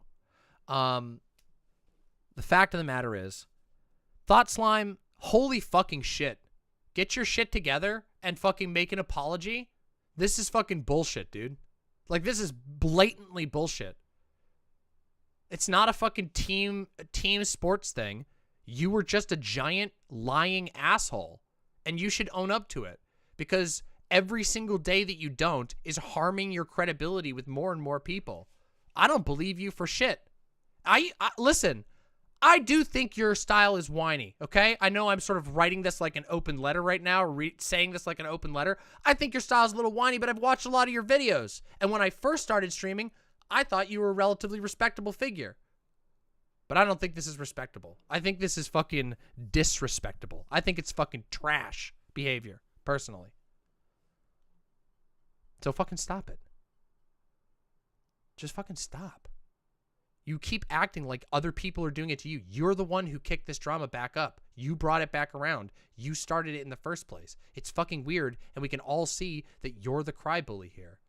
So stop before everybody stops fucking associating with you, because you're alienating tons and tons of people. Look at how he's hemorrhaging followers. Is this for real? This is what I was just talking about. Not that I really care. Hemorrhage all the followers you want at the end of the day. Just stop fucking hurting people I care about. Holy shit. Wait. Oh, Jesus. Holy shit. You're not kidding. Oof.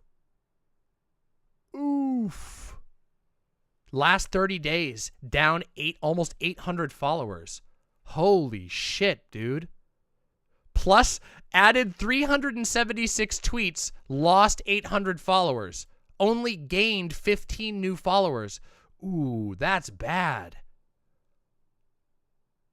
Oof. Yikers. Oh, that's 15 people he followed. Oh, sorry. Wrong number on the 15. Regardless, the loss total is 800, which is a lot. 2 tweets forward, 2 follows back. Yeah, literally. Literally, yes. That's what we call a self ratio. Okay? It's when you tweet so hard that everybody unfollows you. You're ratioing yourself. Holy fuck. Yeah, that's wild, isn't it? Oh no, Twitter followers? Wait, yeah. Twitter followers. I mean, that's where all this is talked about, isn't it? It's also worth noting that Mildred was trying to do a charity stream yesterday, and it went poorly because of Zan's stream addressing of all this. Poor Mildred's community had to nuke all discussion of it. That sucks. But guess what? That's Mildred's fault. That's ThoughtSlime's fucking fault. If ThoughtSlime chooses to restart drama on the day of his event, and people reacting to him starting that drama that was based off of a lie, that's called a fucking, that's called a what's that, what do we call it? A petard hoist?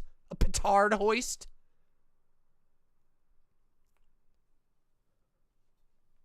That's your own fucking fault. Yeah, shooting yourself in the foot. Same thing. No, petard. It's like a French word for a bomb. It's like a comical bomb, you know? Like with the little, you know, the fuse, and it goes, anyway. That's not an Age of Empires meme. It's an actual history meme. The thing that Age of Empires was based off of. The actual real world. Oh my god. Oh my god. You're making me, look at what you've made me do. You made me make dough choke on coffee. Look at what you've made me do. going outside, seeing a fucking cheetah, and going, huh, is that a Cheetos reference? No, that's an animal. That's a real thing. Seeing a beaver and going, oh, is that Angry Beavers reference? You see a fucking sponge at the beach and you're like, whoa, SpongeBob reference.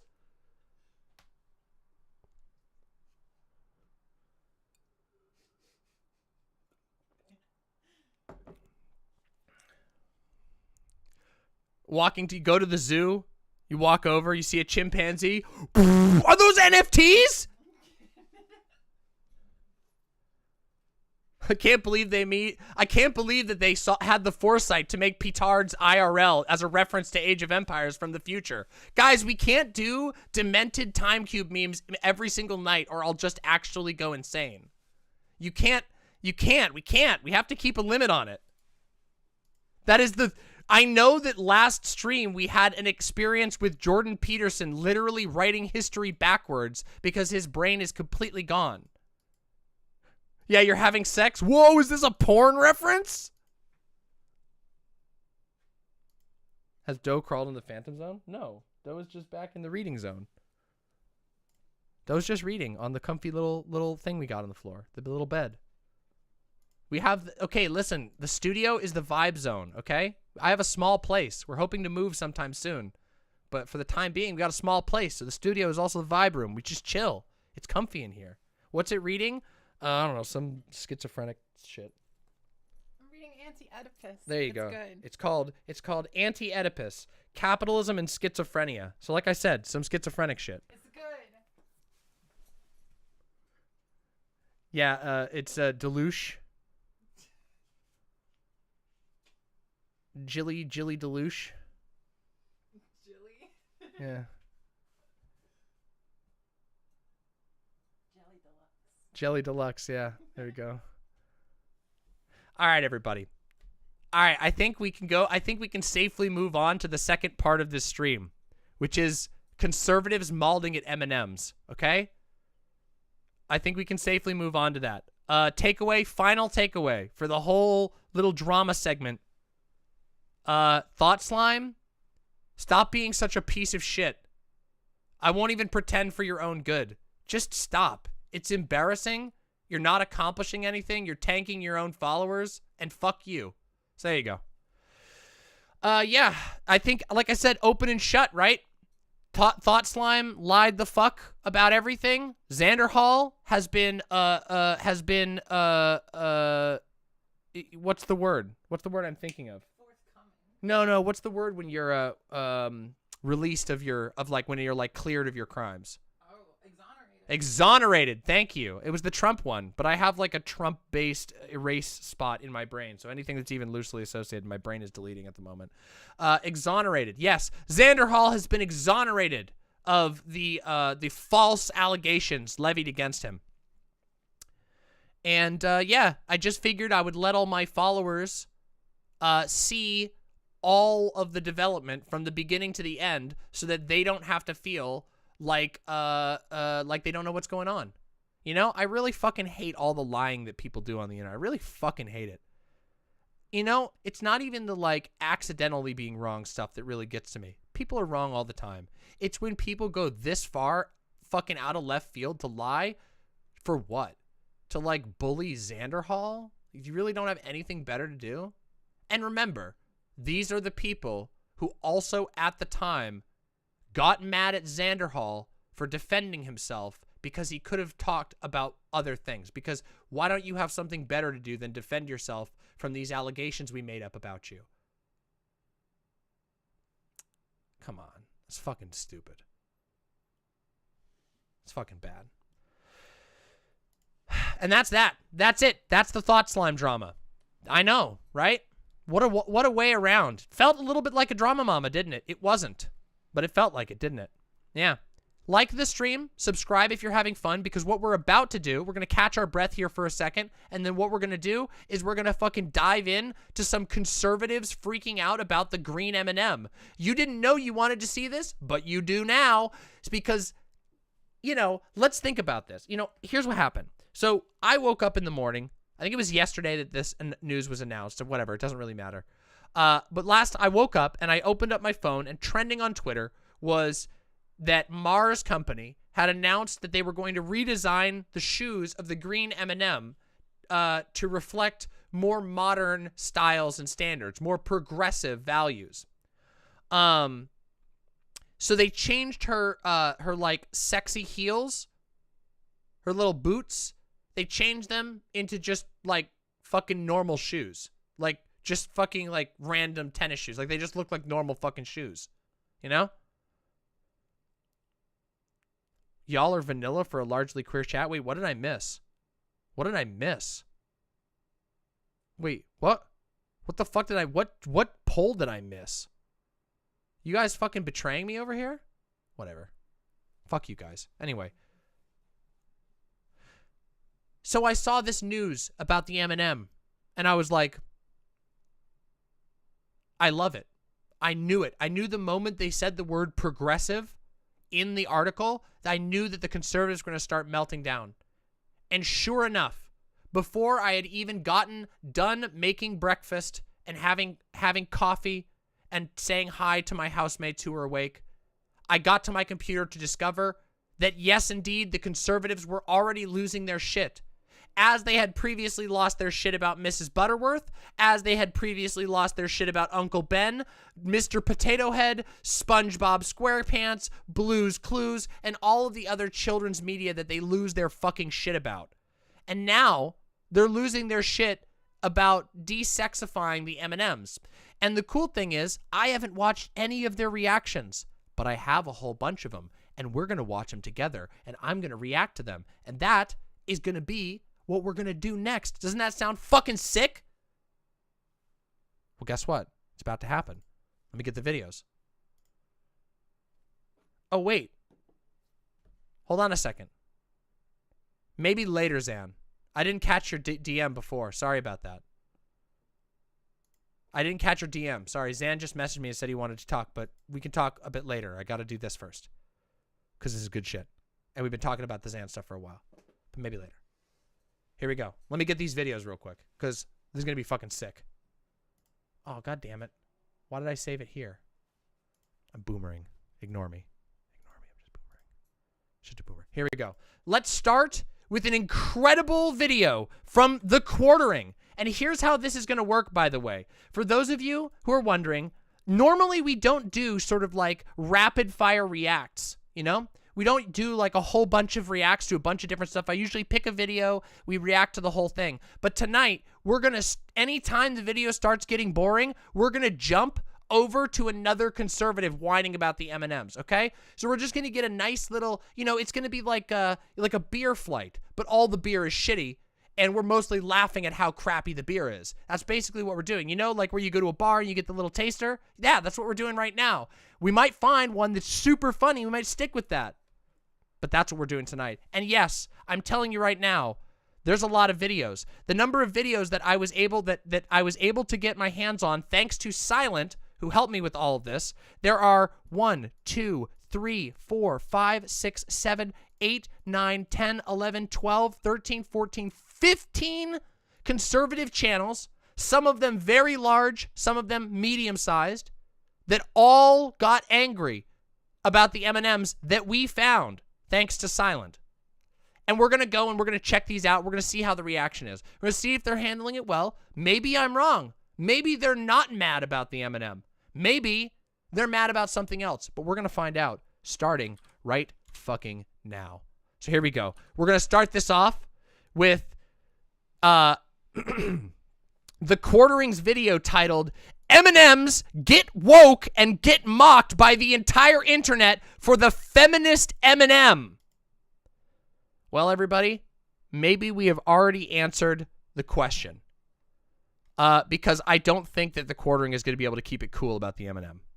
Also, before we watch this, I think it's fun for us to go to the comments. GamerGuy1980 says, "This world is out of control. Really is depressing." RN1441. If pretending candies are ladies makes you happy, then that's super. It's not a kink I care to share, but you do you. Here we go. Christopher Paglukia. Just imagine. I love these M&M's personalities. Eats all of them. Social justice. What? What? Just imagine. I love these M&M's personality. Eats all of them. Social justice.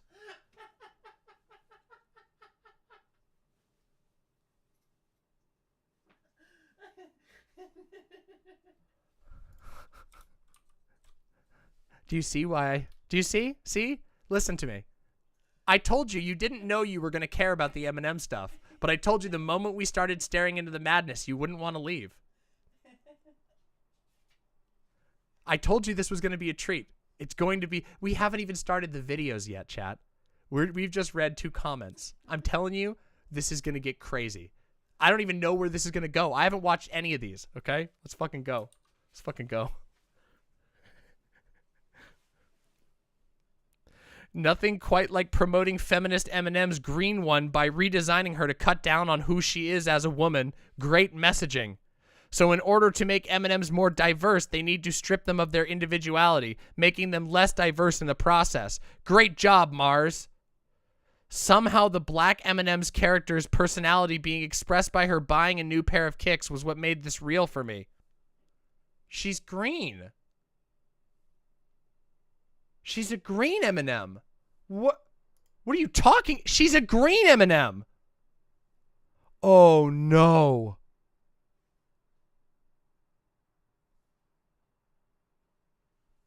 Do you see? Okay, so like ContraPoints earlier today made a tweet. Does anybody have the link to that tweet? Let me see if I can get it. Let me see. ContraPoints. I got to shout out. I know it's small. I got to shout out small content creator ContraPoints. Okay, right here. Leftism is the new front of trolling. Tell people M&Ms are neurodivergent and watch them lose it. True as fuck. Gotta cite ContraPoints here. The most accurate statement ever made. It is true. Every single like leftist idea is like a it's like a Rorschach test for every single brain-addled boomer on the internet. You hold up an M&M with slightly different boots and you say this is feminist and they lose their mind, okay? Just all of their neuroses emptied out on your face and soul. And that is true. That is why right now being a lefty is the most fun form of trolling, just so you know. Let's continue. Let's fucking continue. I like how anthropomorphic candy that is literally a representation of a product that has 2 shapes somehow needs to reflect the difference in human body shapes. Wait, does M&M's have 2 shapes? I thought M&M's only had 1 shape. Let's watch the video. All right, it's time for the video itself. Let's do it. What's going on, everyone? Jeremy here from The Quartering, and I didn't know if you knew this, but... Bad start. Bad fucking start. Yeah, but that doesn't count. Wait, that doesn't count. Okay, stop. Foxglove, thank you very, very much. Best memes, takes, and entertainment on left tube. Trans thriving indeed. Thank you very much for the tier 1 sub. No, you can't say that peanut M&Ms is the second shape or size of M&M. That would mean mini M&Ms are also a 3rd size and shape, and that caramel M&Ms and pretzel M&M, no, those are different types. Those are subclasses of M&M.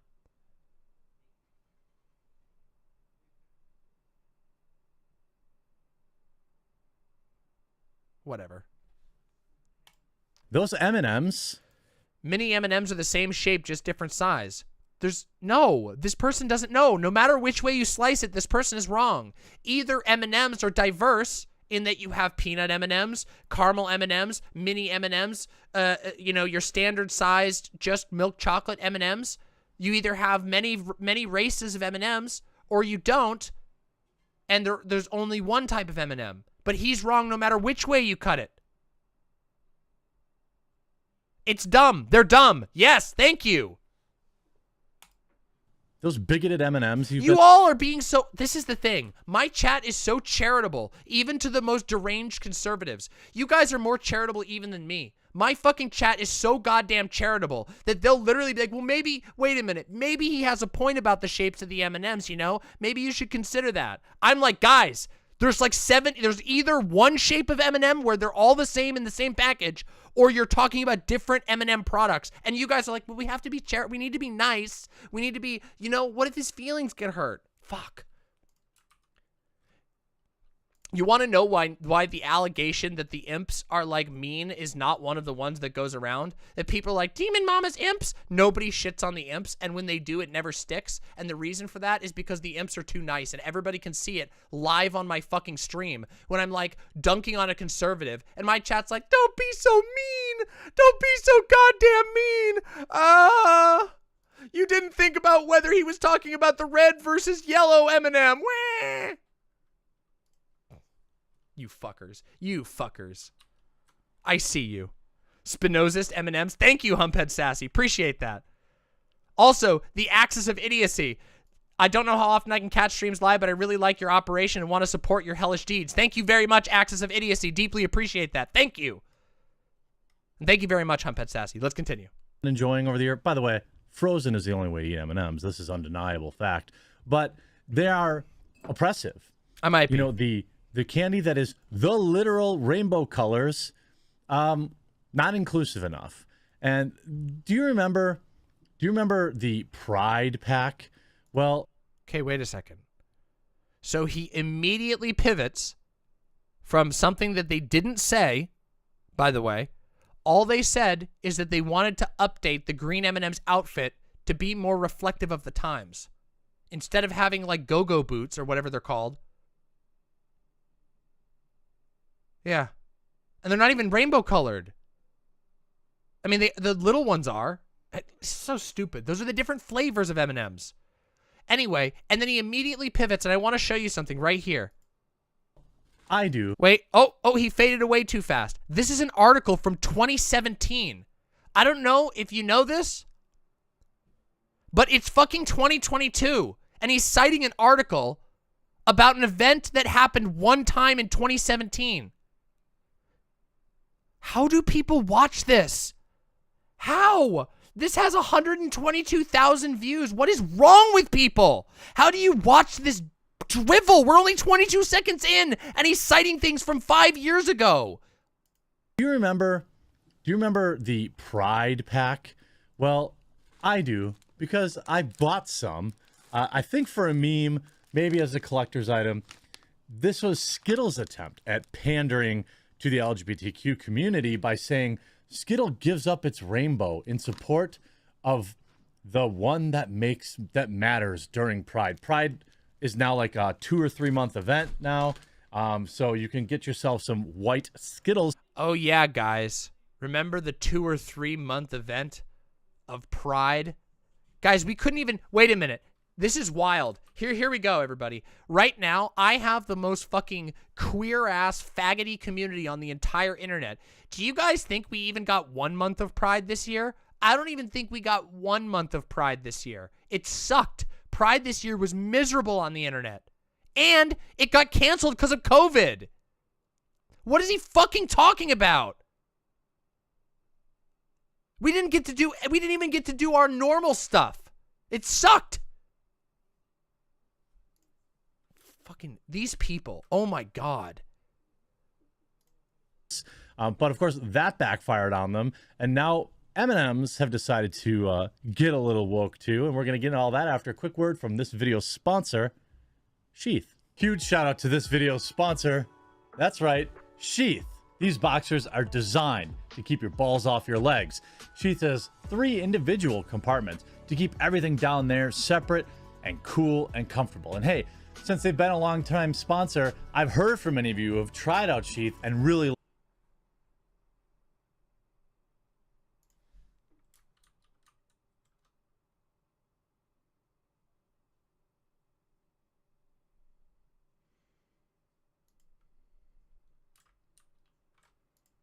love it. They were invented by a U.S. Army soldier who came up with the idea for Sheath during his second tour in Iraq, where it was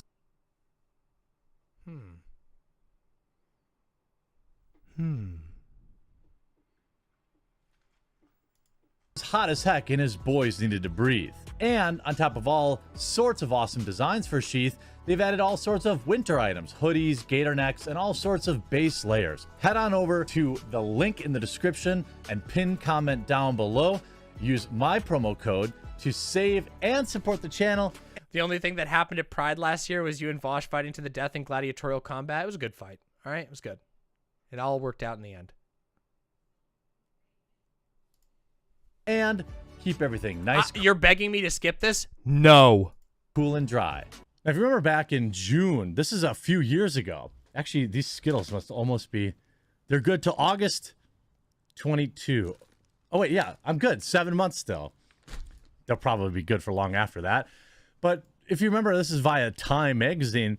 Bag of candy has become the unlikely focus of an internet debate. Skittles, the official, quote, taste the rainbow candies, ditched its signature rainbow of colors in favor of all white appearance for one reason, to honor. I do not care about him reading a 2017 article about white Skittles. Let's jump forward and see him in the future, in the current time.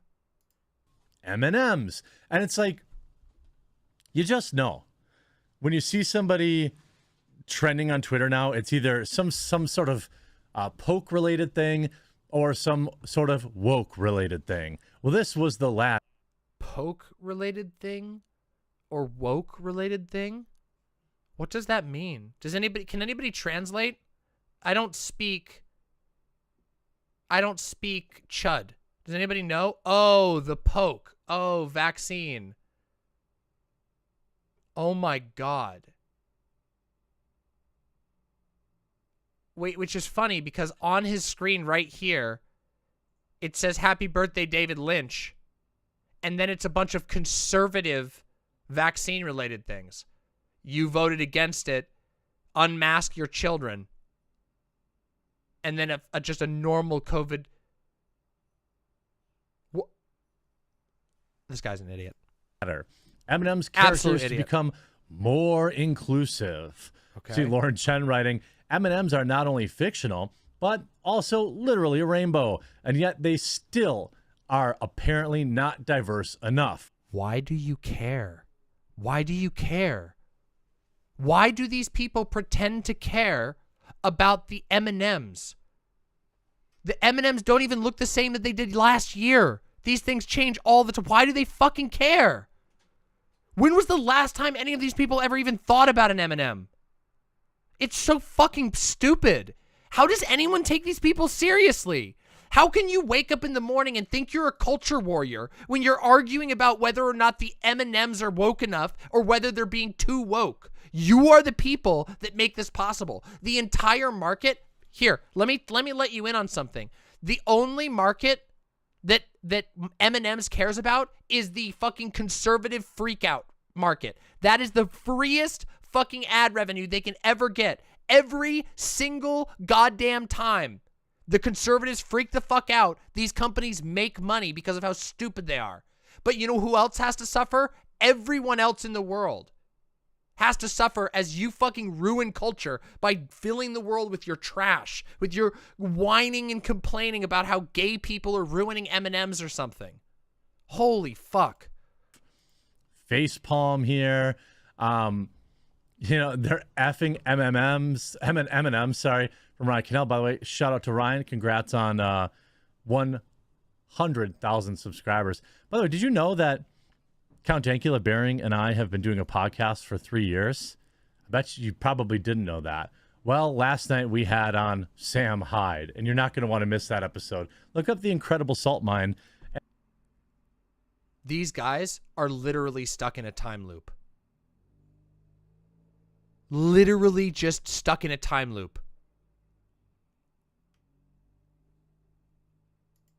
And enjoy the backlog.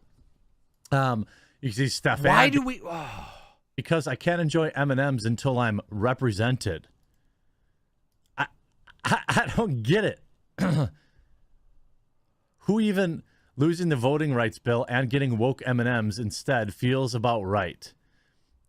I don't see a single... Where is everybody? See, I think that... And you guys tell me Finish what the you thought. think in the Finish the thought, Quartering.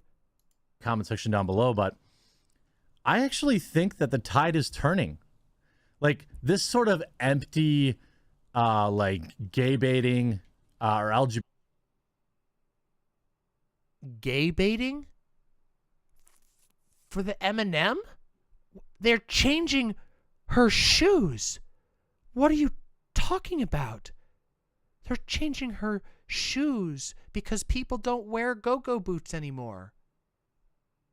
If you read the articles, they're changing her shoes because people don't wear shoes like that anymore, and they want them to look somewhat like people who live today.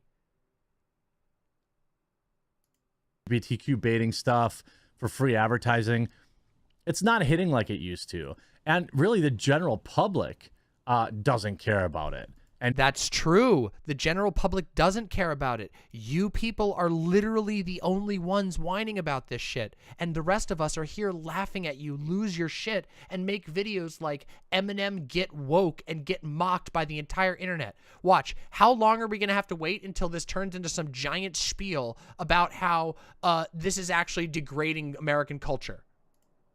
like they used to, like 2016, 2017, 2018, this was this would have been a huge battle, but instead it's just people No, it wouldn't have.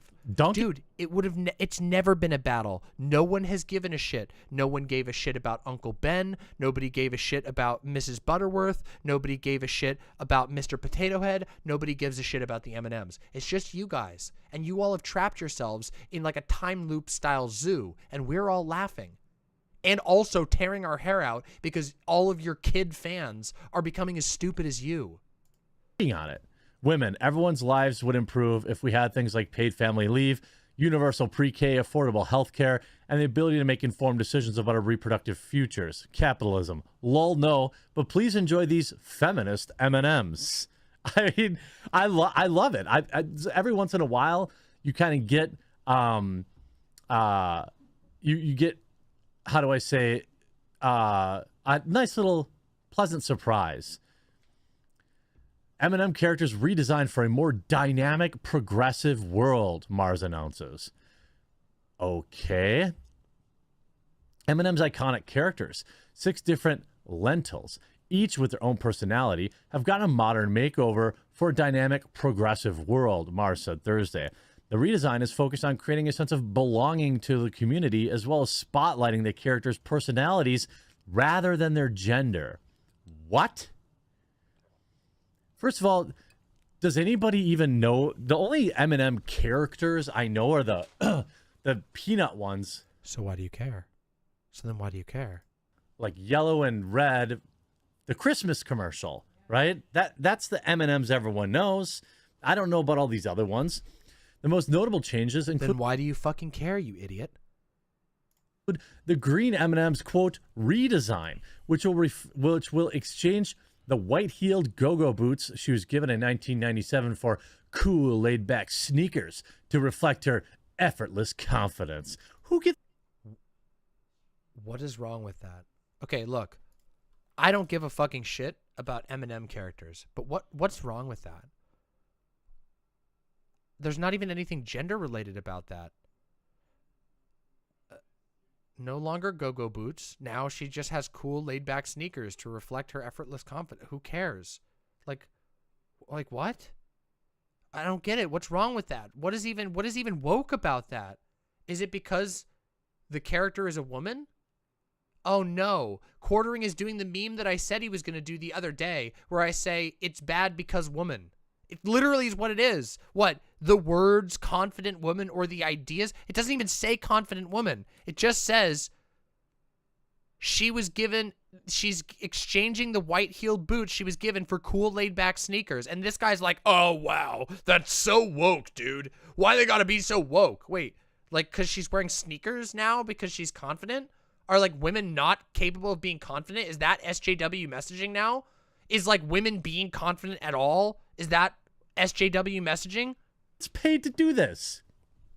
Mars had received criticism for the green's M&M's spicy characterization. The green M&M will also be better represented. Sexy. And to reflect confidence and empowerment as a strong female and known for much more than her boots. Is she going to have a shaved side head haircut? Because I That's a sick haircut. It's a popular haircut, dude. assume that's what it's going to be. Sure, why not? The green M&M. But also notice that none of the M&Ms have hair. They're M&Ms. This guy's really struggling. I don't know. There's something truly sad to me about like grown men getting up in arms and getting actually worked up or finding a way to work themselves up. I don't really know which one it is. About a thing they just 10 seconds ago said they don't give a fucking shit about, and then also are just blatantly misquoting the design features. It's literally just old man yells at cloud. And it's increasingly more like, I don't know. Is this guy happy? Do you think this guy's happy? What a sad And brown fate. M&M will have a more friendly relationship. fucking sad showcasing a force supporting women. What is even happening? Who buys M&Ms and ever thinks about this? By the way, who even buys M&Ms anymore? I mean, I guess now I kind of want some, but the dark chocolate M&Ms, frozen. And you don't need like a whole handful of them, just a couple. They're delicious. Anyway, there are plenty of other, actually nonpareils are probably better. Dark chocolate nonpareils. Okay, enough talking about junk food. The two characters had sometimes been at odds in advertisements, but they also have been seen as friends. Could anybody remember that? Does anybody know that? You have this tweet back from, I didn't even know the brown M&M was supposed to be female. And by the way, I don't care. The orange M&M, who has an anxious personality, will embrace his true self, worries and all. But the orange M&M's shoelaces will now be tied to represent his cautious nature. According to Mars, the orange M&M is one of the most relatable characters with Gen Z. Ha! Of course it is. It's the one that's a complete mess.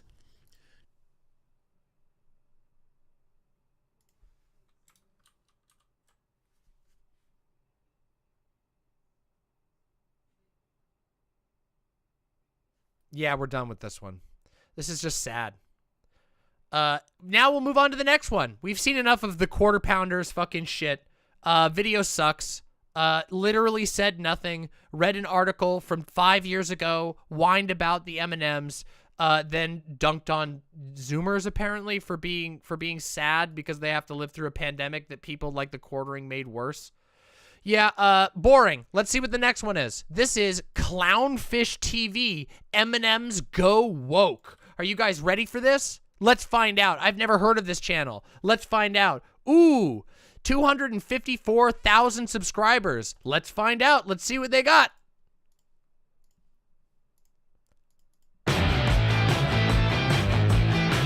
Hit us with Hey it, guys, conservatives. welcome back to Clownfish TV. This is Neon. I am here with Geeky Sparkles. Hello. Oh boy, here we go. Here we fucking go. This is about to get really fucking weird, isn't it? Is he doing the voice for both of these characters? Is this like his girlfriend character that he voices? Oh boy, here we go. All right, come on, let's find out. Oh, hey Doe, would you be able to? Oh, you got it. No, okay. Will you refill this for me? Thank you so much. I love you too. Hey guys, welcome back to Clownfish TV. This is Neon. I am here with Geeky Sparkles. Hello. Another day, another brand that should stay silent. M&M's getting more diverse, inclusive, and progressive. Right, because don't you know, as we all wanted M&Ms to tell us what we should and shouldn't be. M&M's is going to preach at us, everybody. There we go. They've launched a big campaign. They're getting Hollywood involved. Oh, well, yeah. Well, no, certain people. Certain people.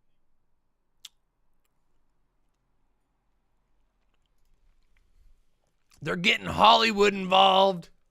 Oh, yeah. Hollywood's super involved. Hey, want to do a quick Google search about the M&Ms? Bet you every single search result on Google for the M&Ms. Watch this. Let's see.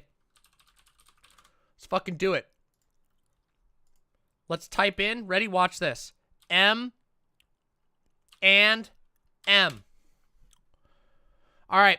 1 day ago,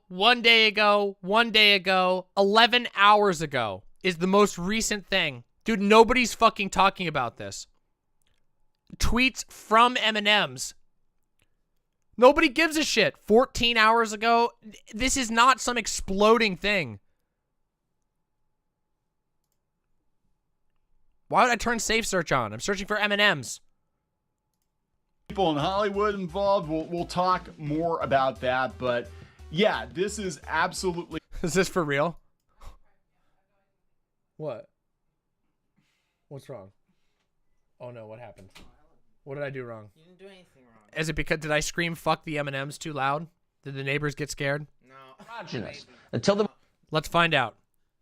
Let's find out what Tucker Carlson has to say about brown it. real quick. M&M has, quote, transitioned from high stilettos to lower block heels. Also less sexy. That's progress. M&Ms will not be satisfied until every last cartoon character is deeply unappealing and totally androgynous. Until the moment you wouldn't want to have a drink with any one of them.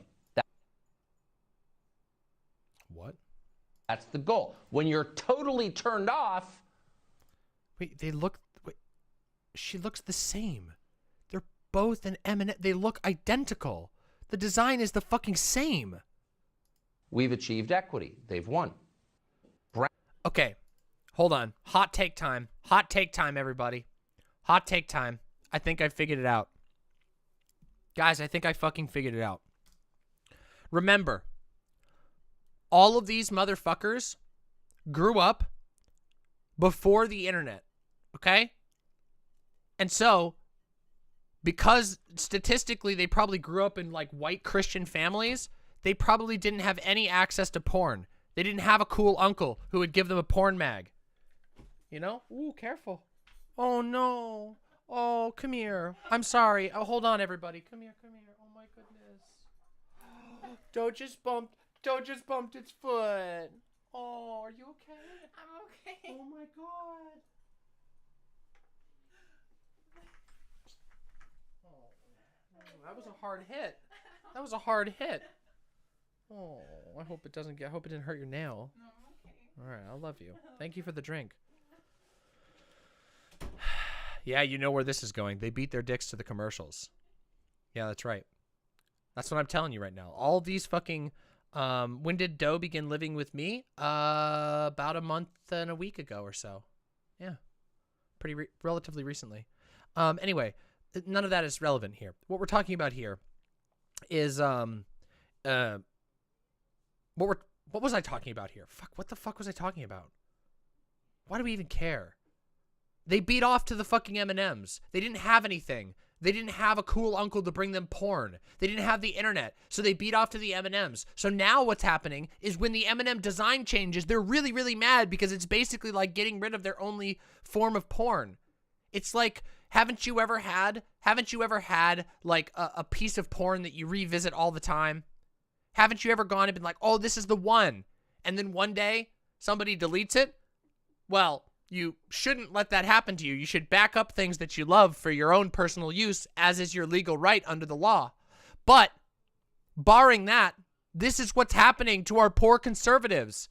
They're sad because their nostalgia faps are gone.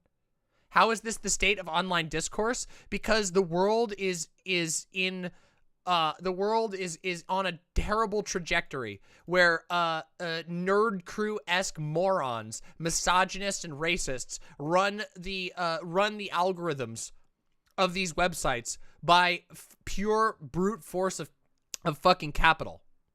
That's why the state of online discourse is here. And there's basically only a few ways to actually fix that. And one of them, I think, is making fun of these idiots. So let's get back to making fun of them.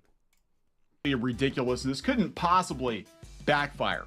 Other brands have attempted this and it's backfired.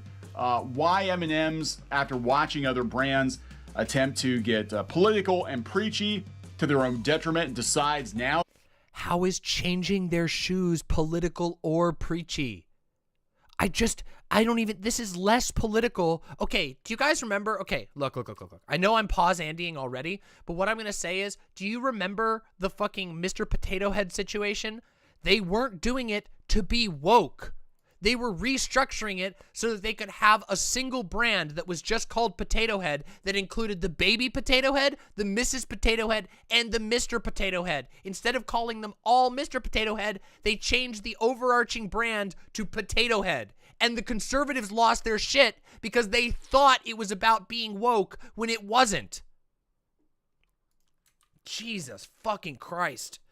Now's the time to act like it's 2018 again? I don't know. They're little chocolate candies. Nobody. I'm sorry, let's try that again. Critical and preachy to their own detriment decides now's the time to act like it's 2018 again. What can we recall what the quartering cited? Was it an article from late 2017?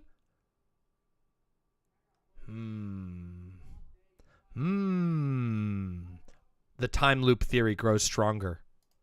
I don't know. They're little chocolate candies. Nobody cares. And the problem here is people are so tired of being preached at all the time. You want to go eat candy and not have to worry about being preached at. And what gets me is I'm for diversity and inclusion, and what they're saying they're going to do, they could have done and just changed it. And a lot of it was behind the scenes stuff, and nobody would have known or thought anything of it. They still could have got their message across, but they wouldn't have to hit you. So the problem is not actually with the change in the design.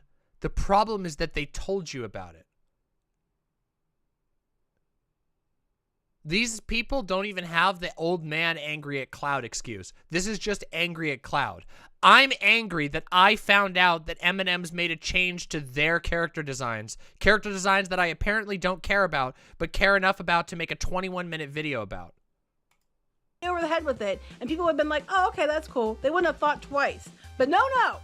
We have to make sure we virtue signal the hell out of it to make sure that everybody knows that they're doing this. Because, you know, they want that attention. They want that, you know, look, high fives from Twitter. That's what this is about. This has nothing to do with it, because nobody gives a shit. They're an M&M company. They want you to be excited about their M&Ms. Obviously, they're going to aim to get likes on Twitter. What the fuck? Yeah, conservative discovers PR. You mean marketing? Oh my God. Yeah, these remember, these are the people who will go die hard for capitalism, but then literally don't understand the most basic foundations of how like businesses and brands promote themselves. It's using minorities. It's using, yeah, and you know what you're doing? You're gonna make minority children diabetic and fat. Do you want that, M&M's? You should just stop making your candy altogether, because you don't want kids to get fat and diabetic, do you? It's the stupidest thing. And then wait till you hear what their personalities are. Oh my God. So we're going to talk about that. Before we get into it any further, please subscribe for more pop culture news, views, and rants, guys. Over 254,000 subs. Yay! Thank you so much for the support. We do talk about pop. 254,000 subscribers. These people have 257,000 subscribers. You know what the left's greatest weakness is? Do you want to know what the left's greatest weakness is? Unironically, the online left's greatest weakness. It's that we suck at word of mouth. We suck at word of mouth. If we could talk to each other and share cool shit better, we would literally we would crunch the shit out of these people. Straight up, we suck at word of mouth. We never tell each other about cool shit. Now, conservatives have it easy. They just pay for advertisements. So conservatives find new conservative brain dead content just by going on the internet and having it suggested to them via advertisement. But the left doesn't, obviously advertisements don't serve the left. So lefties need to recognize that the way we get this stuff out there is by word of mouth. Anyway, let's continue. Let's fucking continue. I don't think I'm going to be able to do this one for long. Pop culture. This is a big part of pop culture. M&M's, the M&M candies. Are they? Really? No, not really. That's why they're doing this, because I think they've been forgotten. Except for that Santa commercial. Okay. Literally revising on the fly. They keep running that one over and over. Well, they won't now. No, Santa's problematic. It's too many white dudes too many white dudes in the commercial, but we're going to talk about this because even the song, we're not going to play the audio because they'll probably ding us. Even the announcement video, the song's like, wake up. Do, do, do, do, do, Yeah, do, do. it's like, literally come going on. to wake up. And you know what happens when you wake up? Past tense is woke up. And I don't even like using that word, but this sums up all that bullshit perfectly. And even The song says wake up in it, and wake up is similar to woke. Oh my God. And again, 57,000 views since yesterday. 54,000 subscribers. M&M's, let's make our non-racial mascots explicitly racist. Brilliant. Nailed it. What do you mean? What do you mean explicitly racist? What are you fucking talking about? What the fuck are they talking about? Where'd the comments go? Give me the fucking comments. We are living in a strange time where companies are willingly change. Sorry, hold on. What the fuck? Where'd it go? Oh, it resized. God damn it. We are living in a strange time where companies are willingly changing their marketing in order to destroy themselves. Is this destroying themselves? By changing the shoes. Making M&M's more diverse is like giving a toilet a personality. Everything woke turns to shit.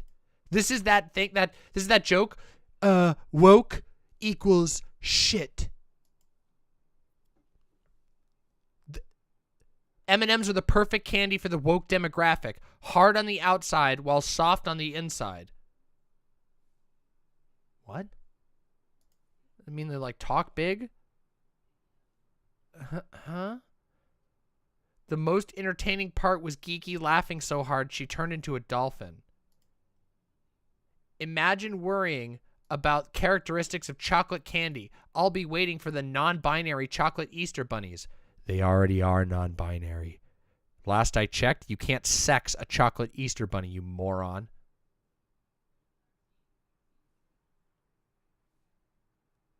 This guy's fucking like, where's my chocolate bunny's dick? Oh my God. Oh no, where's my chocolate bunny's fucking cock? I can't eat it until I'm sure it's not non-binary. Holy fucking shit. Next. Boring. But again, let me tell you, while we find this painfully unwatchably boring, 57,000 people watched this fucking video. Depressing. Next. Optimus, M&M's redesigned to be more inclusive. Let's see about this one. Ooh, big channel, 1.2 million subscribers. Are you ready? Are you fucking ready? Optimus, 1.2 million subscribers, 112,000 views since yesterday.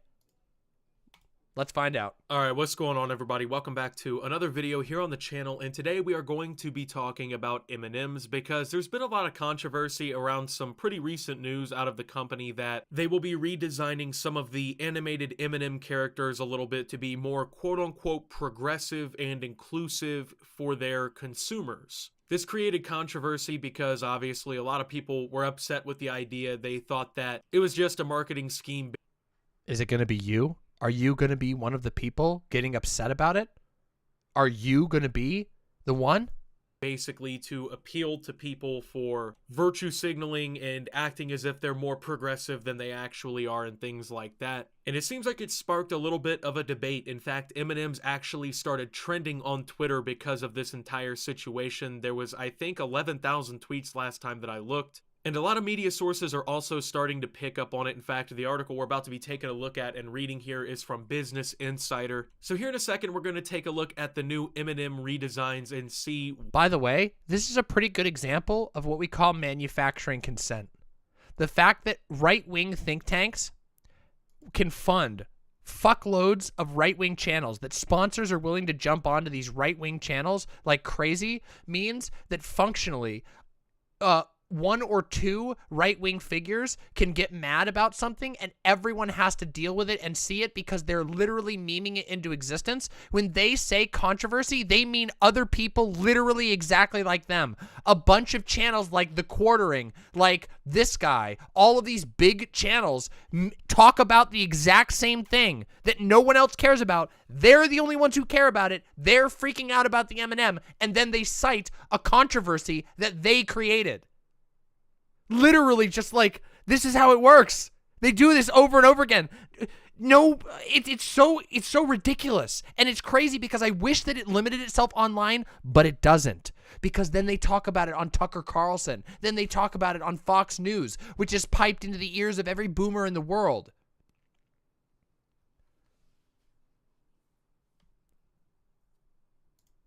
What all of the fuss. Yeah, and all along, laughing all the way to the bank, Mars Company is like, yes, look at the free engagement, the so-called controversy.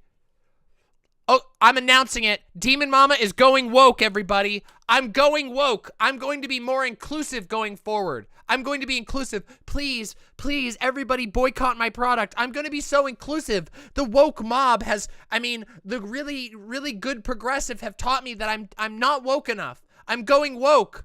Please, make me go broke. Is actually about with this entire story. Now, these are the characters that were basically popular before, but are, I guess, getting some sort of redesign here. So the most important, I guess, changes that were even made really weren't about, you know, the colors of the M&Ms or like their faces or their personalities or anything like that. It was more or less the... Oh yeah, we'll find out. We'll find out if Optimus is one of the ones who are jumping in on that, or if he has a dissenting opinion. But I don't know. When you go on and you say there is a controversy going on about M&Ms, and the only people talking about M&Ms is conservative React channels, explicitly far-right, conservative, alt-right channels, those are the only ones talking about it. That's not really a controversy. That's a bunch of fucking far-righters whining about what they think is the latest in a campaign of grievance. Literally, fucking nothing was said about queer people, and The Quartering is bitching about, oh my god, it's queer baiting. What are you talking about? Types of shoes that they were wearing. So apparently they're adding sneakers to a lot of this to kind of, I guess, draw in the fact that people are buying sneakers a lot more often. Now, obviously, like 30, 40 years ago, sneakers weren't really as popular as they are now. You can kind of wear sneakers anytime now, and it's pretty much widely accepted. Obviously, a lot of people, myself included, also collect sneakers. They're very popular. They've, I guess, phased out other types of shoes, especially for women. I guess women have been ditching shoes like high heels a lot in recent years in favor of shoes that are, I guess, more comfortable and now more socially acceptable, like wearing, you know, tennis shoes or sneakers. But I think that this entire ad campaign has actually caused more controversy than the Mars Company actually ever really anticipated. So I guess the problem with this advertising is the fact that they said they were trying to be more representative and inclusive and diverse, because those have become kind of buzzwords for a lot of different types of advertising now. Yeah, and it's working. It's working. They said activation words, even though all they're doing is changing the shoes of the M&Ms. Because they said the word progressive, it activated all of the Bs. I'm going woke. Yeah, I'm going woke, everybody. I'm about to be made broke. I sure hope it wouldn't it suck if everyone made me trend on Twitter for going so woke. I had no choice. I was interrogated and trapped. Please donate to my Patreon to help me from having to keep going woke. I remember they made Mr. I'm just getting confused. I don't remember which direction I'm supposed to be going now to go broke. Either, you know, these conservatives, they say that you do it to get money, but then they say you go broke. So which one is it? Are you making money? Are you grifting by pandering to a whole bunch of progressive Zoomers? Or are you going broke because it's fake? I don't know. I can't decide.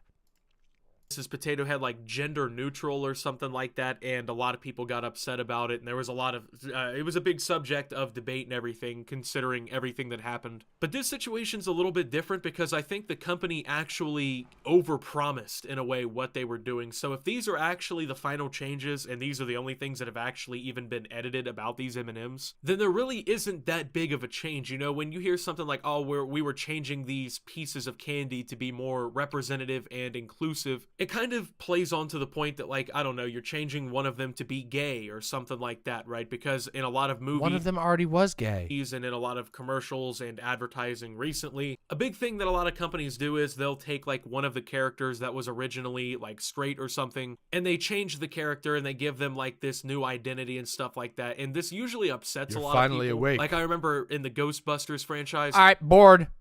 Okay, so this guy is more or less completely misexplaining the situation, but doesn't really have a strong reaction to it either way. There already was a gay M&M. People are mad not because of anything about M&Ms. They're mad because a bunch of people like Ben Shapiro and Tucker Carlson and the Quartering and Matt Walsh and all of these other people make videos raging about the M&M, telling you that it has something to do with them being woke, when in reality it was just some random M&M person was like, yeah, we're giving her shoes to represent a little bit more of a progressive vision. We don't want them to be outdated, you know? And then the conservatives go, did you say progressive? Optimus is a cool dude just trying to capitalize and make a buck. All right, I'm open to it. Maybe Optimus isn't part of the problem. Ooh, we got a small channel. Wait a second, we got a small channel here. We're gonna have to be fair to this one. This is a small channel called Jane Theory. Let's see. I don't know this channel at all.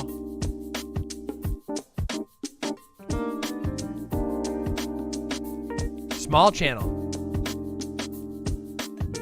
Only 3K followers. Let's see. Hey guys, welcome back. Today we discuss M&Ms. So in case you haven't heard, we can't hear. got an announcement today that M&Ms will be more inclusive. Specifically, changes are being made to their characters and their personalities to show better representation of the diversity of humankind. Even though they're not human, they're candy. Forbes is reporting that these efforts have been met with mockery on Twitter, and they're not wrong because it makes absolutely no sense why you would change candy to reflect diversity. It is absurd. The current green M&M character, which has been seen in ads posing seductively and wearing white go-go boots. This is getting really weird. Very cute boots, by the way. You're right. It does sound like Aristocracy's evil twin. What the fuck? Holy shit, she does sound like Aristocracy's evil twin. Will now sport a pair of sneakers instead because that's so progressive. They don't seem to understand that it's okay to be a girl, to be a woman, to be feminine. So they try to hide all of those things, and it's now extended to candy. What? So not only are they taking away her go-go boots, which were cute, again, adorable, but if you notice, in the imagery we've seen now of this new green M&M, they've covered her up as well. So whereas before she showed They covered her up? What? her legs and her arms, it's all covered up in all white, just like her new pair of sneakers. She looks virtually indistinguishable from the quote-unquote male characters. They're M&Ms. She has totally different lips than all the other characters. She has different eyelashes. She's the only one. Her and the other female coded one are the only ones with eyelashes. What are you talking about? This is in the new design. This is the new design right here. She looks almost identical. What are they talking about? They're gaslighting themselves into believing that the old green M&M was way sexier. We're watching a live self-gaslighting. And that's an extension of what we see happening in society and entertainment as a whole. Another character, the brown M&M, described her motto as not bossy, just the boss. A strong brown M&M. Mars Incorporated stated that the announcement was part of the Evolve. Mochi Ice Cream with the $5. Hi, Demon Mama. What are some nice, affordable towns within commuting distance of Portland that you think would be good places to live? My mom and I want to move to Oregon. I don't know Portland as well. I wish I could give you that direct advice. However, if there are people in the chat who know anything about the Portland general area, Mochi Ice Cream might appreciate a DM. So thank you, Mochi Ice Cream, for the support. I wish I could answer your question. Hopefully somebody in the audience can. Let's continue. M&M's brand strategy built on purpose, which promises to use the power of fun to include everyone, with a goal of increasing the sense of belonging for 10 million people around the world by 2025. The new global commitment from M&M's is just one of many actions being taken across Mars Incorporated to create a world where society is inclusive. It's not inclusive. That's not inclusive. You're excluding women who are overtly more feminine and who might prefer wearing the go-go boots, right? Did she just ask the audience if she's right? You're excluding women who are overtly more feminine and who might prefer wearing the go-go boots, right? Again, assuming these things are supposed to be humanoid. And you're stereotyping the black woman again. What? Through this brown M&M that apparently is bossy. She's strong. She's strong. But let's look at some of the reactions from social media, because I fucking knew it. Who's that? Who's being cited? Oh no. Oh no. Who's that? Who's that? There it is. Oh no. It always comes back to Candace Owens. What did I fucking tell you?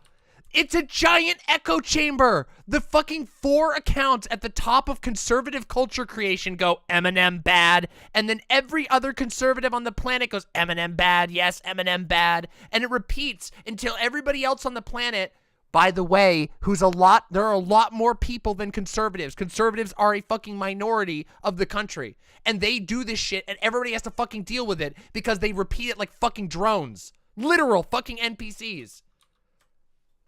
Free thinkers. But if fucking Tucker Carlson says he can't fuck the brown M&M anymore, you're going to be talking about the brown M&M's pussy for the next 6 months. Official Twitter account for Candace Owens show tweeted, dude, being a conservative must suck so much. For the oppressed M&Ms. Oh wait, I remember being a conservative and it sucked. I worry the more inclusive M&Ms will get more coverage than the actual climate issues affecting global candy production, wrote Karen Cahill. I mean, true though. Wait, but you're doing it. I worry the more inclusive M&Ms will get more coverage than the actual climate issues affecting global candy production. And guess what? This person just proved that. Issues affecting global candy production, wrote Karen Cahill.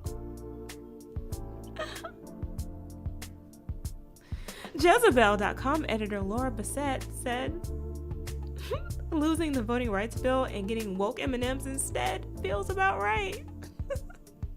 Lauren Chen, political commentator, tweeted, M&Ms are not only fictional, but also literally a rainbow, and yet still, they are apparently not diverse enough. Finally, these cheap attempts by corporations to virtue signal is getting called out by everyone. By everyone. All of the same people the quartering showed. The exact same people. The quartering showed Andy Zeisler. The quartering showed Ryan Kinnell. The quartering showed Lauren Chen. The quartering showed Lara Actually, I don't think the quartering showed this one. The quartering showed this one back here, Candace Owens. All the same fucking people. The same fucking people. This is a huge win for the oppressed women issues affecting. I literally had no idea this was happening until now. Yeah, because the only people talking about this are me right now because I'm giving you a momentary glance into the mind of a conservative and fucking conservatives. Jezebel.com editor Laura Bassett said, losing the voting rights bill and getting woke M&Ms instead feels I can't about do right. this. Thanks for watching. Remember to like, comment, share, and subscribe. And I'll see you the next time something crazy happens. The next time, so wow, real crazy. Do you want to see what other videos? Oh, I want to see what this person comes out with. Oh. Jon Stewart uncancels J.K. Rowling. Alec Baldwin finally surrenders his iPhone. Oh, they're just a regurgitator. Just a plain old regurgitator. Oh, boy. Sad. Sad. Next. We have another channel to go. We got another channel to go. Let's see how much regurgitation we can handle. Here we go. We got the first Eminem characters redesigned for wokery. Oh, boy. Oh, boy. Oh, boy. Ooh, that view count. Yucky. 122. Dana Loesch. Dana fucking Loesch. The conservative alternative. Oh, boy. I can't Here we believe go. I'm reading this stupid headline, but everything is so dumb. And the static electricity in the studio is real. M&M's updates mascots to represent a more dynamic and progressive world. Huh? So this is literally what's being written. I'm not making this up. M&M's iconic mascots are getting an updated look and personalities and backstories to align with the fact that consumers value inclusion. Conservative comedy, guys. And belonging more than ever. Green will embrace confidence and a new pair of kicks. Oh, how do, fellow kids? Red will tone down the bossiness. Oh. Orange will acknowledge his anxiety and more. Listen, as somebody who does a lot of funny voices, let me tell you, just doing a funny voice is not enough to be funny. Just so you know. Outside of like entertaining a toddler. Little children might laugh at you just doing a voice. People who are over the age of 95 might, depending on their cognitive state, laugh at you doing a funny voice. But the average person requires you to do a funny voice and also say something funny or have an observation or something that makes people laugh. The funny voice is only entertaining to babies, old people, maybe very, very, very old people, and animals.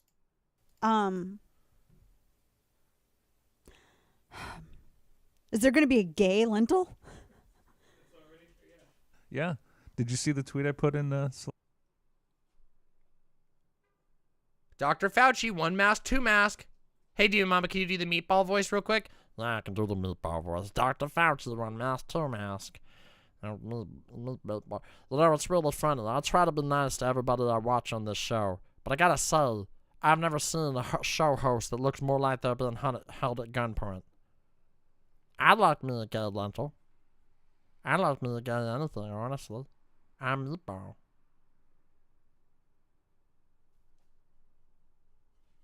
I'd settle for a lentil. Wait. Okay, guys. Back from the meatball voice. I want you to just, let's just bask in this delivery for the rest of this video. Let's just do it. Is there going to be a gay lentil? Yeah. Did you see the tweet I put in the Slack? Do I want to? You kind of do. Wait a minute. This is a betrayal of canon. So brown is kind of butchy? The brown lentil? And green is a lesbian, apparently. Great. I don't know about you guys, but I wasn't going to be able to eat chocolate lentils unless I knew one of them was a lesbian. I just didn't know.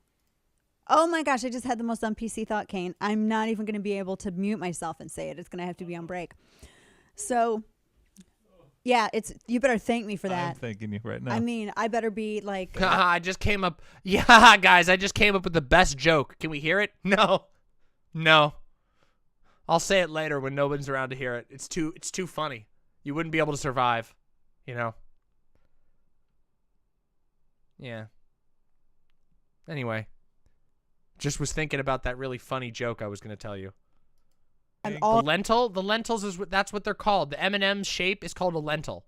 Yeah. All kinds of cosmic high fives right now because, man, it's a goodie. But like everything else, I care about what's on the inside. And the inside of all of these, no matter what their outside lentily it's shell, candy. It's chocolate. It's candy. One of them's a nut. It's true. Two of them are nuts. So brown is... So green is the I'm just going because this is what stereotype so green's the lipstick lesbian and brown's supposed to be the nerdy butchy one? For real? I think so. So which is the M&M that identifies as something else? I don't think they're represented. This is the dumbest thing I've ever seen. Whose anxiety in consumer world is so stupidly dumb that you can't eat a piece of candy unless, well, I don't know, is the candy gay? I don't know. Is it?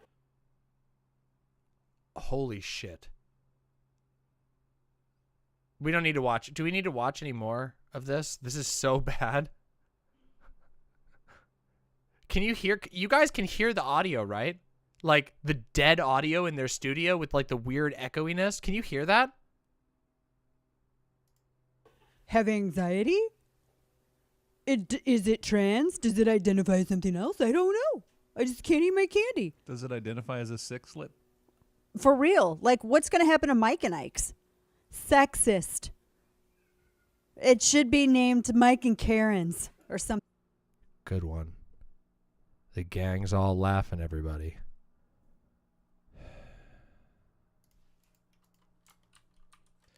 Do you understand why every single day of my life I deeply consider committing suicide live on YouTube?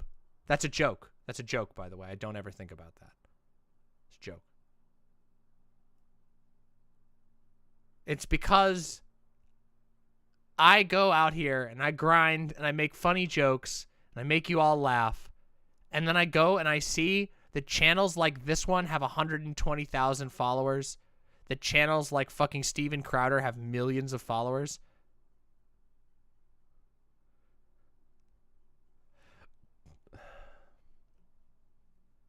God damn. God damn. Whoo, boy. Anyway, back into the content mines, everybody. We're on to the next channel. Wait, we got to move out of this. I can't do this one. This one's too depressing. Honestly, this one is way too depressing. I will never go right wing. Like I said, I would honestly rather do anything else. Do you know how, wait, okay, hold on. No. Hold on. We're not done yet.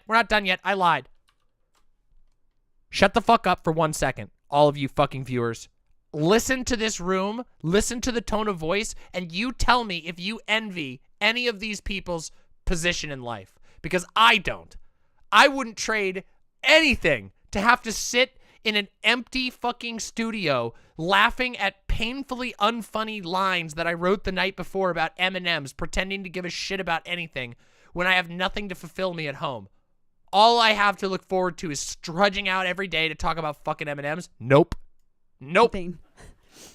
Like, for real, are we going to do this with everything? This is the dumbest stuff I've ever seen. Who's waking up M&Ms? Why do we have to have woke M&Ms? I realize, though, I think the most disturbing thing about it was that wasn't there the intimation True, K-Dash at one Prime. point that they fed on themselves for sustenance? I mean, isn't that like... That's true.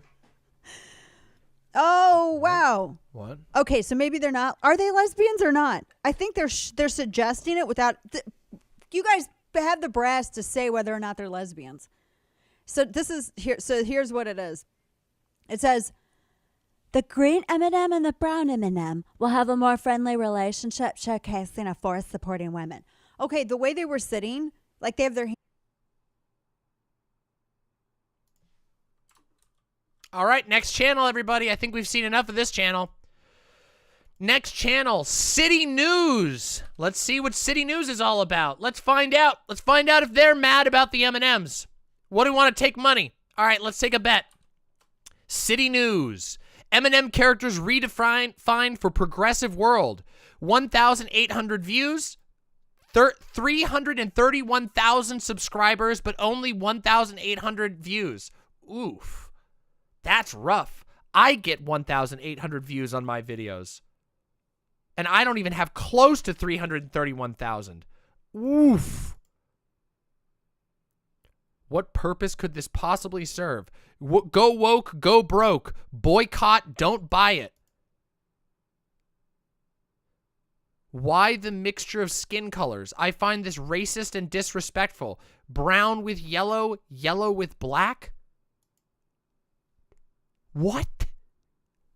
What? All right. What are we going to say? We think this one's going to be reactionary? Want to bet this one's going to be reactionary? Richard Southern joins us to chat about some of the day's more interesting stories. And let's start with an unusual question, Richard. Do candies really have personalities? Well, the Mars Candy Company that makes M&M candy thinks they do, Erica. You know, they have the animated M&Ms to promote the candy. You've seen these. This is a Tim and Eric sketch. This is a Tim and Eric sketch. Guys before they're in the commercials. There they are right there. Tim and Eric sketch. The M&M says they're giving them a makeover. They're going to make them, quote, more dynamic for a progressive world, focusing more on their personalities and less on their gender. So let me show you what I mean. The green and brown M&Ms, both kind of depicted as female, are going to have, the company says, a more friendly relationship. They're getting together, okay? A force supporting women is what the company says is behind that particular revamp. The orange M&M character, who has been previously depicted as anxious, will, quote, embrace his true self, worries and all. But the orange M&M as well will have his laces done up. They used to be undone, so that's his change. The red M&M, who has been shown as a bully before, will be more kind to his co-characters. Now, there were some proposed M&M characters that the company flat out rejected. I want to show you two of them. Okay, M&M said they couldn't do. All right. That's local news funny. Okay, this is local news funny. Okay, I like this. All right, I like this. Good one. Anything to make those more friendly. They couldn't do anything with those, Erica. Couldn't do anything to make them more likable either. So there. Richie and Erica, we melt in your mouth, not in your hands. Tim and Eric moment. That's our new slogan. Moving along, Toronto looks very pretty right now under a fresh blanket of snow, but our skyline is a favorite any time of year, Richard, for sure. So there's a new study in that shows the Toronto skyline is one of the most... All right. Hey, look it. We made it through one. Even though the commenters were angry, this one was a fake out. Just a Tim and Eric sketch. No worries. All right, here we go. Let's check out this one. This one is called New Progressive M&Ms, Female Empowerment, Anxiety Awareness. This is from another smaller channel. Let's see. Oh, boy. Uh-oh. Will we be misled? What the fuck, Clown World? Ask GT from Mexico. QAnon, where we go one, we go all. They left out the COVID booster, M&M. Well, that's dumb. They're candy. So young people suffering from anxiety will feel more normalized because of an M&M? I will never eat M&Ms again to stay neutral. Upsetting anything or anyone is not worth it. Laughing face. All right, small, seemingly right-wing channel. Let's see. Is it going to be one mask, two mask, or is it going to be something original? Hi, I'm the green M&M. I've decided that I no longer... Here we go. Here we go. I wish to wear my sexy white go-go boots, a symbol of female oppression, and I certainly don't like showing any skin anymore, so now I'm going to wear some plain white sneakers and cover up my arms and legs. What do you think? It looks pretty good, don't you think? What's your best quality? Being a hype woman for my friends. I think we all win when we see more women in leading roles, so I'm happy to take on the part of a supportive friend when they succeed. Yes, American convection. What's wrong with that? What is wrong with that? That's not even the stereotype. Wait, that's literally not even the stereotype. It's not the strong woman stereotype. She just says she likes supporting her friends. Confectionery manufacturer Mars Incorporated has decided to make their popular M&M's brand chocolate more inclusive. Don't get me wrong, I love M&M's, but were they not already inclusive? The orange M&M will suffer from anxiety issues to better reflect young people. Favourite way to unwind? I don't understand the question. Are you an optimist or a pessimist? I'm positive something will go wrong at any moment. Favourite knock-knock joke? An expected knock on the door is nothing to joke about. I can't leave the house without panicking. Although previously brown and green had been seen at odds with each other, the brown M&M together with green will now be a supporting force for women who are throwing shine, not shade. Not bossy, just the boss. What's your worst quality? Being able to pretend I have one. What would be the first thing you would do if today was your represent me? Oh. Hey, wait a minute. This is the same one. This is the same comment that the fucking quartering pulled from. It's a candy. Uh-oh. M&Ms are not Lauren Chen, same one the quartering in that other channel pulled from. Fictional, but also literally a rainbow. And yet still they are apparently not diverse enough. Let's see. I don't understand how people think woke. Joshua Potash. Ooh, that's a new one. We haven't seen that one before. Left-wing thing. No one asked for this. The left asked for free healthcare and defunding the cops. Ooh, and something people fresh. To actually materially be taken care of. Women. Everyone's Ooh, lives there's will be Andy Zeisler again. Hey, that's the one the quartering used. That's the one that other person used. That's the one every video we've watched so far has used. Prove if we had things like paid family leave, universal pre-K, affordable childcare, and the ability to make informed decisions about our reproductive futures. Capitalism. LOL. No, but please enjoy these feminist M&Ms. Don't worry, folks. They won't be changing the core element of M&M's mythos, the implication that they feed on each other for sustenance. What do you think? That one was referenced by the one we just watched. All the same tweets. Change is important. The YouTube is a giant Republican circle jerk. Even care? Will you still be eating M&Ms? Can you think of any new changes to make M&Ms even more inclusive?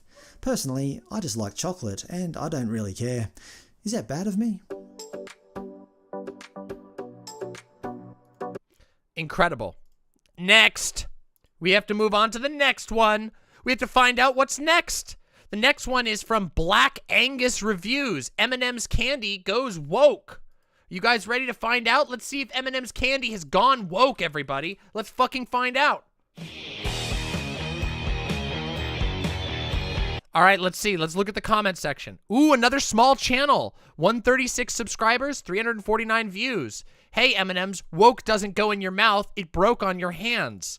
I've always wanted my M&Ms I eat to be more complex characters. As an added note, General Mills announced an inclusive breakfast cereal, Queerios. The green M&M is being passed around by the whole group. She services them all. Ooh, this guy really likes these. He's giving out those loves. He loves that. He loves the idea of the entire group bukkakeing the green M&M. All right, let's find out. Let's find out, everybody. Let's find out.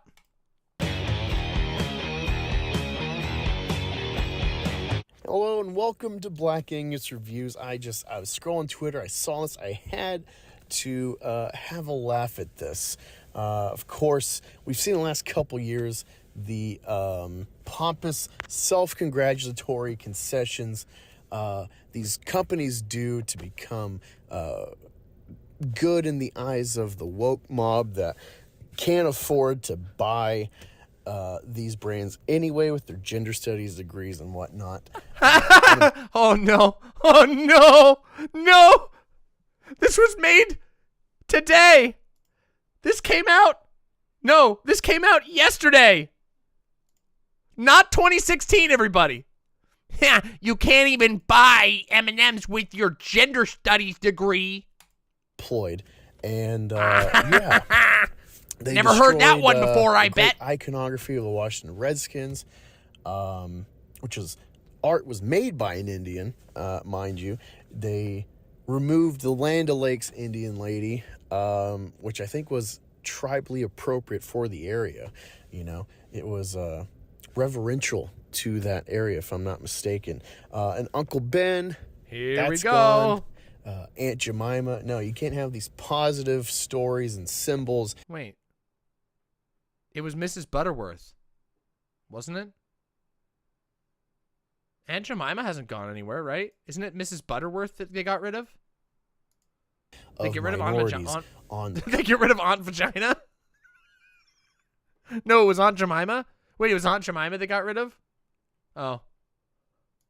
Cover of products that everyday Americans buy, and maybe we'll think like, hey, who is that person there? Nope. Not Aunt Vagina. Can't have it. And now your candy needs to be woke as well. That's right. You love M&Ms. Did you ever think, wow, this rainbow of chocolatey goodness is not diverse enough? It's not inclusive. Well, never fear, by 2025, Mars is going to get real inclusive. Oh, I'm sorry. I love this. I love discovering, like, time loop channels like this. Yesterday. This video was uploaded yesterday. For y'all, folks, and Latinx types and whatnot. Candy's about to get more inclusive with the Yeah, this type? Absolutely. This type of video is my favorite. Discovering a video that's just like a dude eating his mic, like going up. Have you ever wondered whether you're... Have you ever wondered whether a femoid, if you need your chocolate to have more feminine in it? More feminism? Anyway, wouldn't it be funny if they went broke and went woke? Anyway, guys, have fun with your gender studies disease. That's what it... Oh my fucking God. Are you kidding me? I fucking love finding these channels. I fucking love it.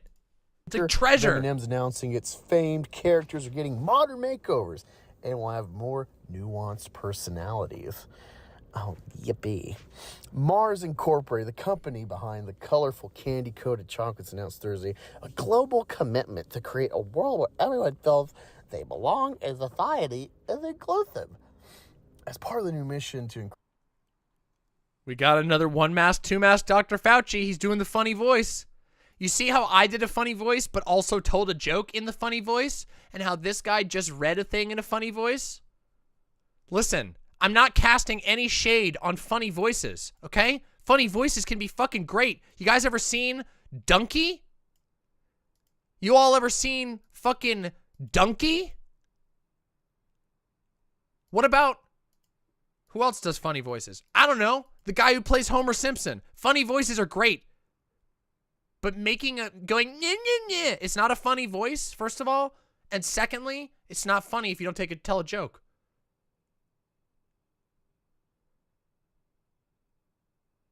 Yeah, Dan Castellaneta. Yeah, exactly.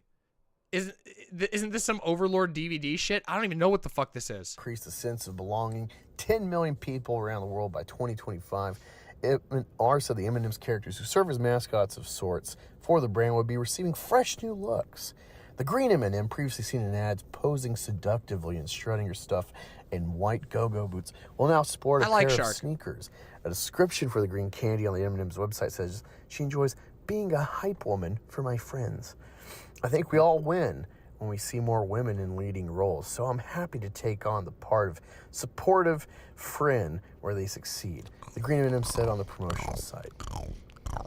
Another character, the brown M&M, described her motto as... All right, I've had enough. This one was good, but it's getting tiring now. I want to see, is he just mad about this one article? Oh, he's just mad about the whole article. Latinx, non-binary M&Ms. in your Halloween basket. Let me know. Talk to you later. Bro, nice. Non-binary M&Ms. Can't wait for those. Man, wouldn't it be a disaster if there was a non-binary M&M? That would be the end of the world, wouldn't it, everybody? Guys, what would you do if there was a non-binary M&M? Wouldn't it be bad? Wouldn't it be bad? Wouldn't it be sad? All right, everybody, we got one. Ooh, this one is a channel called Uncle Hotep. You ready? This is Uncle Hotep. Are you all ready? This one's Woke M&Ms by Uncle Hotep. Pretty big channel, 43,000 subscribers. Low views on this particular video, though. Let's find out what Uncle Hotep has to say.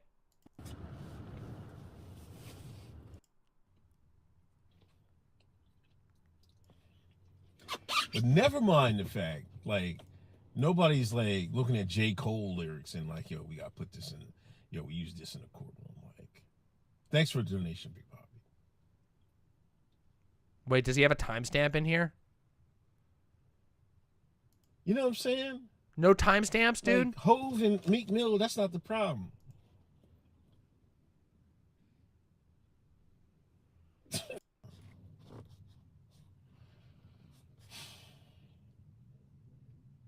Big business in the West, you know what I mean? But I think it will take more than inflation, man.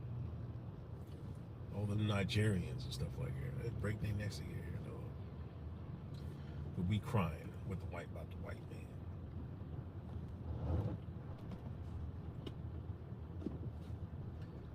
Thank you, Tungsten Wastrel. That's And Gay then, Fesh you who does know, that. Mr. Tariq Nasheed, you know, everybody talking about this foundation on Black Americans, stuff like that, whatever. I mean, it sounds better than like, what was Yvette saying? Yvette was calling it. Okay. Cannot parse this. Unfortunately, Uncle Hotep, I thought because of your name, you might bring us memes, but your sleepy car stream is imparsable. Next! Next. Ooh, I'm liking the look of this one. Oh, we can't do this. This is too mean. Can't do this one. Next. This one only has 29 subscribers. Nope. Nope. Can't do that. Too small. Too small. Ah, here we go. Here we go. Here we go. Let's take a look at this one. Here we go. Did M&Ms just go woke? Chrissy Mayer live reaction to M&Ms. And they've got one holding the trans flag. Oh, haha, look, it's a Skittle. Get it? Oh, it's a Skittle. Ha ha ha ha, get it, everyone? Ha ha ha ha ha, get it, it's a Skittle pretending to be an M&M holding a trans flag. Ha ha ha ha, everybody, ha ha ha ha. I think they could do other M&M. Done. M&M. Here we go. Here we go. M&M somehow more inclusive. I don't know how they're not inclusive to begin with. Oh, yeah. Are we going to get one joke, two joke? Let's find out. One joke. Is it going to be, one mask, two mask? Is that the joke we're going to get? But here's this tweet from earlier this morning from CBS News. M&M characters redesigned for a more dynamic, progressive world, Mars announces. Oh, she looks good, and doesn't she? Obviously, the internet is all ablaze about this topic. No, they're not.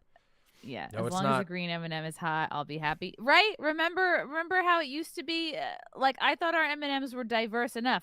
But not only did we already have a brown M&M, I don't know if some of you... 25-minute video. And in the first 57 seconds, I promise you, they've said everything they're going to say. Weren't M&Ms already a rainbow? What's next? A Skittle that'll be an M&M? You're going to see the same exact jokes we've seen. 80s babies will remember this, but we used to have a tan M&M as well. And I feel like that, let's bring back the tan M&M. Sure. That could be the Latinx M&M. Done. That's it. Do we need a trans M&M? We already had, the green M&M was the horny one. I thought that was the one that was sexually open. Hey, we got a new one. We got a new one. We got a new joke. This one is, don't we have a trans M&M? the green M&M because she's horny? Is that and sexy? Whoa, wait a minute. Did we find the one conservative chaser streamer? Wait a minute. We might have found the one conservative chaser streamer. She's like, well, we already had a guys, what do we need next? A trans M&M? They already have one. It's called the green M&M. You can tell she's so sexy. She's very sexy and sexual, and she wants to put her girl dick in my and conquer my cis pussy. Oh my god. Wow, we found the first conservative chaser streamer. We fucking did it. We fucking found it. If any of the M&Ms is going to be LGBT, it's going to be the green M&M. She was horny. You guys all know what I was talking about with that. What? Am I? What? Wait a minute. Straight up. Straight up. This fucking streamer wants to get dicked down by a trans girl, but can't because she's fucking conservative. Oh, shit. I don't know. I just feel like, yeah, here we go. I think they could do other things. And now you know why we dig sometimes. Now you know why sometimes we go through an assortment of conservative videos. Because not only do we get to analyze the state of our opponents in the meme war, but we also get to find treasures like this. To be more progressive, and here we go. Here's a picture of them, Coco's child laborers. Wow, Mars, Nestle, and Hershey pledged nearly 2 decades ago to stop using cocoa harvested by children. Yet much of the chocolate you buy is still starts with child labor. Woo, I can't talk. That's wild. Imagine thinking M&Ms are made of real cocoa. I've heard about that. Yeah. This is crazy, and this is totally unnecessary. I want to bring up this article that they're talking about. This was from CBS. Here we go. They have a book in the background called COVID-19 and another book called The Plague of Dr. Fauci. Go. No, sorry, Plague of Corruption, and then another book called The Real Anthony Fauci. Wow. Nice. Wow, guys. This is where we're at.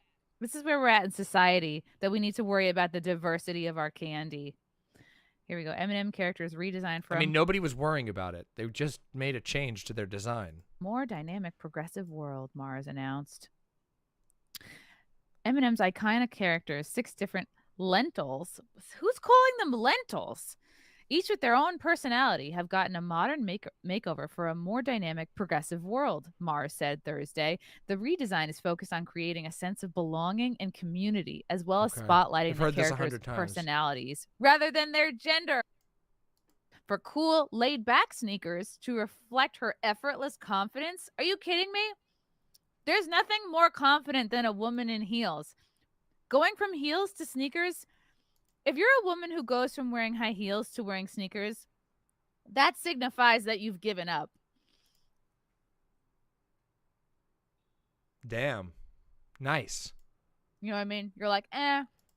Listen, bitch. With all due respect, you're a fucking streamer streaming in a Las Vegas t-shirt. I don't think you really should be lecturing anybody on giving up. Okay? You've got like your hair thrown back in a messy ponytail. You're frizzy as fuck. You've got like a stained white t-shirt on, sitting in your fucking bedroom with shitty lighting and $25 stack of fucking acoustic foam. Don't get too high on your horse there about giving up there. All right? Yeah. I'm married. I've had my kids. I don't have anyone to impress. I'm gonna go from heels to sneakers. That's what you want to do to the green M&M? Unacceptable. Mars has received criticism. Yeah, she's probably sitting in fucking boxers with a hole in it. Wait, I'm sorry. Did I just miss something? Heels to sneakers. That's what you want to do to the green M&M? Unacceptable. Mars has received criticism for the green M&M sexy characterization. Thank you. Probably by fat white chicks who don't have boyfriends and who have probably some kind of like green blue hairstyle. The green M&M will also be Green, blue hair SJW, Lamau. Bitch, you're a redhead. Bitch, you're a fucking redhead.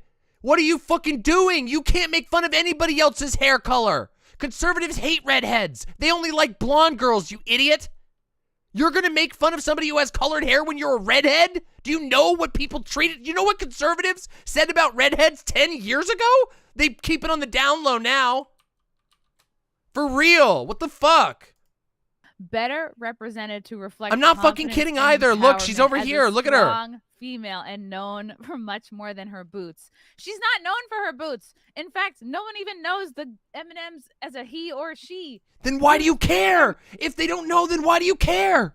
Mouth, and they cry, and they watch TV, and they watch movies. Whatever you do with your M&Ms, no one's thinking about. Wait, do conservatives actually hate redheads? Yes, unironically.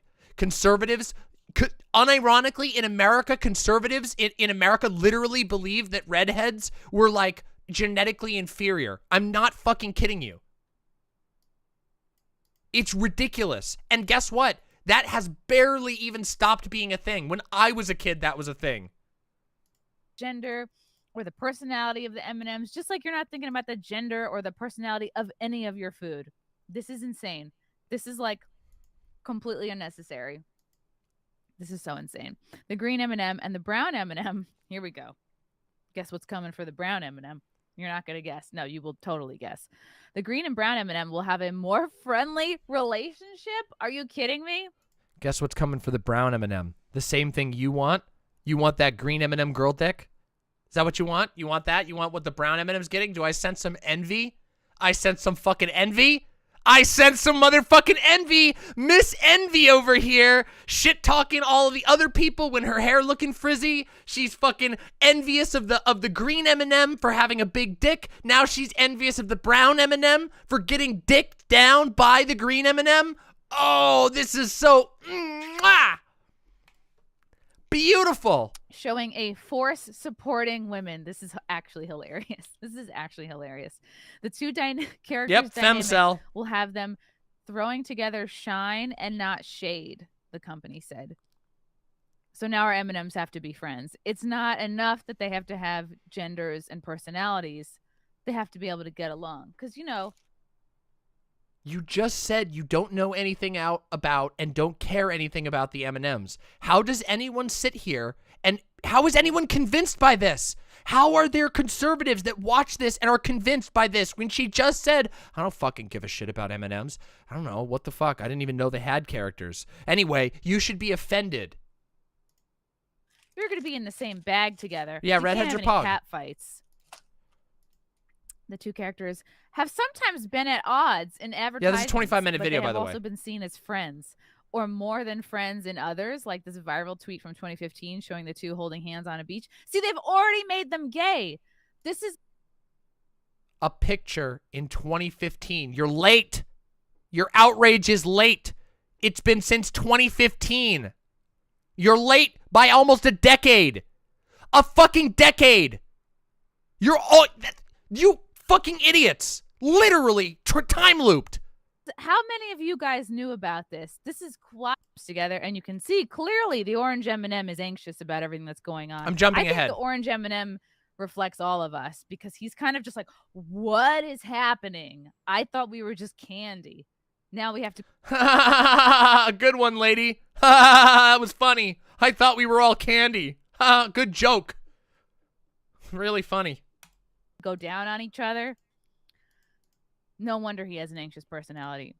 The orange M&M will embrace his true self, worries and all. Let me guess. The orange M&M is going to embrace fucking mental illness and anxiety. The orange M&M's shoelaces will now be tied to represent his cautious nature. According to Mars, the orange M&M is one of the most relatable characters with Gen Z.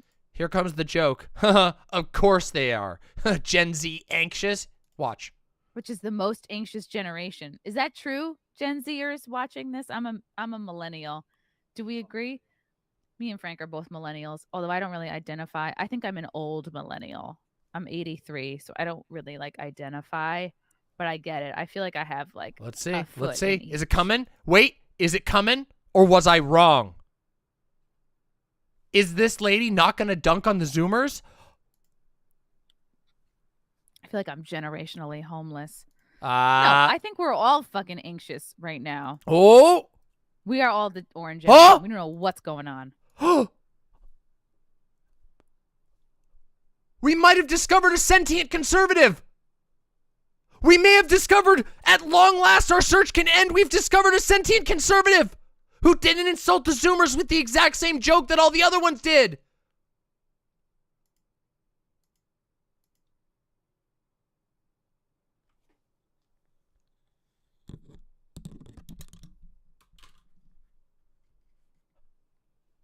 What have I witnessed? It's not all that exciting. I'm overplaying it for drama. The red M&M. Oh, I see. I like the red M&M. I feel like the red M&M supports MAGA, who has shown bully tendencies in the past, will be more Oops.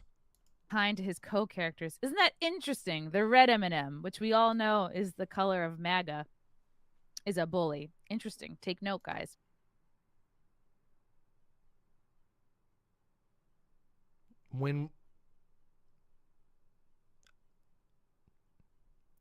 Yes, it's a conspiracy against MAGA that they made in the past. The red M&M a bully. The red M&M's personality, which has basically been the same for a long time, way before MAGA existed. It's a conspiracy to target MAGA, definitely. Mars will also include imagery of M&Ms of all shapes and sizes, moving away from only one body size. Well, first of all, there isn't one body size. There's a peanut size and there's a non-peanut size. So already this is bunk. It will... She did it too. She did it too. Wait, why is she doing that? What is this? Is it... There's like 6 different types. There's 6 different, like, types of M&M. It's not just 2. That's what they're saying.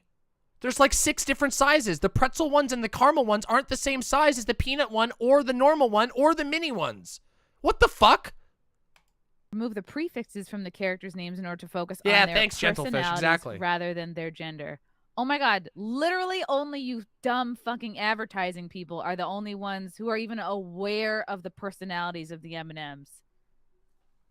And you, who's getting mad about the personality of the M&Ms. Currently, only the brown M&M. And me, who's laughing at you getting mad about M&Ms because I'm spiteful towards conservatives because I fucking can't stand the fact that you and your mouthpieces flood the airwaves of the internet and all of American news networks with your stupid, inane garbage that no one gives a shit about. Has a prefix. Oh, I'm glad to hear that, Sums41. Yeah, we've been having a good time. We've been having a real good time. Basically, I had so my researcher and lead mod Silent gathered a bunch of conservative M&M React videos, because a lot of people, all of these have been posted in the last 24 hours, and a lot of conservatives are very angry about the M&Ms, and it's very funny because they all keep citing the same 4 tweets. It's been really interesting. Hey, I'm glad you're having a good time, Cineast Studios. Welcome to being an imp. Being an imp is great. Demon Mama channel's awesome. I have to go to the bathroom real quick, so I'm going to put on the bathroom song while I go to the bathroom, and then we're going to continue with this. We have a few more links to go through, okay? Here we go. Bathroom song time. Be right back.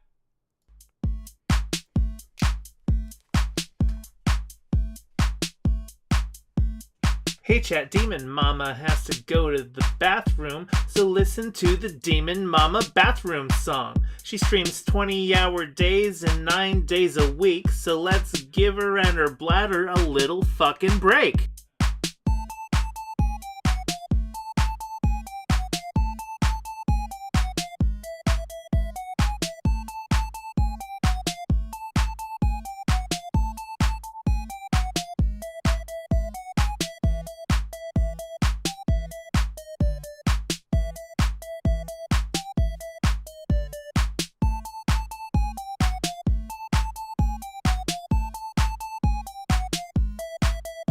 Okay, it's been a minute and she's still in the bathroom. I'm not a math whiz, but I can count to 2. let's all calm down and spam emotes while we wait and chat. Maybe someone here also needs a bathroom break.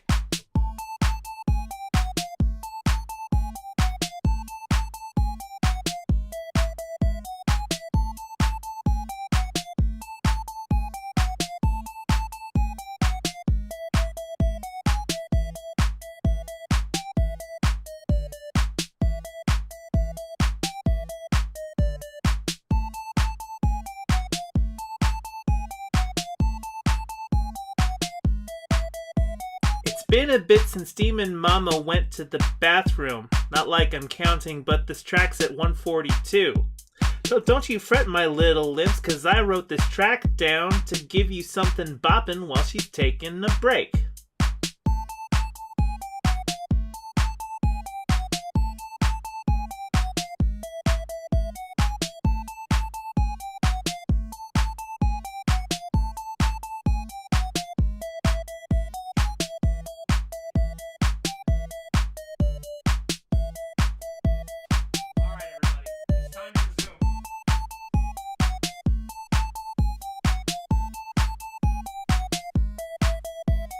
Jesus fucking Christ, can Fawn go check in the bathroom? I hope she doesn't lock the door when she uses it. But if she does, you might need a little running start and hope the door hinge is weak enough to break.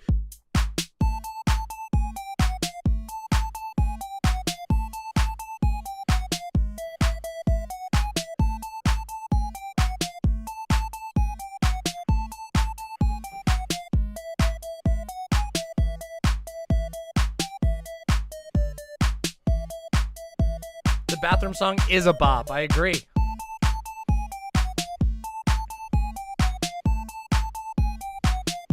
Straight up, gentle. Okay, you're just fucking with me now. Put down your phone. The stream is still running. I can only assume you forgot because you were doom scrolling. Jesus Christ, Demon Mama, do we need to call a doctor? Song's over. Stop. Somebody help her out. All right, I'm back, everybody. Right back into the content mines we go. Ms. Brown on the Eminem website. Let me guess. Ms. Brown works at the DMV and she's tired of hearing your shit. She won't retake your driver's license photo. Okay.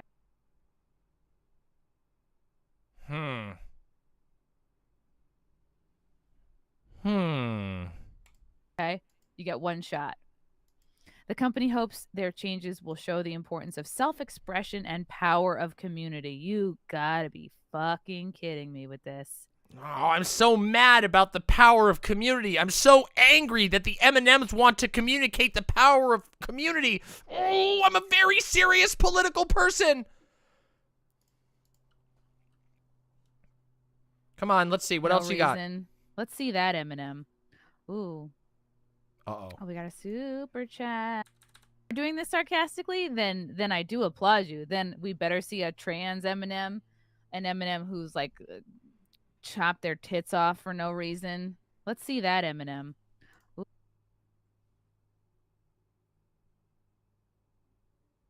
How did I know? How did I know? How did I fucking know? Ooh.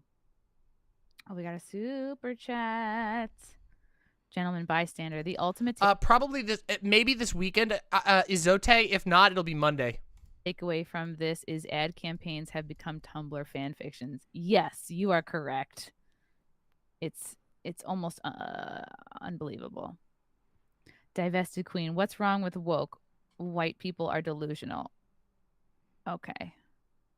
I feel like there's a brainwashed person in this.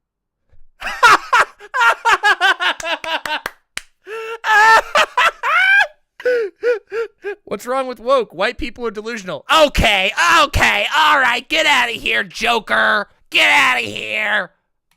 The chat. That's fine. No, it's all good. What's wrong with woke? God, so much. Where do we begin? The fact that we are assigning genders to M&Ms, it's what's wrong with. You were mad about them not looking like women anymore. What are you talking about?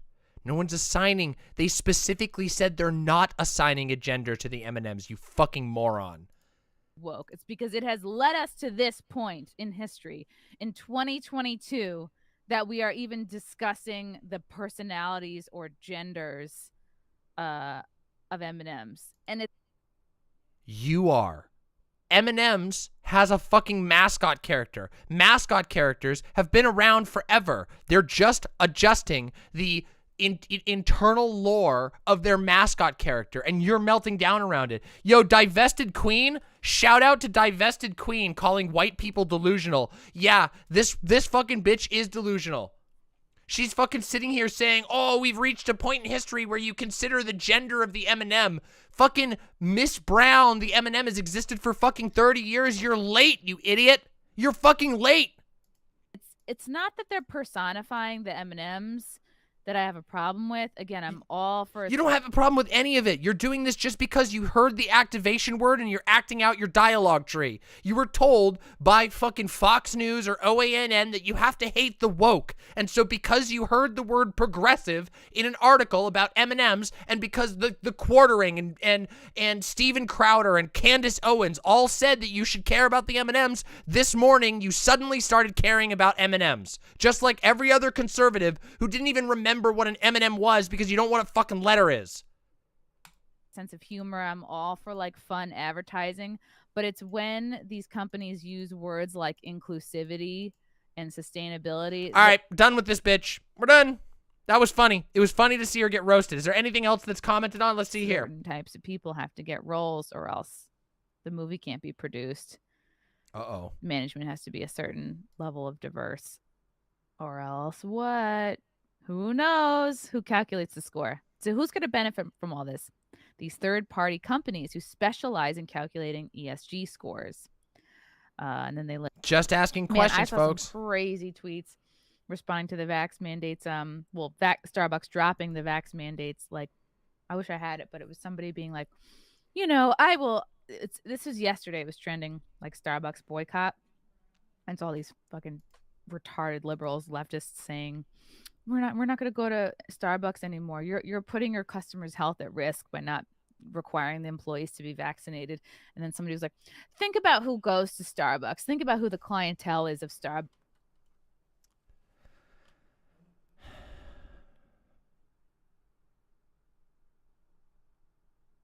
Listen, conservatives are the absolute last people who should be allowed to call anyone else retarded. Okay? That's all I'm going to say. Okay? Conservatives should not be allowed, like socially. Nobody should accept it. Because let's just say the way they're using that word, I'm pretty sure it catches them in the qualification as well. Yeah, just going to say. Yep. They're educated, they're intellectual, you know, going on and on, college educated. I was like, dude, you live in a fucking bubble. Like, you know who Starbucks' clientele is? Crackheads and people that have to go to the bathroom. That's it.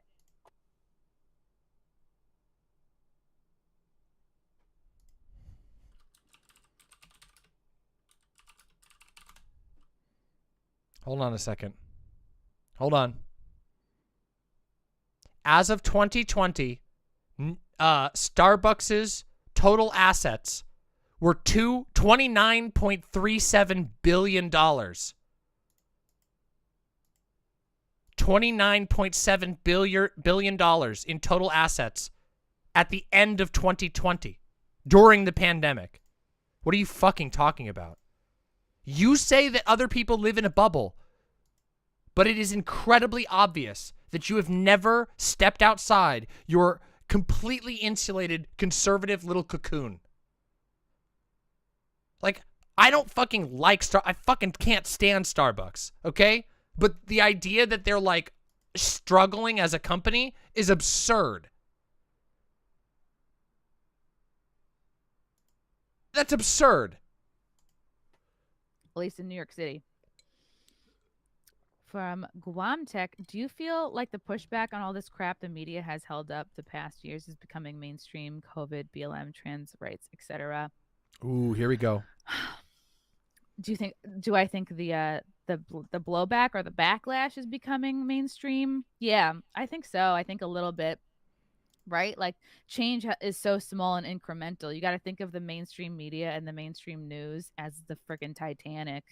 And, you know, even if you turn it around, it's still the Titanic. So in our case, we really have to wait for the thing to sink, you know? And I think, you know, Fauci, all these journalists, these, you know, basically these old crusty people that want to hang on to like the old ways, you know, they're kind of like playing the violin. I don't know. This metaphor is out of control.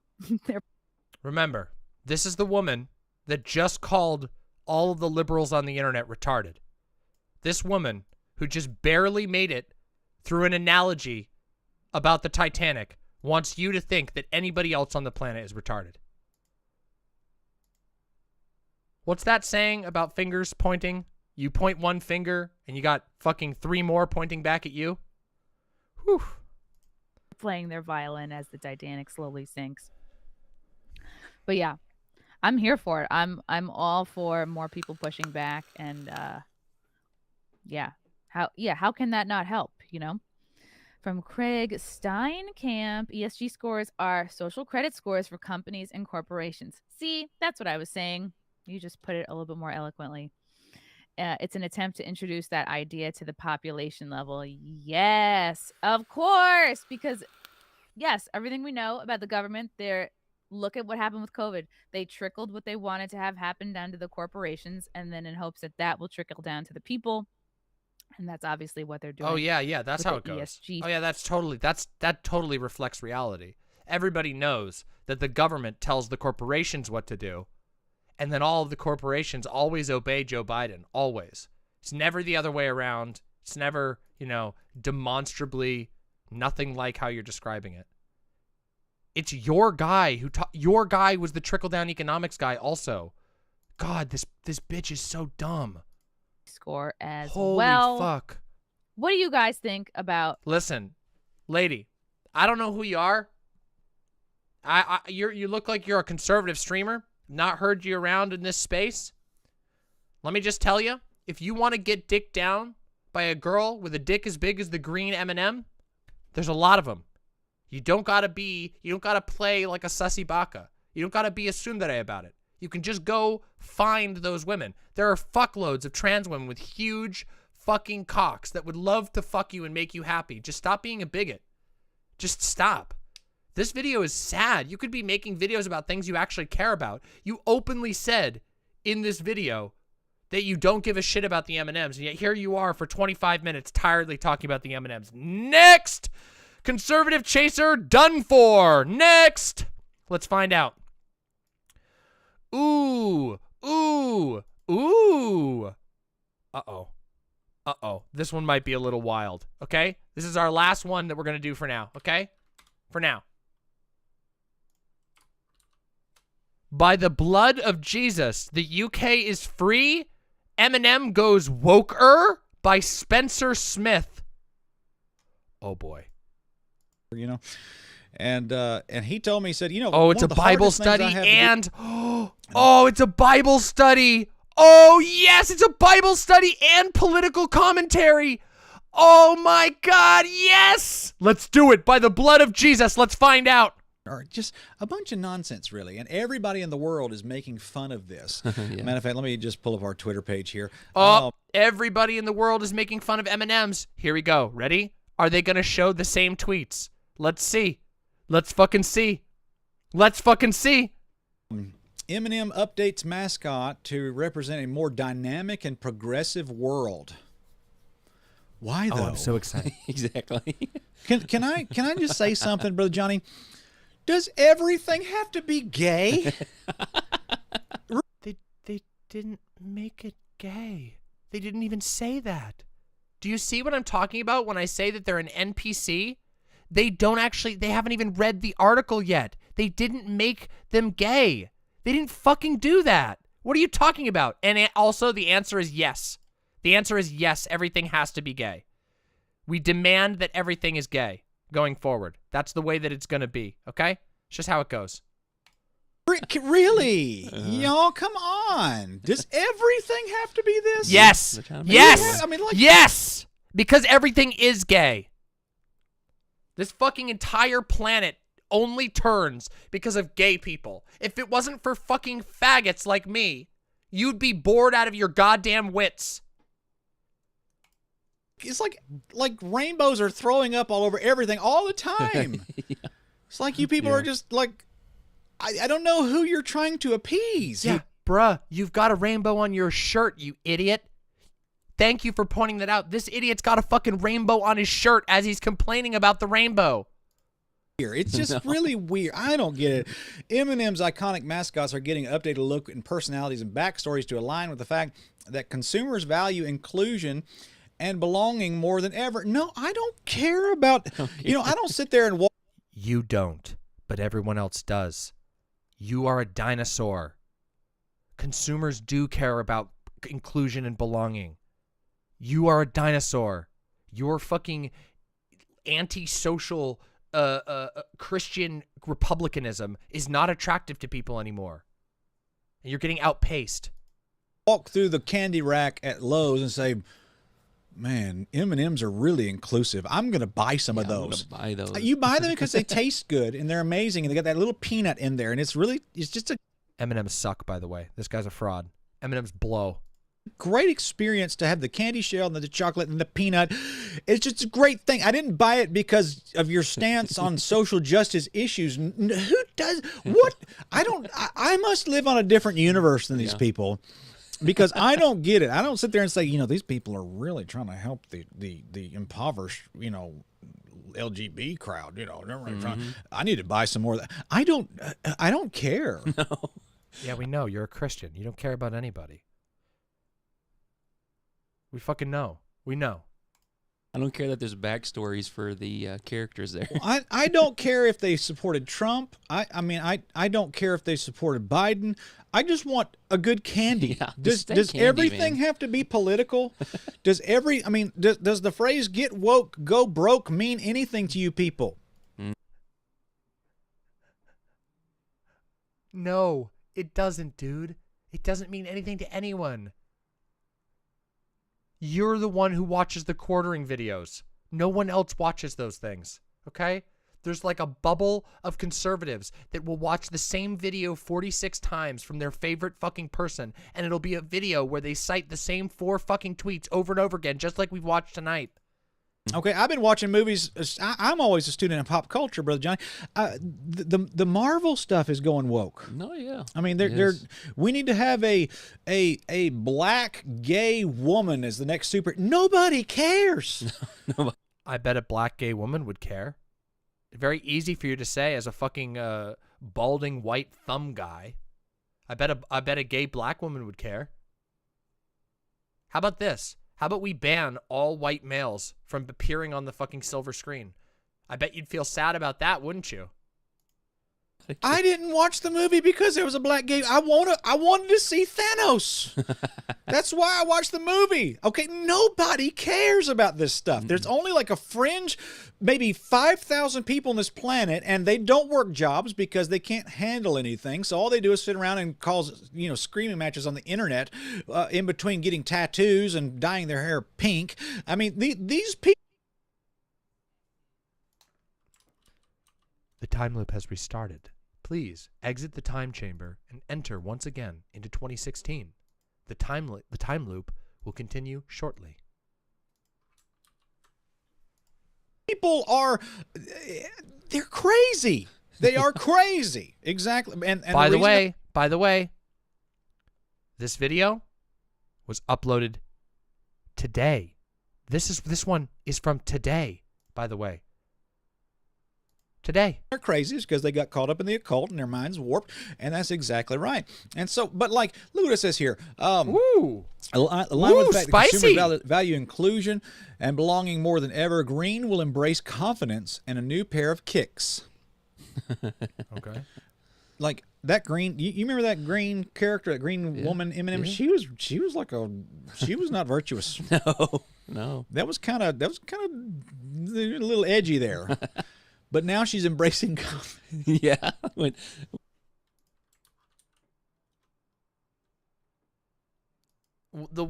I want you all to notice now. I want you all to notice that the one thing that has bound all of these people together is they all want to fuck the M&M. I think my theory from the beginning, where I said that all of these people used to not have the internet and they didn't have an uncle to buy them porn mags, and so they would just jack off to the green M&M, and now they're sad that their nostalgic wank material is going away. That's all that it's been. I said that at the beginning, and now at the end, it's still true. Holy fuck. Went the total opposite way. No, she looks like a dork. Like, I didn't like what they were doing with her to begin with. Right. I don't understand. Like, what are these executives? This is him starting to realize that it sounds like he wants to fuck the M&M, and he's a Christian guy, so he's got to back off of it a little bit. He's like, I mean, she was an M&M, but you know, she was asking for it. You know, her winking M&M pussy. What kind of notebook is being put in front of these people in these ivory towers in New York City that's saying, you know what? No, we got to change things. What planet are these guys? Wait, since when do people in New York sound like this? Why do people in New York sound like this? Why'd you do a voice like this for a New Yorker? Understand. Is work that boring for you guys? You just sit around like, we need to change this. Well, you know, the study we just paid $100,000 says, you know, lesbians ain't buying enough M&Ms. Yeah. I'm not trying to be unkind, but I mean, what are these guys reading? Straight up though, this guy right here, pastor whatever, sleeps in a car bed. 100%. 100%. Exactly. What is the market telling these guys? Yeah, I want to see the market research on this. I don't understand. And I'm not an executive, but it says here, green will embrace confidence in a new pair of kicks. Red will tone down the bossiness. Okay. And this is the best part. It says orange. What's so funny about this? Orange will acknowledge his anxiety and more. I want to know what these execs were on in their meeting. Was this at some like spiritual retreat or something? They were probably in Costa Rica doing ayahuasca, saying, "Oh," they come up out of it and said, "Orange has anxiety." Well, we never knew. Thank you, little demon elves that we hallucinated and saw doing our ayahuasca in Costa Rica with LeBron James puking our guts out everywhere. What?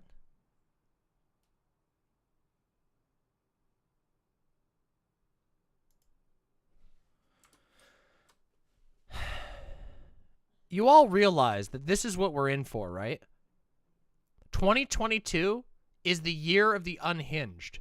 Everyone is losing their minds. Everybody across every portion of the internet, across every portion of YouTube.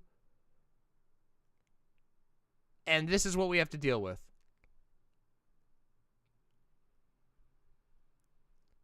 I blame Voosh for this? No. No, this is bigger than Voosh. This is bigger than any of us. Yeah, it's like day 7 in Pathologic.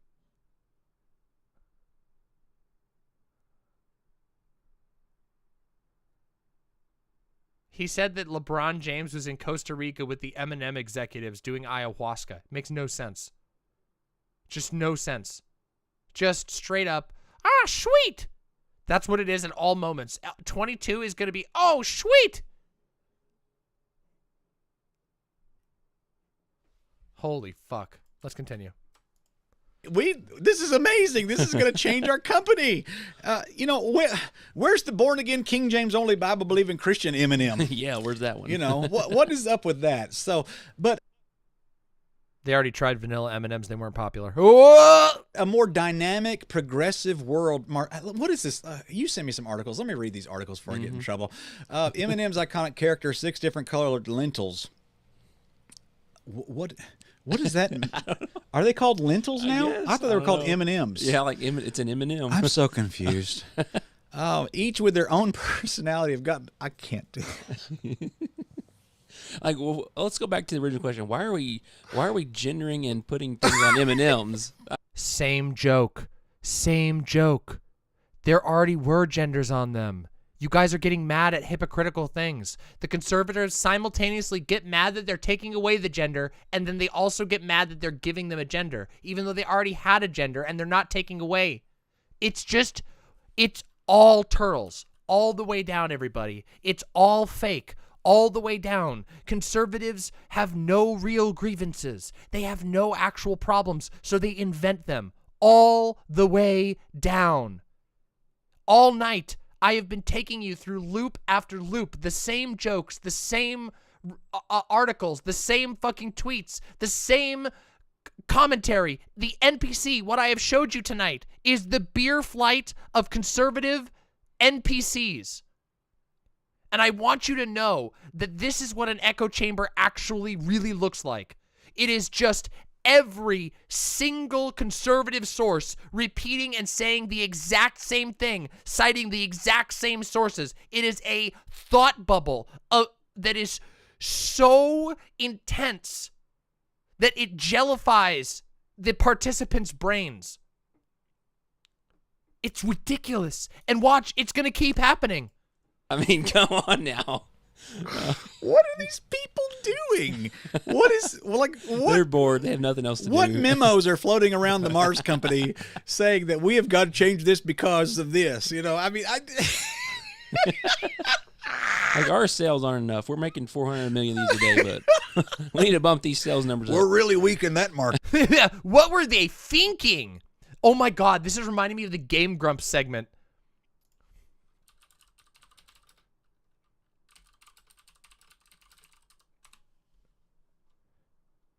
The Mickey Mouse-capade episode. Get with it. Maybe right here. Oh. What the? Oh, what the? Jesus! I'm so tall. Whoa, whoa, whoa. Okay. This game reminds me a little bit of Mickey Mouse-capade. Mickey Mouse.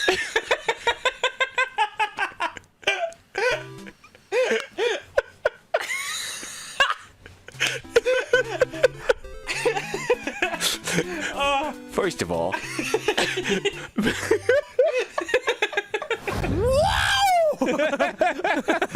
I'm Dash Galaxy, bitch! Okay, I got... Oh, what the fuck? Did you fuck up, dude? The select button just depletes all my oxygen by itself. Wow. Why would they make that a button? Oh my God, you have to do oh this my again? God. Oh, Dash Galaxy, what were you thinking? What were they thinking? What were they thinking? What is this bullshit? 2 cats? Why not 3? Jeez, what were they thinking? This game's a bunch of poopy ass dicks. Covered in chocolate feces. This is the dumbest game mechanic ever. You have to keep going through a window, and if it's not the right mini, you have to come out again. Jeez, what were they thinking? This game's a bunch of poopy dicks. This game's a bunch of poopy dicks. What the fuck was? It's been dipped. Hey guys, what the fuck is up with that? What were they thinking? Making the brown M&M? Bossy? What a bunch of dookie diarrhea. What a bunch of dumb diarrhea dumpy. What were they thinking? Straight up. Yeah. What are you doing? Anyway, okay, it says, I can't do this. The redesign is focused on creating a sense of belonging and community, as well as I didn't even notice this ad. Toenail clippers for seniors.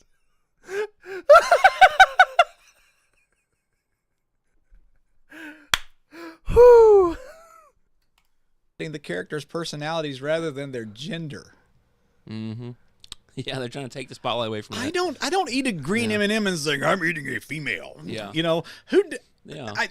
These people. Wait a second. Liar. Less than 10 minutes ago, you told us that you thought the green M&M was sexy, which means you do think about whether or not the green M&M is sexy. Don't think this way. No. I don't know. I just don't think that. Anyway, okay. I'm gonna say things that I'm gonna get in trouble. The most notable changes included the green M&M's redesign, which will exchange the white-heeled go-go boots she was given in 1997 for cool, laid-back sneakers to reflect her effortless confidence. whoever y'all are paying to market this stuff, you're getting ripped off. Okay. Really? Because every conservative channel on the entire internet has done free PR for M&M for the last 24 hours. So I think whoever they're paying, they actually got a really good deal because I doubt they're paying you. Mars has received criticism for the green M&M's sexy characterization. The green M&M will also be better represented to reflect confidence and empowerment as a strong female and known for much more than her boots. I'm going to say something here. I have never noticed any of that in a commercial. That's just me. It's like, You're not going to notice any of this The either. only M&M commercial I remember is the Santa Claus Fake one. outrage. They play every year. Yeah. That's probably the only one I know. They all bring up the Santa Claus one. Okay, are they literally given a copy-paste script? Do you think there's like a script shuffler? Do you think there's like a central organization that just shuffles up scripts with the same basic text and moves it around in a different order and then sends it to every right-wing channel? What the fuck? No, too, yeah. Like, if you tell me something else, I don't know. It's a But hive even then, I'm mind. like, I don't know. What is? I mean, it's an M&M. I'm not looking at the It's a white guy. It's a white thumb man hive mind. boots and shoes and reading their backstories. Yeah, I don't care. I don't look at M&Ms and like, hey, yeah, I remember that one commercial. Yeah, like no man thinks that way. No. Okay, I don't understand what they're doing, and I mean, if You opened this by saying you thought the green M&M was sexy. You can't backpedal, bro. You opened this whole section by saying you thought the green M&M was sexy. If I want M&Ms, guys, you've already sold me. I mean, Yeah. I like your product. It's candy coated chocolate. You're Sold, done. done. Just keep putting them out there. Just I'll put a keep buying commercial them. with this symbol and a guy eating them, and we'll buy them. Yeah, I mean, like the Hershey's Kisses, they're not doing all this stuff, No. and people are buying that stuff. I mean, who No. doesn't like those? Why do we have to? Wait a minute. Haven't conservatives gotten mad at Kisses commercials in the past? I swear to God, I remember there being like a Hershey's Kiss commercial where like a guy gave a thing of Hershey's Kisses to another guy and they freaked the fuck out about it. Am I misremembering this? Maybe I'm thinking of something else. Do this? Why is there such a pull in the market to go as far left? And I just don't understand. I mean, why? What is left about changing the boots? Everything that this woke progressive stuff touches sours everything. Mm-hmm. And really, there's a lot of in the YouTube world right now. There's that H3 Productions, and that guy's Ethan Klein. He's like one of the kings of YouTube, man. And he just deleted a bunch of Jordan Peterson stuff off his page. Yes! Yes! Yes! We've linked it back. I told you I am the oracle of this fucking conservative internet spaces. It all links back together. It's all the same shit. It's one big crappy centipede.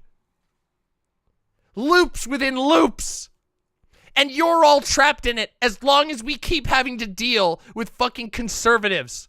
As long as conservatives are able to maintain cultural relevance, we're going to be stuck in this forever Trump MAGA time loop until they all become old and decrepit and die out. Or we fucking forcibly change the fucking entire world. Holy shit. Wait, here we go. The Hershey's Kiss controversy. Let's take a look.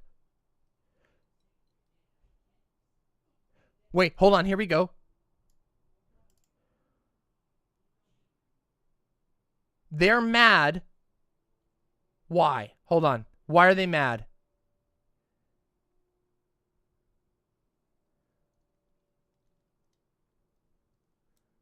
What?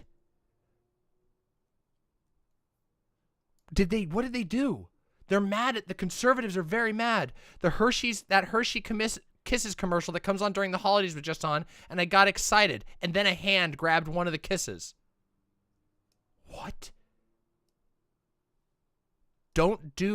Wait, do you only see a hand come in, grab the kiss, and then start a jazzy remix? Don't screw with the old one.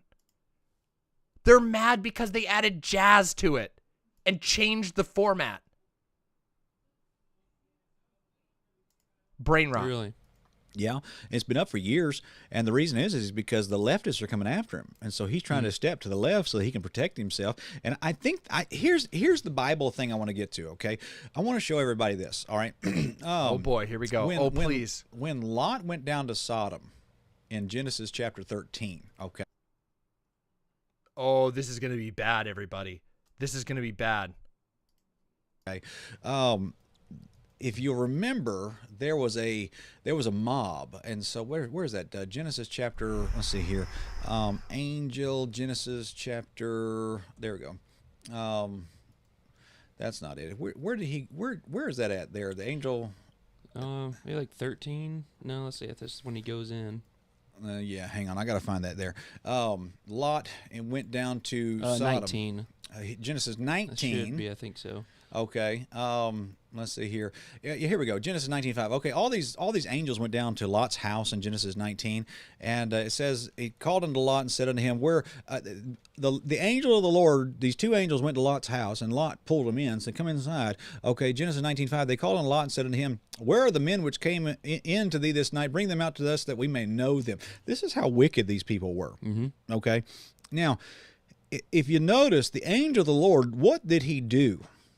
He went out and he shone a light and struck these people blind. Okay, and Lot was so wicked he was willing to offer up his own 2 daughters to that wicked crowd. Okay, that's how wicked it was. Let's see here. And Lot pulled him in and to the house there, and look what. No, wait. This is 19. Once again, they never know the Bible. By the way, they never know the Bible. Just so you know, in this story, Lot was praised for doing that. This is a story, just so you know, the actual story of Sodom and Gomorrah was not about being gay. It was about hospitality. They do not understand the story. It is a story about hospitality. It always was a story about hospitality. The entire point was that Sodom and Gomorrah became a town that no longer cared about visitors. They didn't care about travelers who were traveling far. They became greedy. They simply wanted to take everything from all of the people who came to live with them. Yeah, he offered up his daughters because Lot was the only person in Sodom and Gomorrah who still understood hospitality. He protected his guests over his own family. That is the story of Sodom and Gomorrah. It has nothing to do with being gay. It has to do with it is a fable that is designed to teach you that it is a good thing to be hospitable, and that if you are not, that your society becomes a terrible place to be.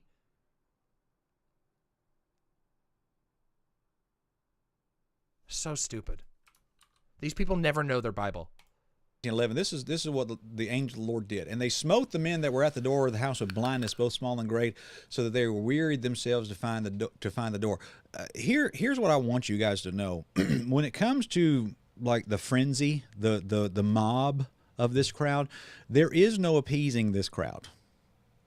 Anybody, and this was when Ethan Klein kind of deleted all the Jordan Peterson interviews. Jessica Metal says the book of Isaiah has a verse that specifically outlines the crimes of Sodom and Gomorrah, and it was that they became cruel and lacked empathy. Yes. Jessica Metal, I know. This is why biblical scholars, people who've actually read the Bible and know what they're talking about, know this, that the Bible references the story of Sodom and Gomorrah multiple times, and what it denounces, curiously, they never denounce anybody being gay. They denounce them becoming a place of no empathy, a place of no hospitality. Views off of his channel recently. What happened was Jordan Peterson, I've been following on Twitter. Jordan Peterson has been tweeting back and forth with Ethan Klein at H3H3 Productions and saying that you are bowing to a mob that will keep upping the ante more and more and raise the standard of what is acceptable to the point where you'll never be able to attain what they want, higher and higher and higher. This has none of what he's saying here is in the story of Sodom and Gomorrah. Just so you know, as a formerly very devout Christian, everything he's saying here is bullshit and is not based on the story of Sodom and Gomorrah.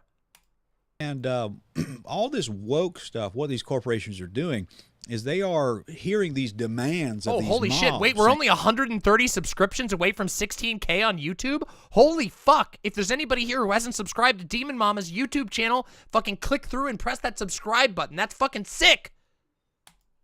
We need more.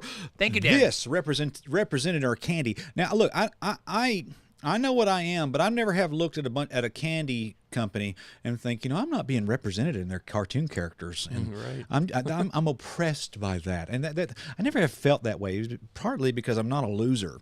How much money you want to bet that this guy has done a rant about them changing a character from being a white character to being a black character?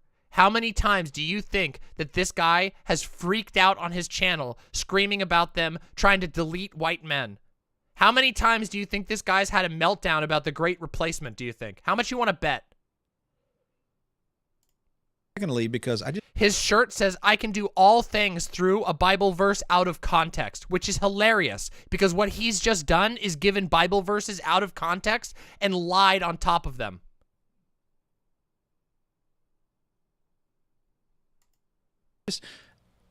You got to go to a secular college to be trained to think that way. But what it is that this is a mob. This is a mob. Let's see what other videos he's got on his channel. You can never appease the mob. The only thing you can do is just be what you are, just stand where you are, and just stand and just whatever. And really, that's going to be my philosophy going forward. I'm just going to believe what I believe and let the chips fall where they may, and let that be that. But when it comes to all this stuff right here, this wokeness, they're just trying to appease all the. I didn't even know there was an uproar about this though. Like, well, it just happened like 12 hours ago. Elon Musk as far saved. as like, where's the people coming out, last week going, M&M's need to change this? It's not a thing. I don't know. think it was. I haven't didn't seen see anything. it. There's No. no like Twitter going, cancel M&M's. There's none of that. Yeah. It's like, oh, we need to do it. I don't know. It says it's rare Miss Brown and I get to spend time together without some colorful characters barging in, Miss Green. So do you see what they're trying to do there? Yeah. They're trying to say there's two. Oh no, we're about to witness Christian comedy. Let us enjoy. Excuse me, sir. Yeah, you're the one I'm talking to. Aren't you tired of these old, dead hymns that people sing in churches nowadays? Aren't you kind of tired of using that old and outdated Bible that Why has this guy got a fucking flog back there? Odd spot, huh? Could be a flail, yeah. you have on your table? Isn't it time that you updated everything? Aren't you tired of being in church services where it sounds like Ned Flanders is the leader of worship? Aren't you tired of no young people coming to your church? Well, what if I had some... Third Adam 3. Rise of the Divine Feminine. something for you that would help you and your church to be more modern and up with the times. Would you be interested? Good. Why don't you just take those old archaic things that you have on your desk and push them aside? Introducing the 2021 Worship Starter Pack, which includes a modern fog machine for those glory clouds, if you know what I mean. Media that shows plausibly deniable occultic references. Clothing that involves superheroes. An edgy haircut. Lasers, bruh. And a plausibly deniable copyright infringement attempt. This pack of stuff will literally transform your worship. With the combination of the fog, the lasers, the soft pop music genre that we play, and the occultic symbolism everywhere, your young people will be swooned into loving Jesus more, whether they like it or not. We will... This is supposed to be parody, but it doesn't know what parody is, and it just is giving me the most mixed vibes ever. Literally hypnotize them into the kingdom of God. Who needs the gospel anymore? If you know what I'm saying. And if it ever gets flat, just add more fog. The community won't even know what hit it. This ain't your granny's church because Granny was a legalist.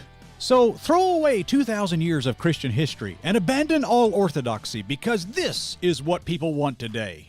Get the 2021 Worship Starter Pack and let your Jesus freak flag ferociously fly in your community today. That is, of course, until your favorite worship artist goes secular and crosses over into mainstream music, but we won't talk about that. Okay, that was a little bit funny. That was a little bit funny. But you want to know why they do that, by the way? You want to know why Christian musics go secular? It's because Christian rock sucks. Literally, it chokes out artists. So they go secular because Christian production houses have such a stick up your ass that even Christian bands can't make the music they want to. That's the actual reason. It wasn't funny. It was just one joke.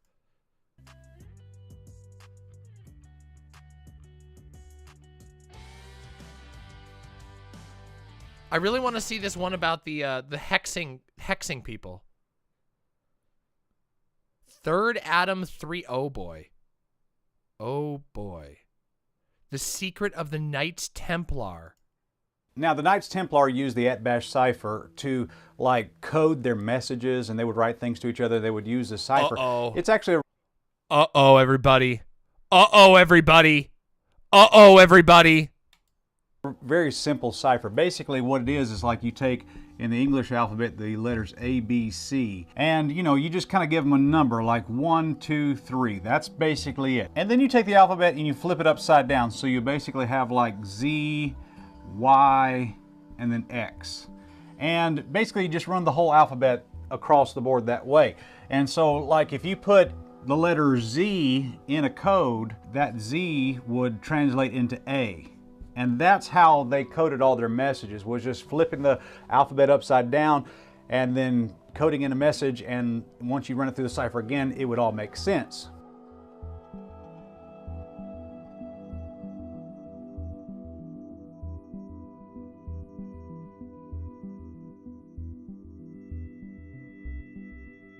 Okay. So in the word Sophia, this is Hebrew letters here. This is the, what you have is Shin, Vav, Pei, Yod, and Aleph. And I've adjusted this for our audience, but the Hebrew alphabet is actually read from right to left. And so I flipped this around and for our Western audience and showed you that, we read left to right. And so this is basically the letters Shin, Vav, Pei, Yod, and Aleph, which in Hebrew, this actually spells out Sophia, or Sophia is how we would say it in English.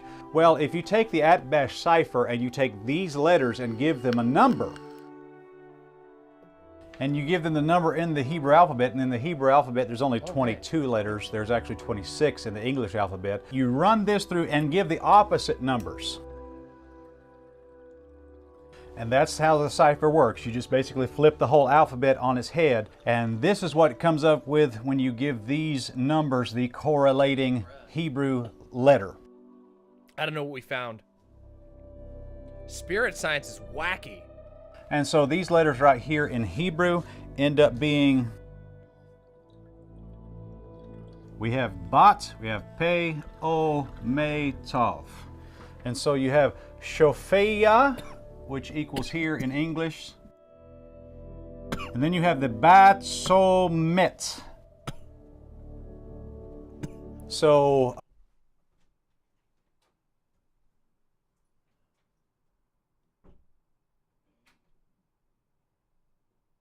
oh boy, guys. according to the @bash cipher, when the Knights Templar were writing Sophia, they were actually speaking about the Baphomet. So if I were to say this, that is not an incorrect statement. That, according to the @bash cipher that the Knights Templar used, that is what they worshipped. The Knights Templar actually were Luciferians pretending to be Christians. That's about as crazy as it gets.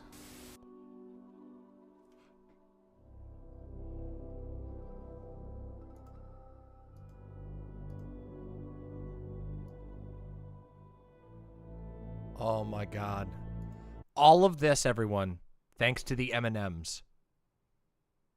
This was brought to you by Silent, finding strange channels, strange conservative channels angry about M&Ms. Let's keep going, everybody. We're here now. Let's go. I told you we would do it. I told you it would happen. See, 100 of you ditched, but the 425 of you that still remain, you all have been here to discover the strangest shit that we've ever seen.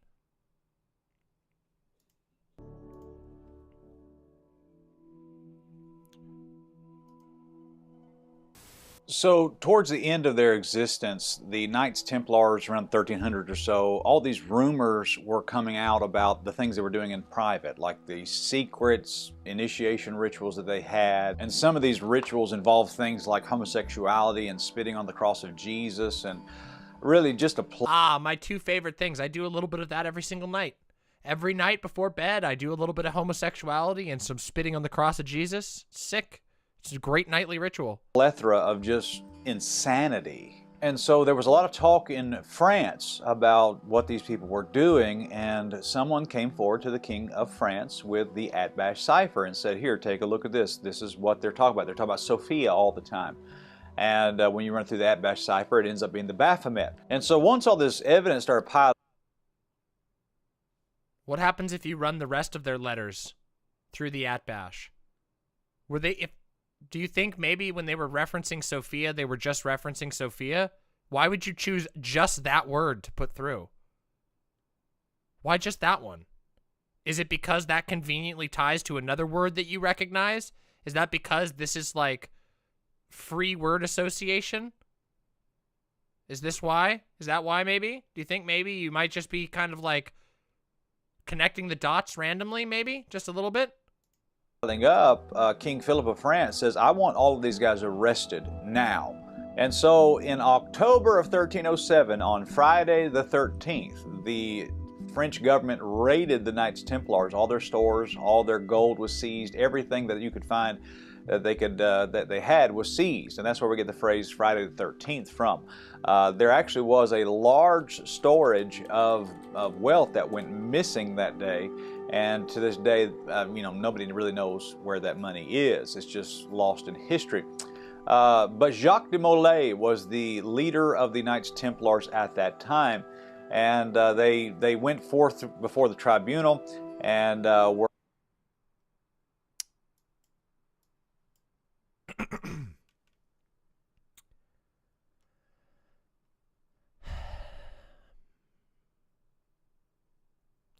In 1305, the new Pope Clement V, based in Avignon, France, sent letters to the Templar Grand Master Jacques de Molay and the Hospitalier Grand Master Fulk de France to discuss the matter. De Molay arrived first in early 1307, but de Villeray was delayed several months. While waiting, de Molay and Clement discussed criminal charges that had been made 2 years earlier by an ousted Templar and were being discussed by King Philip and his ministers. It was generally agreed that the charges were false, but Clement sent the king a written request for assistance in the investigation. According to some historians, King Philip, who was already deeply in debt to the Templars from his long war against England, decided to seize upon the rumors for his own purposes. He began pressuring the church to take action against the order as a way of freeing himself from his debts.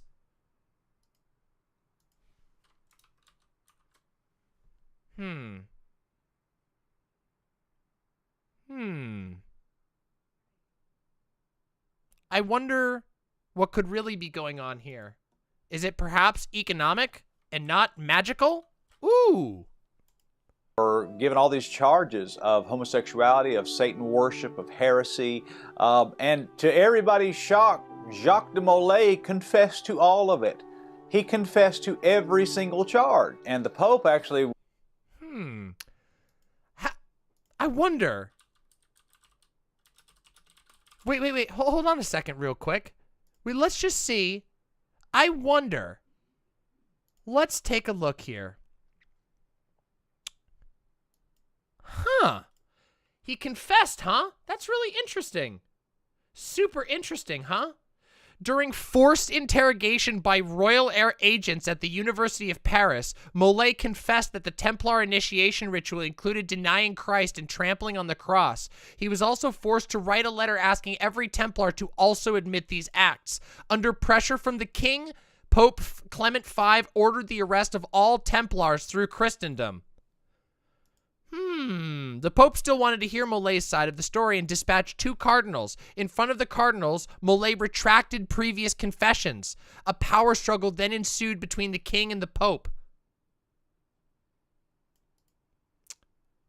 Uh-oh. In the royal place at Chinon, Molay was questioned by the cardinals, this time with royal agents present, and he was returned to forced admissions that were made in 1307. In November 1309, the Papal Commission for the Kingdom of France began its own hearings, in which Molay recanted, saying that he did not acknowledge those accusations brought against his order. Any further oppositions by the Templars was effectively broken when Philip used the previously forced confessions to sentence 54 Templars to be burned at the stake.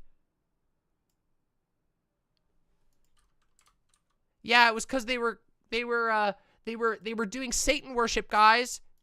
It's definitely not that the king took out a bunch of money from the Knights Templar, and the Knights Templar were like, don't you need to pay? And then the king was like, no, bitch, and then tortured them, and then managed to capture their leader, then tortured their leader and said, confess to crimes you didn't do. And then when he was brought in front of the Pope and not tortured and questioned publicly, he said, I didn't do those things. They tortured me and made me say that. And then the Pope said, that seems weird. And then the Knights came back and tortured him again. I wonder. I love Christian conspiracy theories. Ooh. Was trying to pardon them. Like the Pope was just going to absolve all their crimes and just say it's okay. But King Philip told the Pope, said, if you do that, we're going to withdraw from the Holy Roman Church. And so the Pope did not absolve these guys. But the man confessed everything, said this is what we do. We worship. While being tortured. The Baphomet, we do. That's what he left out. While being tortured. While being tortured in a medieval torture chamber. By royal agents. All these homosexual acts, we do, anything you can think of, this is what we do. And so all the Templars were given life sentences, and Jacques de Molay and a few others were actually burned at the stake for their heresy. They were just burned at the stake. Got them. Got those. Many of whom were Jewish, interestingly. Isn't it weird? Did you know about that? Oh yeah, I bet you didn't hear about that. I bet you didn't know that there were a bunch of people associated with the Templars who were Jewish and who were business partners and who also got killed and tortured and had their land taken. Isn't that weird? Ooh, left that part out, didn't you, buddy? You left that part out. Fucking Christians. Dude, never ever trust a Christian with history. Never. They lie so much. This is not a virtuous group of people. These were satanic folks. And the way that they kind of got caught was the Atbash cipher. Now the problem with these guys is that they said that they were worshiping Sophia, and Sophia being the third part of the Trinity, the divine goddess of the Trinity. But truth be told, what they were doing is they were worshiping an androgynous figure called Baphomet. And it had a body of a man, it had the chest of a woman, and had a goat's head with a torch on its head. Talk about enlightenment and divine enlightenment and things of that nature. A very complex symbol. But the Knights Templars. We love Baphomet here, don't we, everybody? We're all Luciferians here, aren't we, everybody?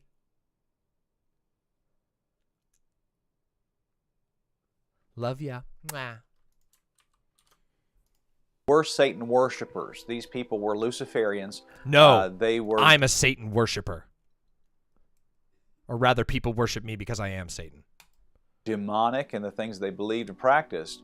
And, the Da Vinci Code talked about these guys and said that the Holy Grail was the fact that Jesus had children. It all started over 1,000 years ago when a French king conquered the holy city of Jerusalem. This crusade, one of the most massive, sweeping in history, was actually orchestrated by a secret brotherhood, the Priory of Sion, and their military arm, the Knights Templar. But the Templars were created to protect the Holy Land. That was a cover to hide their true goal, according to this myth. Supposedly, the invasion was to find an artifact, lost since the time of Christ. An artifact, it was said, the church would kill to possess. And that's not true at all. Jesus never had any children with Mary Magdalene, nothing like that. That's just not true. Not theologically, not historically. The secret that the Knights Templars kept was this Baphomet worship. The fact that every secret society worships Satan. That's the secret that they had. Now, you know, you see symbols in the Da Vinci Code movie about the Okay, everybody. Okay?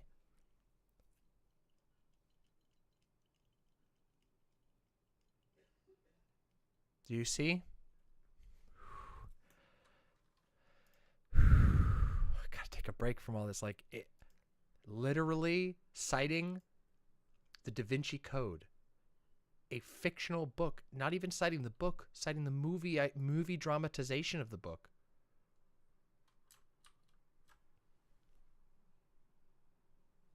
Fiction. Chalice and the blade, all of that is what we're talking about here. The divine feminine, divine masculine, and you know, there's a scene in the Da Vinci Code where they run out of a storehouse and there's a rose there. Well, that rose is actually a symbol of the divine feminine. It's a symbol of goddess worship. It is a symbol of Sophia, and Sophia, when the Knights Templars talk about Sophia, they are actually talking about Satan. And so anytime you see a rose symbol somewhere, whether it be Catholic art or whether it be some sort of, you know, some sort of Christianity, really that rose is a symbol of Luciferianism. And they get it from the Knights Templars talking about the divine feminine. That's what that is.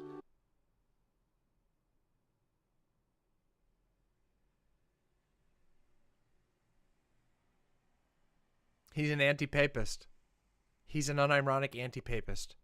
And I know that may upset He's an a lot of anti-Catholic. people, but really historically, when By the way, just so you know, I know this is going to come across as really funny to a lot of people, but evangelicals in America fucking hate Catholics. I'm not kidding you. Evangelicals in America fucking hate Catholics.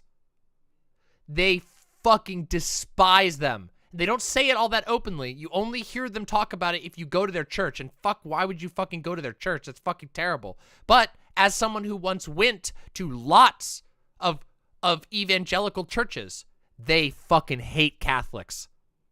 They fucking hate them. It's wild. They fucking hate them. They talk about them like, they fucking talk about Catholic like it's a fucking slur. I'm not kidding you.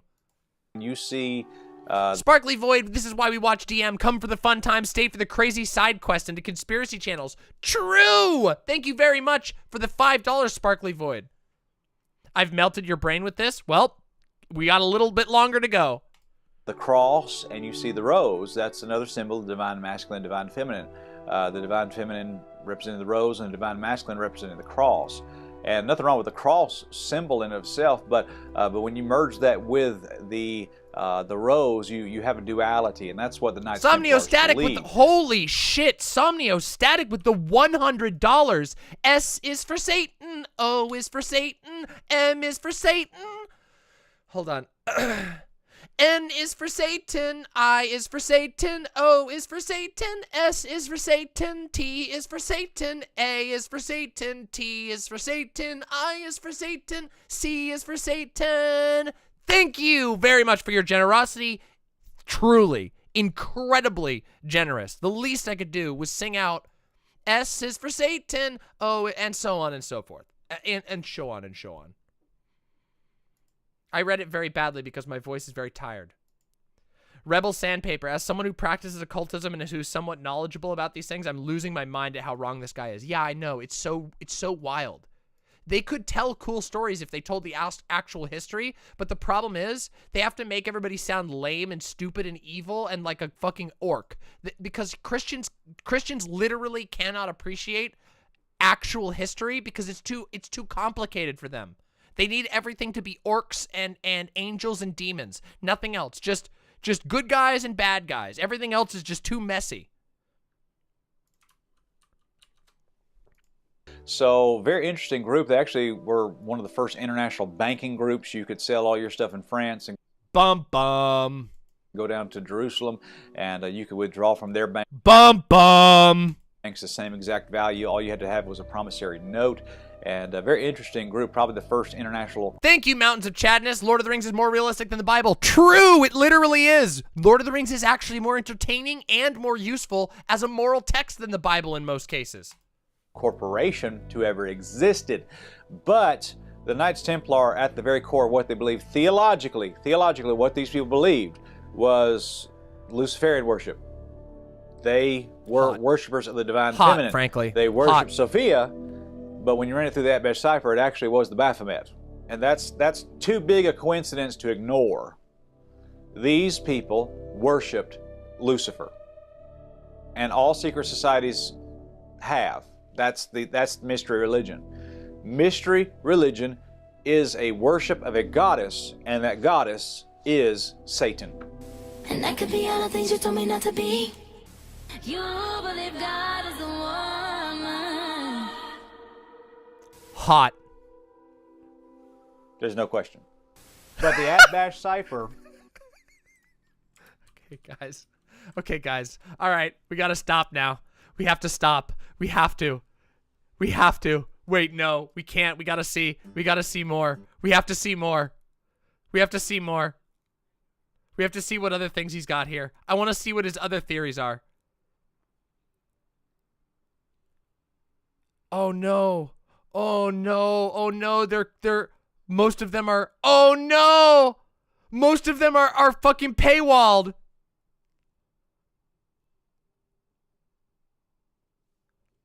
Full Metal Socialist, thank you very much for the $20. What letter does Satan start with? S. What letter does soccer start with? S. Soccer is against God. Yeah, that's what we're doing right now. Look, this is a type of thought pattern that I should say is deeply paranoid. Let's just put it that way, okay? Okay? It's very paranoid in a very distinct way that somewhat makes me think a little bit of a Peter Griffin meme. You know? Yeah. Just saying.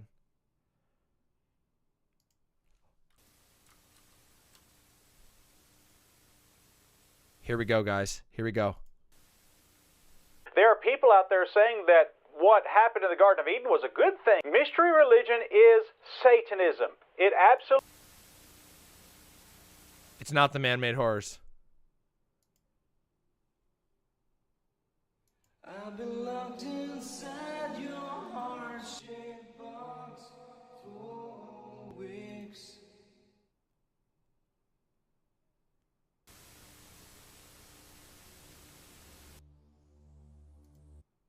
It's time, everybody. Northside Star, you and your community really motivated me to try the projects I wanted to do but never had the courage to start. Thanks a lot, so here's my first attempt. A podcast? Hell yeah! Please link that in our content shoutouts and let people know on our discourse. On our Discord. Thank you so much. Thank you so much. And Meadowsweet, thank you so much for the $10. Thank you very, very much. Now hold on a second, everybody. We're in the weird part of the internet, but I can't do this quite yet. I actually really need to go to the bathroom really bad, and then I need to see this madness because we're going full speed in, okay? I know. No. Yeah, all right, fine, bathroom song. Fine, I'll put the bathroom song on. Fine. I'll put the bathroom song on. There, I'll be right back. I know. Hey chat, Demon Mama has to go to the bathroom, so listen to the Demon Mama bathroom song. She streams 20-hour days and 9 days a week, so let's give her and her bladder a little fucking break.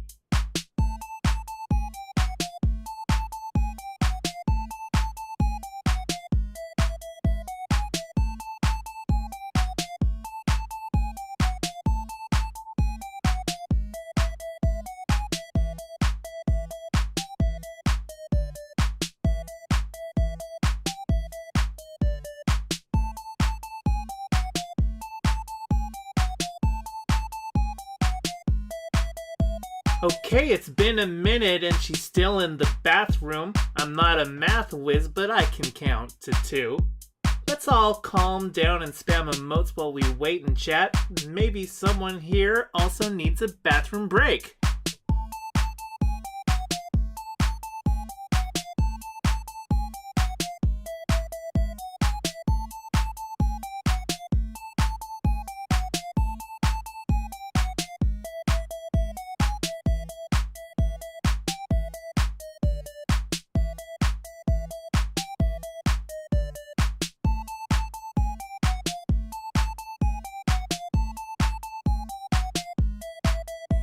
It's been a bit since Demon Mama went to the bathroom. Not like I'm counting, but this track's at 142.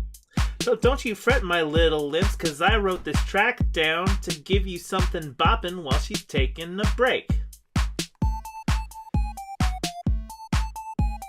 B is for bathroom, aka Basatan. Indeed, Basatan.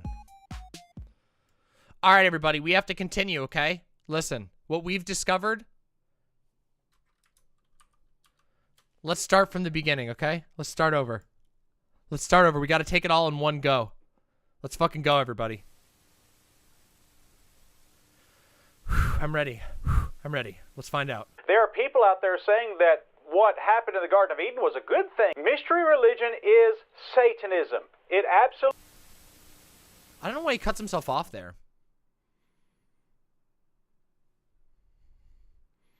I've been locked inside your heart-shaped box for weeks. Yeah. See, this is the part. This is the part. This is where we knew. Now we know. Now we're going into uncharted territory. All right. All right, we get it. Barefoot, we get it. We get it. We get it. Thanks, bud. Everyone who is a Christian has at some point heard of the love of God. We sing songs about it. We've heard sermons about it.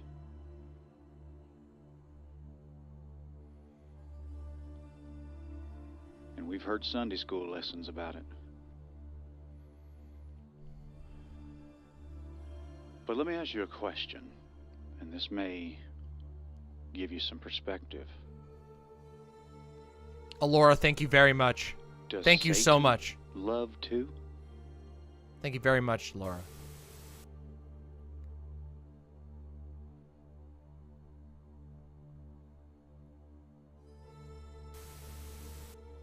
You see, there's the love of God, and everybody knows what that looks like, but let me ask you a question. What would the love of Satan look like? F. The Bible says in John 3:16, for God... F. F. F. It looks like... F. God so loved the world that he gave his only begotten Son. But if we were to make that verse hypothetically about Satan,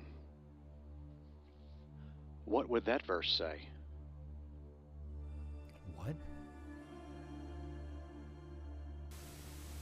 But you seem to have a lot of feminine energy as a person. Well, it's something that I'm working toward, working for balance. Hey, you guys, I am at a very special place. I can't help it. There is a lady on my mind, and her name is Faith. And she's right behind me.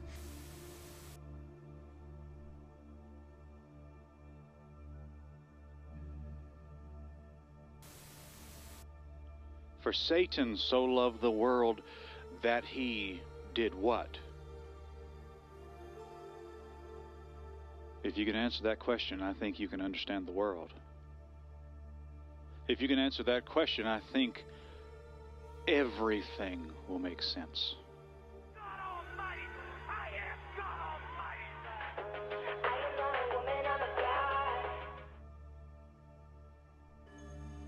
What is this seduction that goes on?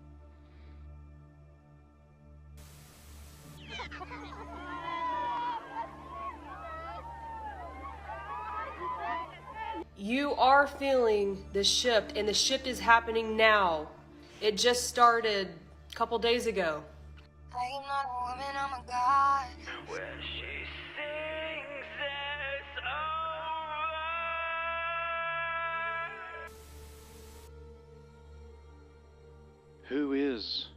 the savior in the eyes of... I just think it's normal sissy hypno, honestly. This has huge sissy hypno vibes, but it's not working on this guy, unfortunately. He needs to go to sleep. He needs to buy some more sissy hypno tapes. They're not working. Satan.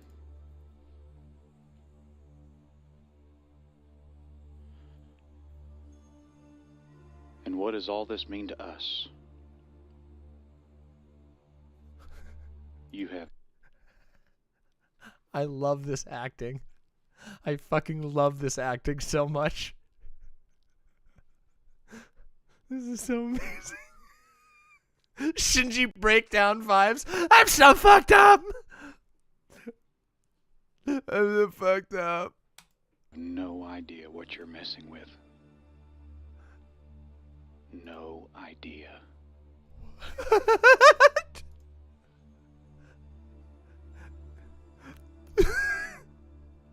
3A3X.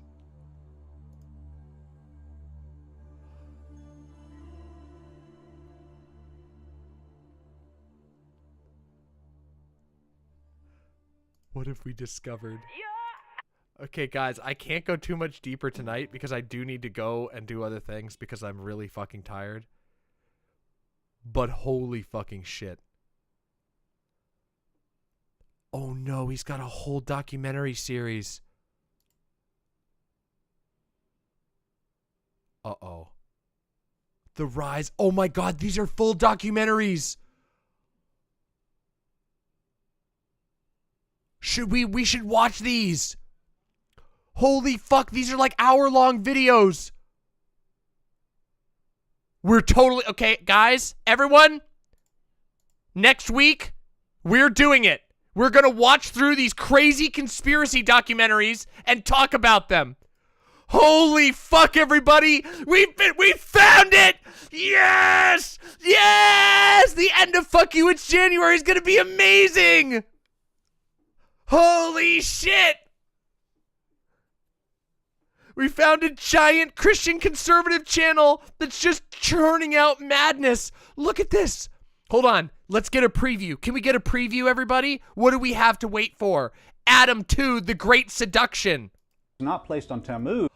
Oh my god, are you excited to learn about Tammuz, Nimrod, the Semiramis? The emphasis was placed on Semiramis, the woman.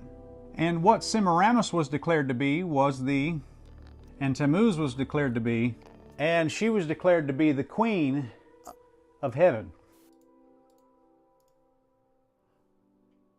Oh my god. Oh my god. All right, everybody. You know what we have waiting for us next stream now. You know. Well, next stream I think is going to be some gaming. But then, next week, this will be one of our streams. Holy shit. Holy shit. Oh yeah, also next week we probably need to do the Monster Hunter fuckability tier list.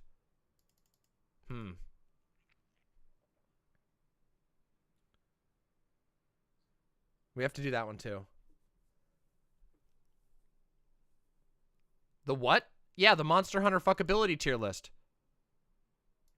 Yeah, the Monster Hunter fuckability tier list. We're going to do it. That's going to be a huge one. We looped back to the announcement meme. Did we? We did. We looped all the way back around. Look. We looped all the way back around, everybody. I'm so fucked up. I'm so fucked up. We looped. Full circle, everybody. We're looping. Looping. All right, everybody. It's been a wonderful night. Thank you all for your support. Thank you all for the incredible kindness you've shown to me today. I hope you all laughed a whole bunch. I hope you all you newcomers, we had a lot of new viewers tonight. I hope you all now realize why Demon Mama's on the fucking rise. It's because we have a great time over here. We do some weird stuff. We have a good fucking time, though. Don't we? All right, everyone. I gotta go now. Thank you all. Much communal love to all of you. Okay? Much communal love to all of you. We got some new stuff. Yeah, all the new imps. Hope you'll be back in the future. jump onto the Discord so you get the notifications. Subscribe to the channel if you're not already subscribed. Okay? Much, much communal love to all of you. And I'll see you very soon. I'm going to go eat some food and get some rest. Good night, my lovely, lovely imps. See you soon.